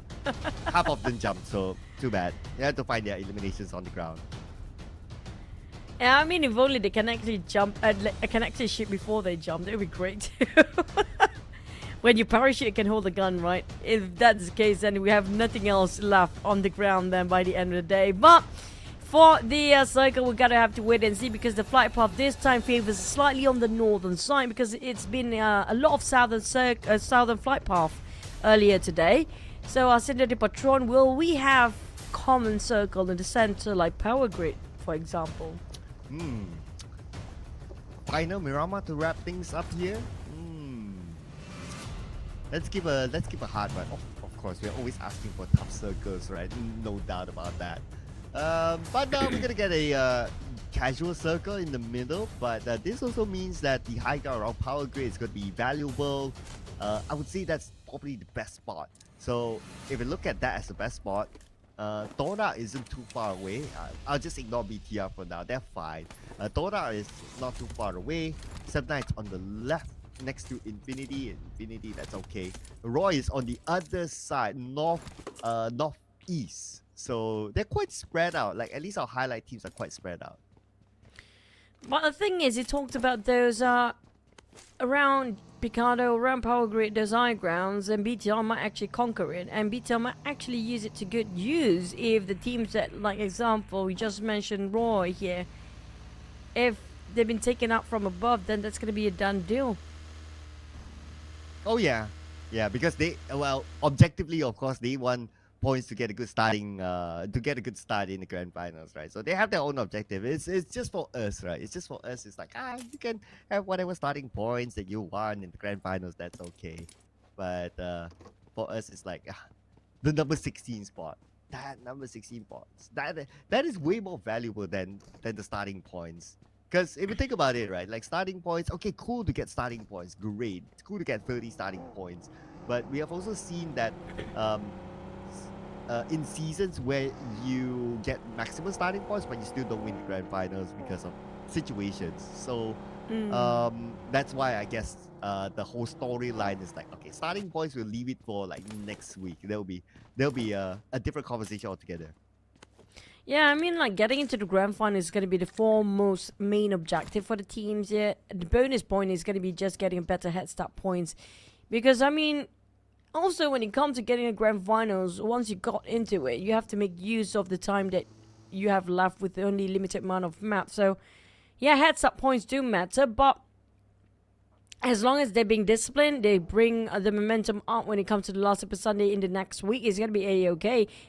First and foremost, get into the grand final first. It's pointless if you can't even get into the grand finals. Yeah, and that's why it's more interesting for us to see. And thanks to our cameraman, I pointed out Boom Esports at some point. So that's definitely one of the teams that we'll be looking forward to seeing if they can make it through.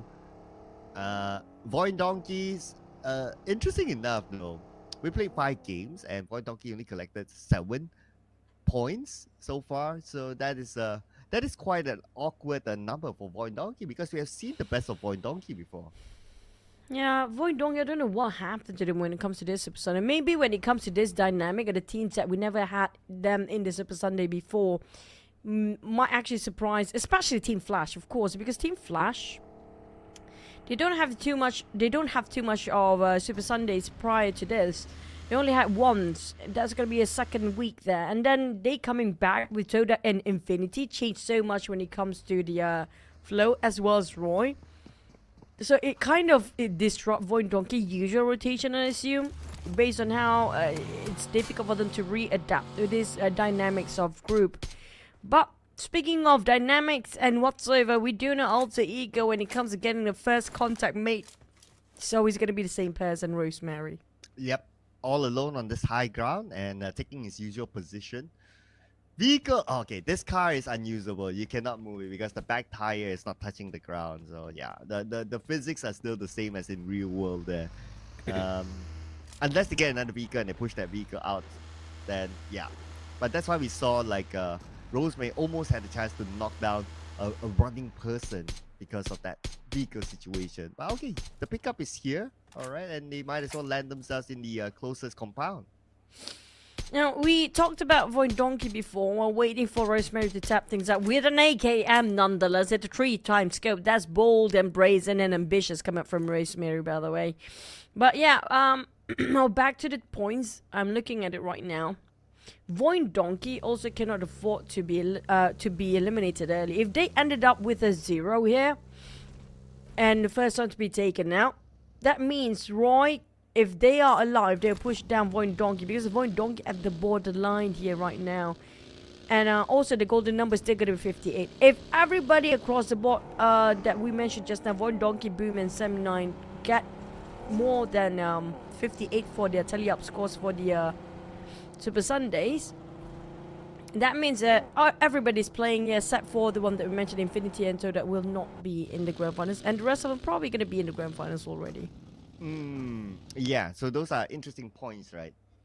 So that also means that based on what you've seen, VOIN Donkey still cannot go out like 0, right? Yeah, so that's something that they need to look out for. So I guess if I were VOIN Donkey, that would be like, okay, I'll just avoid all these fights. I'll just play camping, stay away, and also hope for the teams below them to be eliminated. That's probably the best bet for VOIN Donkey. And not just VOIN Donkey, I mean, like, whoever did not overtake Pandem, Sam9, Boom, VOIN Donkey, Roy, none of this team can go with a 0 for this map. Like, even 1 points matter so much for them right now. Okay, alright, cool. So facts taken. Yeah, I'm trying to think how to transition from that. Okay, facts taken, cool. As we will look at VOIN Donkey. Okay, so VOIN Donkey, Sam9, Roy, and that's it, right? Oh, and Boom. Yeah, so 4 teams. So these 4 teams, yeah. So the main highlight now, if I were to summarize, is like 4 teams there. Okay, let me do the calculation a bit more easier. Like, VOIN Donkey have to finish today at 11 points to secure himself to be in the grand finals. On the side of Boom, they have to finish off at, right now total points is 57. So they need to add more 3 points into this. Oh yeah, 2 points enough for Boom. For Boom is two more points, it's fine for them. As long as it's not a 0. 2 more points, that's it. For Sam9, definitely just 1 more point. Yeah, that's going to be the number. Except for Roy. Roy have to be slightly extra than the rest. They have to add more, another 5 points. That's something so doable. As long as they're not being eliminated early, they're going to be fine. Alright, thanks for doing the math. I gave up. I gave up like matches ago. It's like, okay, too many numbers for me. Okay, and oh well, these 2 teams fine. First blood still given to Lynx, so that's okay. But he got knocked down instead. FaZe Clan, they are more of like, okay, we just want to have a good start later on, so they wouldn't mind securing this point. Of course, every team still have an objective except for Infinity and TODAK. Infinity and TODAK, this round doesn't really matter for them, but everyone else, it still matters. Yeah, the only 2 teams that won't make it to the grand finals, because, you know, if only they scored more, they're probably going to make a difference there, but unfortunately it's a bit too late now. But for Alter Ego, it's also about who getting their head start points. Now, don't forget about the number 1, 2, and 3 teams. It's going to be a big difference for them for the grand finals later. But TODAK, I mean, it's TODAK, definitely, well, they can save their strat later for the grand finals too, but Alter Ego definitely want to chase the numbers up here as much as they can. But for TODAK, they can push the fight. Hopefully, Iftar would not be the first one to knock down again this time. Well, so far not.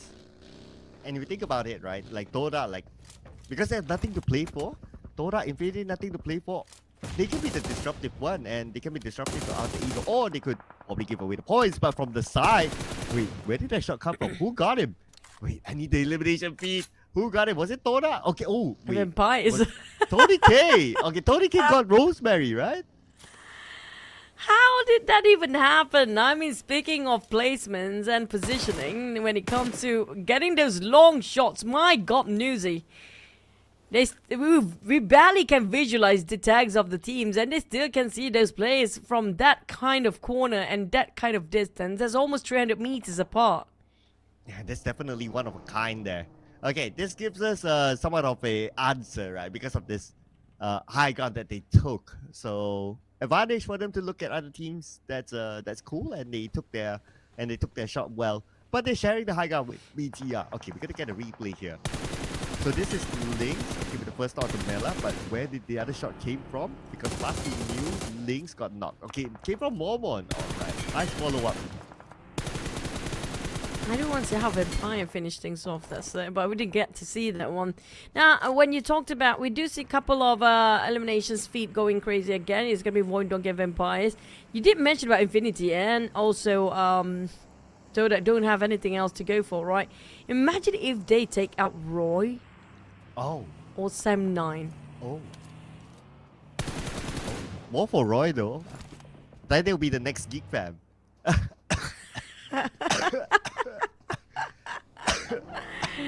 Hope you're okay, buddy. Don't choke yourself. You're too Yep. happy about thinking That- the that- narration of the story, right? Yeah, that's how hilarious I imagine it to be.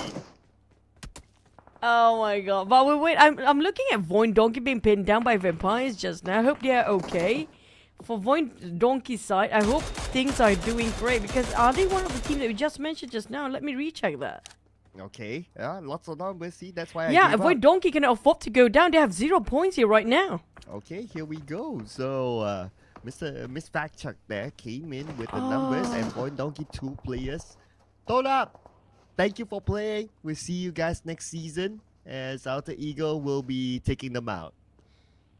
Now, we talked about VOIN Donkey have to add more, at least another 4 points just now. Right. We're doing our PhD now, people. So, well, rule of thumb, I guess. VOIN Donkey, you know, you gotta bring in a couple of points. That's probably the thing. Roy, same as well. They got 1 point, so that's still on track at least. Not losing any players. I noticed as well that the Infinity they lost 1 player, so 3 more players to go for them to be perhaps disruptive to maybe Roy. Yeah. No, VOIN Donkey. Infinity just next to VOIN Donkey. And VOIN Donkey, if they got eliminated, Roy definitely going to take away the 16th spot from VOIN Donkey's hand. And VOIN Donkey, if they've been eliminated now, they cannot go into the grand finals unless they score another 4 points. That's just it. Okay, alright. So many numbers here, alright? I'm trying to keep track here. Alright? I'm keeping trying you to on keep track. Okay, I'm They trying need to to keep score. track. Okay. They need to score 4 eliminations. That's it for VOIN Donkey. If they score 4, it's 100% for them to go into the grand finals. Okay, so we zoom in onto VOIN Donkeys now, right? Okay. In thought it'll be like so many teams, like, okay, which is which, who is who? VOIN Donkeys 4. So the magical number is 4. We still have 15 teams, so placement points is still out of the window for now. But their 2 players need to come up with 4 eliminations.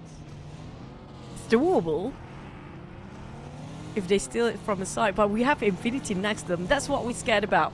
Infinity, they have nothing else to lose. If they want to go for the fight, great, but it's not so great for the side of VOIN Donkey, of course. Yeah, well, we get to see that later because now Boom is one of the teams that could use points as a Team Secret passed by into the same compound where Bombit is at. Zhang is now down, but Break is together with him. And the other members of Boom Esports, they're on the other side. So Bombit is by himself now. The next circle will shrink right on top of VOIN Donkey and Infinity too. This seems scary for VOIN Donkey, not gonna lie. But for Boom, Team Secret managed to surround them as well. We talked about Boom cannot afford to go down as a 0 as well. Now this is gonna be tight for the teams at the very bottom and borderline of getting a grand finals. Unfortunately, it's gonna be 1 player only for Boom, so not so heavily impacted yet, since they still have 3 players. So for Boom, they have to play it safe as well. We talked about placement point would be great, but right now still have 15 teams intact, and we're just hitting stage number 4. It's gonna be difficult for them to stay alive without being noticed. And to add on to the drama of Boom, well, hey, hang on a second. Boom saved their player? Okay, I'm looking at the stats on the right there. But okay, just to add on to the drama of Boom, is that they don't have the circle. The circle shifted away from them and they have to somewhat go through. But we'll review that later because right now we do have TALON and Team Flash. Here we go. Oh, next Batman, Team Flash. We won't worry too much about this team, but it's going to be fun to watch these 2 teams as well. But for Batman knocked down, it's going to be Zeus. When it comes to TGC, he should be the pro at this. And Yuri trying to force him out with some lean spray. But they are returning to their defense indoors. But we are looking at the nades being prepped up for the side of Team Flash. And D-Zave is taking on Sam9. It's another team that couldn't afford to go down. Okay, interesting. Alright. But we come back to Sam9 in a little bit more because Team Flash right now will need to win the fight against TALON, and Yoru went down to Zeus's DBS, and he will make sure that point goes to Team Flash. As Zeus right now will have the time to heal up, but they do not have the circle. The circle shifted away. Now it's time for them to go, and there are other teams waiting for them there. Talon, Misery will have to tank the blue zone for a bit since he's been gatekept by BTR. Vampires Alliance having a bit of a jab at Team Flash as well. Seems like a three-way war down there. But I'm looking at the numbers and the red ones. There's going to be Team Secret, VOIN, Donkey in trouble, the one that we talked about before. So the one that actually engaging in those fights, not really having too much of a risk when it comes to getting to the grand finals. It's all about, like you mentioned, Cloud, head start points there. It's going to make the difference for them. Yeah, so BTR definitely looking forward to those heads-up points by knocking down Zeus. And Zeus now down on his... Okay, Gosu is left now with 50% of health. Gets shot down by Lapa. Wow, sharp shooting by Lapa. That is truly those pixel shots that got him the points. These guys, I don't know how they can see with that small screen of mobile phone without missing anybody. 7-9 next, taking a bit of a risk here. Forcing the fight against these Avis. If they scored enough, they're going to be A-OK. And one more point that is going to be 100% confirmed. And they secured their one elimination. They are definitely be in the grand finals now. Yeah, that's where the numbers now are hidden away from us. Okay, it's back up again. Okay, so VOIN Donkey now has one elimination. Alright, we'll hold our horses onto that. But Boom Esports took a break. And Boom Esports, at this moment, one elimination. Okay, they're trying to stay away from the competition. 7-9, though, they got one elimination. But these Xavier is onto them with Levi's cooking up this nade. This could be a heartbreaking moment as Momohu evaded the nade. Nah, 7-9, as long as they scored that one elimination, they are safe because they pushed them down because their overall rankings right now definitely get better.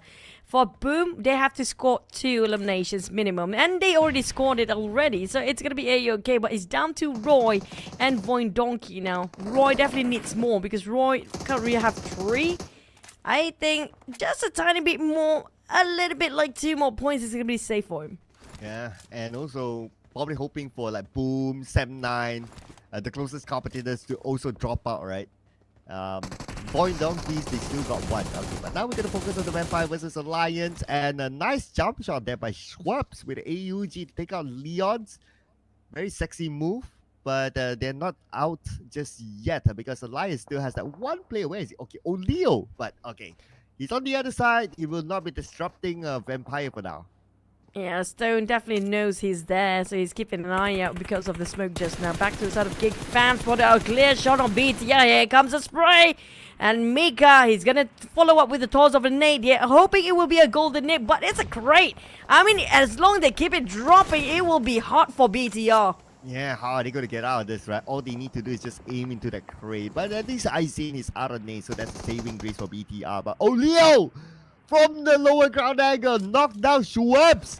Although he might not be able to survive this, but he will make sure that Schwabs will not as well. And back to the side of Tony K. How do they respond to Vampires? Their line's being finished off, but they not getting any elimination points. But at least they're going to have a really good dinner by end of this map because they know they made it right for this week. But for GEEK Fam, though, they're still trying to obliterate the entire crew of BTI. Here comes the rating of Nate. Not really connecting due to the barricade from the vehicles. Actually, now finally one knocked down. Satar's bleeding out. Zaxi will try to revive, but the Molly burned out. Gen 4's alive. Oh man, and more to come though. Gen 4's Mika now coming in with the spray. And BTR, very difficult position for them to be in. And at the same time, it looks like other teams, we do have eliminations. Xavier, but they're fine. As for GEEK Fam, well, they wouldn't mind a few more points now that they have the opportunity against BTR, but they're out of throwables. They shift their focus on TALON instead. Damn, pretty low himself. Here comes Mika, sprays over to Misery next to BTR. Well, he's being a bit greedy, doesn't he? When he comes to Mika left, right, and center, he wants more. And he still scores one on the last play of Talon. We live down to even 11 teams here right now. But BTR, they managed to reset again. Oh, BTR, somehow, thanks to Talon, now they have the space. Now it's their turn up against GEEK Fam. Damroot currently down. And if we look at the vehicles, BTR, all their vehicles are smoked up. Not like they need to use it for now, but they need to prepare for the next stage in case the circle goes away. And GEEK Fam will not let BTR go. Mika, Vampire's here. Speaking of third party, this is going to be the best time for Vampires to try to disrupt GEEK Fan versus BTR as well. They heard those shots, they want to be part of this, and Boom might be interested too. But speaking of which, Infinity from the back might disrupt these teams. And speaking of VOIN Donkey, they need those points still. They are at 1 elimination there. But for 7-9, Infinity got done it. Next, Infinity against Roy. And now here comes the surprise. Mika done tossing the nade. He's going to charge in, but it bit him back. Oh, Mika, jump shot that did not work out for him, and BTR fire back. BTR defended the ground, and they can still reset Sata. Beautiful defense there by BTR. They have the edge of the circle. The rest of GEEK fam, are they going to pursue or are they going to move away? Now we do have VOIN Donkey here up against the Infinity, the team that has nothing to lose. Yep, but VOIN Donkey has everything to lose. And speaking of which, it's not going to be enough for them with their points here right now. If they being eliminated here, 100% not going to its grand finals. Is do or die for them here. Go big or go home or go away. Sam 9 taking a jab on VOIN Donkey. This is trouble for them. Oh man, and not trouble for 7-9 because they themselves won the points, and now if they only know that that's actually VOIN Donkey, they'll be happy to eliminate them. And VOIN Donkey, they are in trouble now. At the same time, the blue from behind will put the pressure on the VOIN Donkey. Vehicle blown up. Where are they going to go now? It's not enough point for VOIN Donkey yet. And speaking of the placement points, there's nothing in here still. Still got 10 teams alive. They need to make sure they be a bit more longer. Oh, Faxi. Zeta managed to reset himself too. They need to get out of there and try to hold on as long as they can. But next BTR, I mean, they're playing the crates so well for BTR. Yeah, and they're still in the game. Boom Esports now in action against Vampire Esports. Trying to look for elimination points to stay away from the drop. Vampire Esports, they want points for themselves as well. But damn rude! Knocked down Newsy. Firen takes damn rude. So it looks like we have a multiple war-way right now as Boom Esports are trying to take advantage of that. 3 for the side of Vampire Esports to try to block them out. But for Vampires, we're getting knocked down as well by the side of Alter Ego out of nowhere. He seems to be popping around the off angle there. But Vampires now, Boom taking in the fight as well. 7-9 against BTR still. But Vampires, they be shut down by Boom just now. And Boom, they go down. And Vampire eliminated. Number 8 with 4 elimination points. The Infinity, they still have VOIN Donkey with the VOIN Donkey still only with 2 elimination points. The blue will say hello. It's not gonna be enough. They cannot go down now, but don't forget about the placement points. I don't know how much they need here. When it comes to the placement points, I don't know, will it be enough? Number Oh 7. my God, VOIN so only Donkey. 1 placement point. Only 3 points. Now we can see them sweating, hoping for the best. Look at the player cam. They look at each other. Do they have enough? They're talking to each other right now. They probably don't know. But now, on screen, we do have Boom Esports, and they know they need the points to stay away from the drop as Rosemary will be knocked down by Frenzy. Oh, there's also Roy there. Roy definitely have to push the numbers as well. But when it comes to Boom, Roy's still not going to have it enough, but Boom, they needed the points as well. Alter Ego down on their knees. 2 players left. Roy on the other side, still not taking any action. Speaking of body count, it won't be enough if Roy don't engage now. That's also another good point there. But Boom Esports, 4 eliminations now. Number 6 as of now. Going up against Alter Ego still. Rosemary bleeding out. They're not able to secure the elimination points just yet. But Rosemary shows himself. And Frenzy will make sure that point goes into their pocket. And Boom getting quite a solid here when it comes to the points wise. Feel like they're definitely going to get into the grand final. We don't have to tally up the scores because just now VOIN Donkey being eliminated. Plus Roy didn't make their points yet. And like it or not, like that points coming up from 3 elimination will not be enough because Roy is just beneath at the borderline before. So they need to get more points than the rest of the teams right above them. So finally start to take actions against Infinity. 3 touch. Cornered down by Shunos and his members. But they couldn't pin him down. Oh, finally got it. But no! FaZe Clan! FaZe Clan stole it! Oh no, not like this. Not like this. Roy has the worst luck ever. All the time when they need the points, something just happens.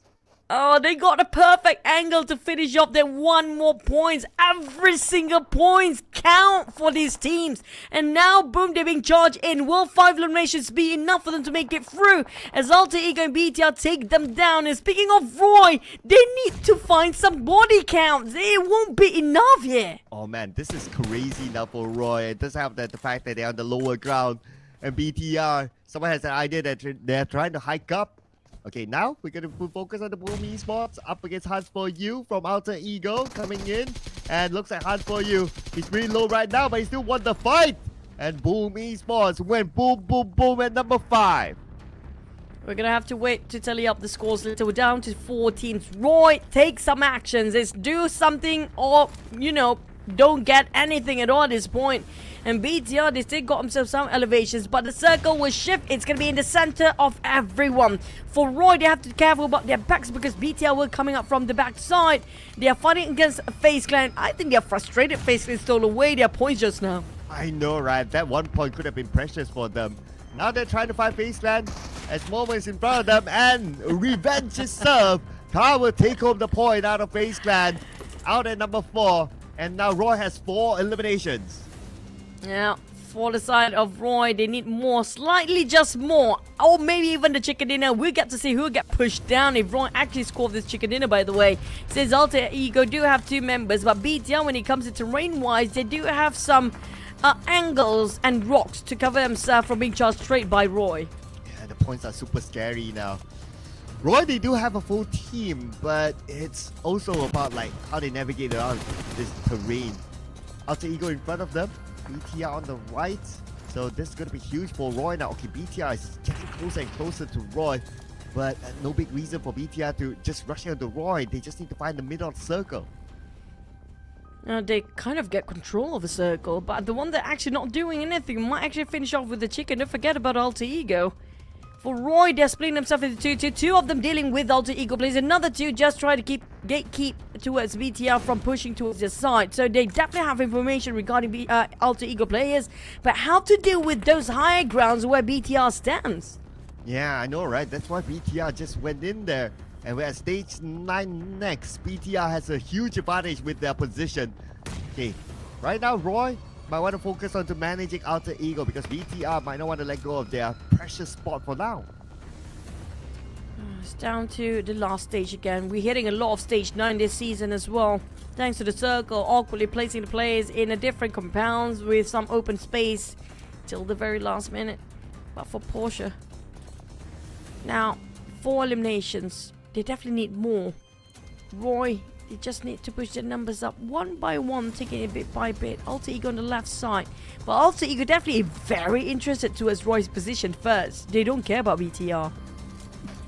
Oh man, this is a very interesting situation for Roy to be in. Okay, they have the manpower, but it's so hard to execute their plans. Okay, this is going to be forcing them to move. Satar gets Junos. GEEK is together with him though, and he should be able to revive his teammate. Okay, as long as he has that covered. And Satar, very bold move by him to show himself.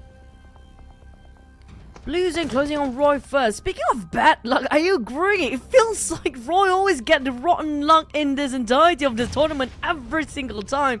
Even the blue hates him in here. But Satar might actually be knocked down first because they are quite close to the blue as well. Not the ones in the compound, of course. But Roy, they have to stop to close in and might be visualized by BTR. Alter Ego taken down by BTR as well. Now Roy, can they try to hold on to second place? They did. Oh, they stole away elimination points out of Alter Ego. Porsche knocked down. And now the other members of Roy will need to come in to provide backup. But they first need to win the fight against Zuxi. That's at the forefront. GEEK has a visual. And GEEK tosses that name. But GEEK got counter fire instead and gets knocked down. BTR now down to the 1 fighter member. Roy has 2. Roy, they need this chicken dinner. The blue. They cannot allow BTR to deny away the point. The blue. Oh, they take. Oh, they got it. They got it. They got the chicken dinner and the final 2 members of BTR. There goes waving the flag on Roy's shirt here just now. What a comeback coming up from Roy after such a rotten luck journey. Roy for all the way for their grand finals. This is 100% them getting this grand final with this chicken dinner, but who will get pushed down? Oh man. Out of the closest team on the chart, it was actually Semna that got eliminated before even Boom, before obviously even Roy. So I mean that's a scary thought, right? But okay, we'll hang on that for a second now, because we gotta celebrate Roy coming up with the chicken dinner, and they scored themselves 9 eliminations together with the chicken dinner. That's 19 points, and that's what you have calculated. It will be enough for Roy to be in the grand finals. And GEEK, it's just like what, 30 points of difference between GEEK and Car to get the MVP here. But when it comes to damage received, less for the side of Car, of course, but slightly more eliminations due to the extra points of damage by GEEK as well. So that's going to be our MVP. But when you come and look at Porsche, it actually put lesser damage but still secure same number of eliminations, just like how GEEK did. Yeah, and obviously our MVP, you pointed it out, Mr. GEEK himself with 3 eliminations, 495 damage, 263 damage received, and a 36% team contribution, together with a survival time of 28 minutes, 49 seconds. One of our longer versions of the Miramar this time. GEEK, I think he got across the season's MVP multiple times as well for Roy, but it's just Roy always got himself in a crossfire they shouldn't be in. And now for the other teams, a lot of the Indonesians are rising up in the last minute. BTR, Altego, and Boom, did they make it or not? Oh man, it's scary right now, right? Because, well, 7-9 did not do as well at this time. So that's the thing, right? That's the thing. So 7-9 could be at risk as well. It's a truly scary thought, and I can totally understand why we're taking our time to really tabulate the scores. But before we get on to the scores, we're going to check out the chicken dinner highlights with Roy.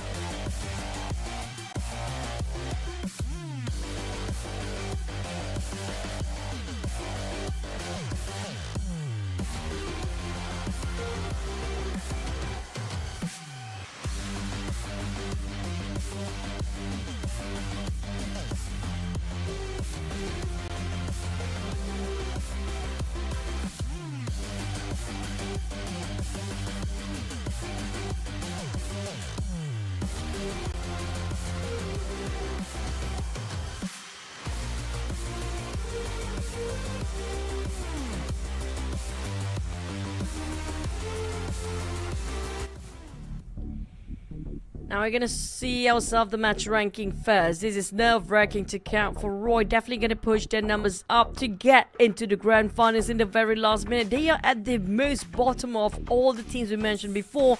But for the others, there will be enough. With the 19 points coming up from Roy, that chicken definitely will play such a big role for this last map. Well, the news is that 7-9 is not on page 1, at least for this match ranking. So that's the scary part now for 7-9. Boom is here on page 1, so that's definitely a good sign for them. Well, Infinity is here as well, so great job, Infinity. Thanks for playing. We'll see them again. Hopefully see them again next season. They'll be taking an extended break now with PMGC in between. And we flip over to page 2. So 7-9 only 3 points. On the side of another team we mentioned before, it's also going to be VOIN Donkey. They are on second page with 3 points as well. I don't know if it's going to be enough, but we will tally up the scores. But for the others, I mean, it's all about the head start bonus point, except for TODAK Infinity, of course. But here comes the overall rankings. Oh my god, when it comes to the overall rankings, we're gonna have to tally up the weekly, all 3 weeks of summary. Alliance taking at number 1 when it comes to this week, undisputed with quite a gap for the first and second place. Oh yeah, 42 eliminations, that's a lot up there. Okay, 7-9, okay, I know everyone's anticipating, right? But we have to go through the numbers here. 7-9, 22. Okay, so that's definitely a highlight there. VOIN Donkeys, 10 the entire day. 10 out of 6 games, that is a very low average. But is it going to be enough? Of course, we're going to look at the big one here. And I'm sure we're going to get that next, okay? If we don't get that next, production is trolling us. Yeah. Okay. Oh, congratulations to the top 12. We have to congratulate you guys in the grand finals. I want to Roy point out made that it. Roy made it, and not only they made it in style. Page 1, people. Page 1. Give it up for Roy, people. Standing ovation. Yep, the teams that don't, and also Lions, the teams that with 12 matches only, but still get in the top 5 by the end of this. That's something else as entire statement given up. Hey, if you miss one Super Sunday, it's still gonna be okay. Yeah, they are definitely showing that, you know, nothing is impossible. But Bandom! VOIN Donkey made it! VOIN Donkey And made the it! tie! And the Are you tie- kidding me? Oh no! The tiebreaker! What is the tiebreaker at this point? It's like Super Sundays? Super Sunday chicken dinner? It must be that. Are you kidding me at a tie? Super Sunday my chicken dinner? Or it's placement points? Either one of that. Okay, but anyway, tiebreaker! Tiebreaker! Oh no! Team Bandom! Oh, week 1 repeat itself, but worst case scenario for the grand finals. But nonetheless, thank you PEA, O2 Esports, TODAK, Infinity, Creep VIP, Zerja, NKT, and Pandom. Oh. Well, we gotta congratulate the teams that qualified for the grand finals. Vampire Esports with a maximum of 30 starting points. FaZe Clan, Team Secret, Alliance, Alter Ego, BTR, TALON, Xavier, Mob, Geek Fam, Roy, RRQ, Boom Esports, Team Flash, 7-9, and VOIN Donkeys. And a tie at that. And all across the Indonesian team, only one didn't make it through to the grand final, and that's going to be Pandem of Indonesia region. And for the MVP victory, hey, Rosemary, you gotta beat it when it comes to the grand finals because Tony K just won this week. Oh, the entire week's MVP here we're talking about, right? Number 1 in average eliminations, number 1 in average damage. I mean, those are the big winning stats here. So great work there by Tony K. Well, okay, it's a different stat here, but we are going to get Tony K, Rosemary, and Leons as our star players. I love the fact that instead of Vadik Luke, we always thought he's going to be there. I love that Leon DZ actually step up the game here with alongside the big names like Tony K and Rosemary. But when it comes to grand finals, I don't want to see who will get the MVP. But let's hear VOIN Donkey interview. Hello everyone, welcome to our final interview of this league stage. And joining me on stage is a team that making it to the grand final. Please welcome VOIN Esports. We have Zeta and also Potato. Hi guys. Hi. Hello. Alright, so how do you feel about making it to the grand final at the last moment? Was it more a relief or excitement, Zeta? Ya Zeta, jadi gimana rasanya bisa lolos ke grand final dari match terakhir itu rasanya lega atau justru jadi tambah hype, jadi semangat? Yang pastinya sih ya sedih sih, pasti terharu juga kan karena season summer kita Point Donkey nggak lolos. Ya alhamdulillah di season fall ini bisa lolos dan pastinya bakal makin semangat lagi buat di grand final nanti. Yeah. We are really excited because we didn't qualify in summer for Point Donkey. So really thank God and hopefully we can bring our best game during the grand finals. And how about Potato? Is it like a relief or excitement for you? Ya, kalau perasaan Potato gimana? Perasaannya ya makin semangat lah, makin berapi-api lah. Karena kita juga momen buat lolosnya benar-benar dak-dikduk di last game. Jadi buat tamparan kita semua lah. Yeah, I'm feel really excited and so hyped, and hopefully we can bring our A game because it's really we all have a very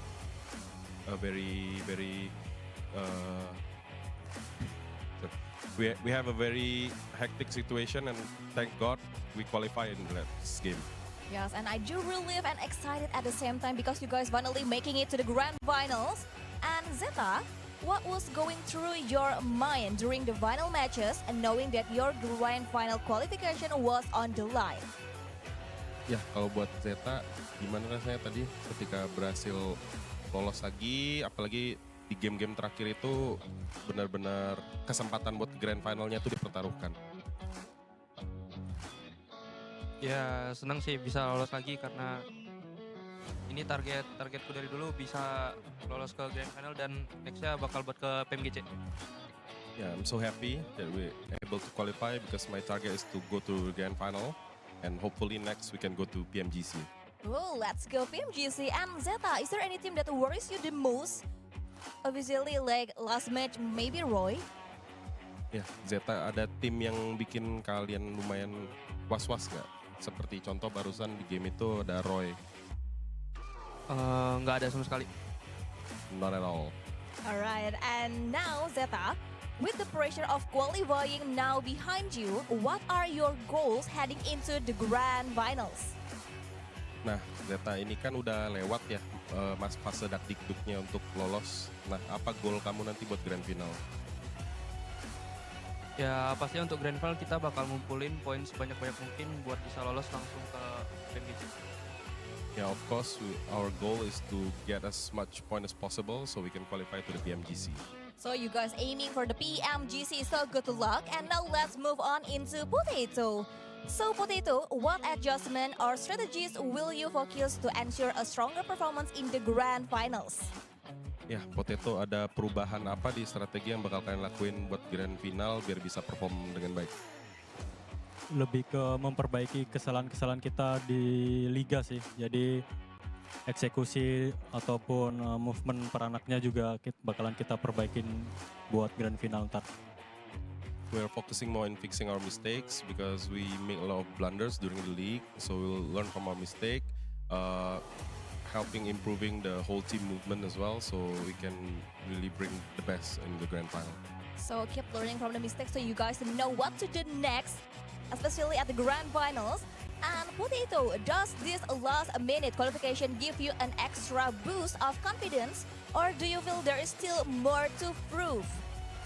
Ya, Potato, apakah kalian ngerasa ini jadi motivasi yang enak, yang ceria buat kalian karena kalian last minute banget kualifikasi, atau Potato masih ngerasa ada yang harus dibuktiin lagi nanti?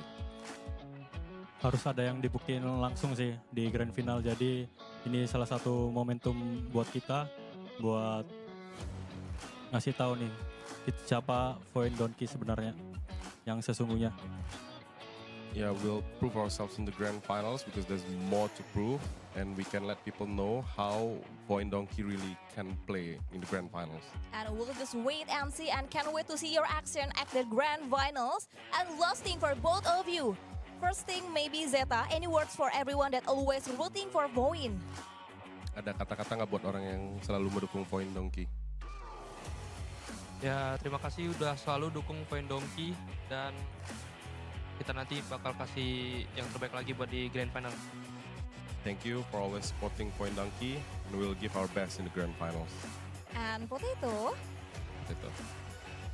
Ya itu sih, thank you buat support sama doanya. Tanpa support dan doa kalian kita nggak bisa lolos Grand Final juga. Dan ini kita ntar di Grand Final bakalan kasih yang terbaik lah buat kalian semua. Thank you for all of you support and prayers. Because of your support and prayers, we are able to qualify to Grand Finals and pray that we will give all the best performance we can give in the Grand Finals. And keep supporting VOIN, everyone. So good luck at the Grand Final. So thank you so much, Zeta, and thank you so much, Potato. And everyone, it's time to hear our caster final words, and see you at the Grand Finals.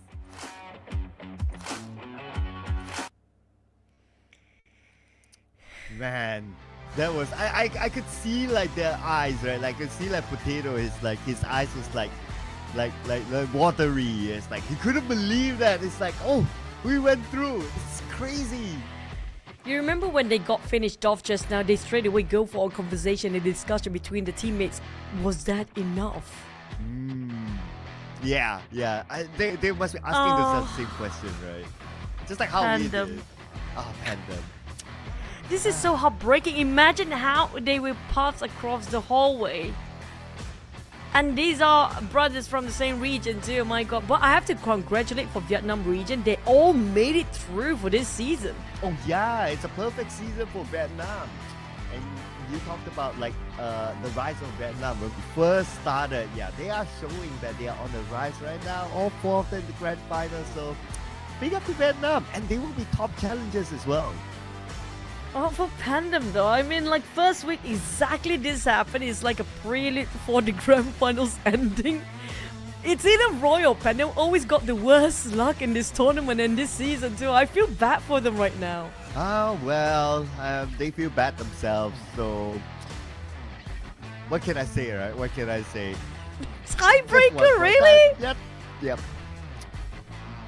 Not the first time we see a tiebreaker heartbreaking, and we had to see it again this time. So yeah.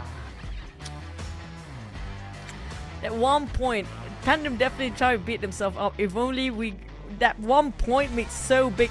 Even a half point will make it such a big difference too, by the way. But still, we have to congratulate all the 16 teams that made it through the Grand Final. It's going to be next week, Friday to Sunday. So you guys have to stay tuned because it's going to be a rowdy one. And I want to see, can also the rivalry between Tony K and Rosemary finish off whoever gets the Grand Finals MVP as well. Yeah, and also who will lift the trophy. So that's also a bigger storyline for us to check out, right? Because right now, Boom Esports, they're also the comeback kings. At some point, they were thought to not even see the Grand Finals, but they made it. So big up to Boom Esports as well. But those are the conversations that we will leave for the Grand Finals later on. Because as of now, we're going to wrap up the entire league stage. Now, we'll be in our Grand Finals. So make sure you check back on Friday, ladies and gentlemen, for the Grand Finals itself. We'll be closing up the show for today and taking a few days break from the PMSL. So do not miss out on the Grand Finals. We'll see you guys then, alright? My name is Sergla together with Choo Choo. Bye! Keep waving. Keep waving. Keep waving.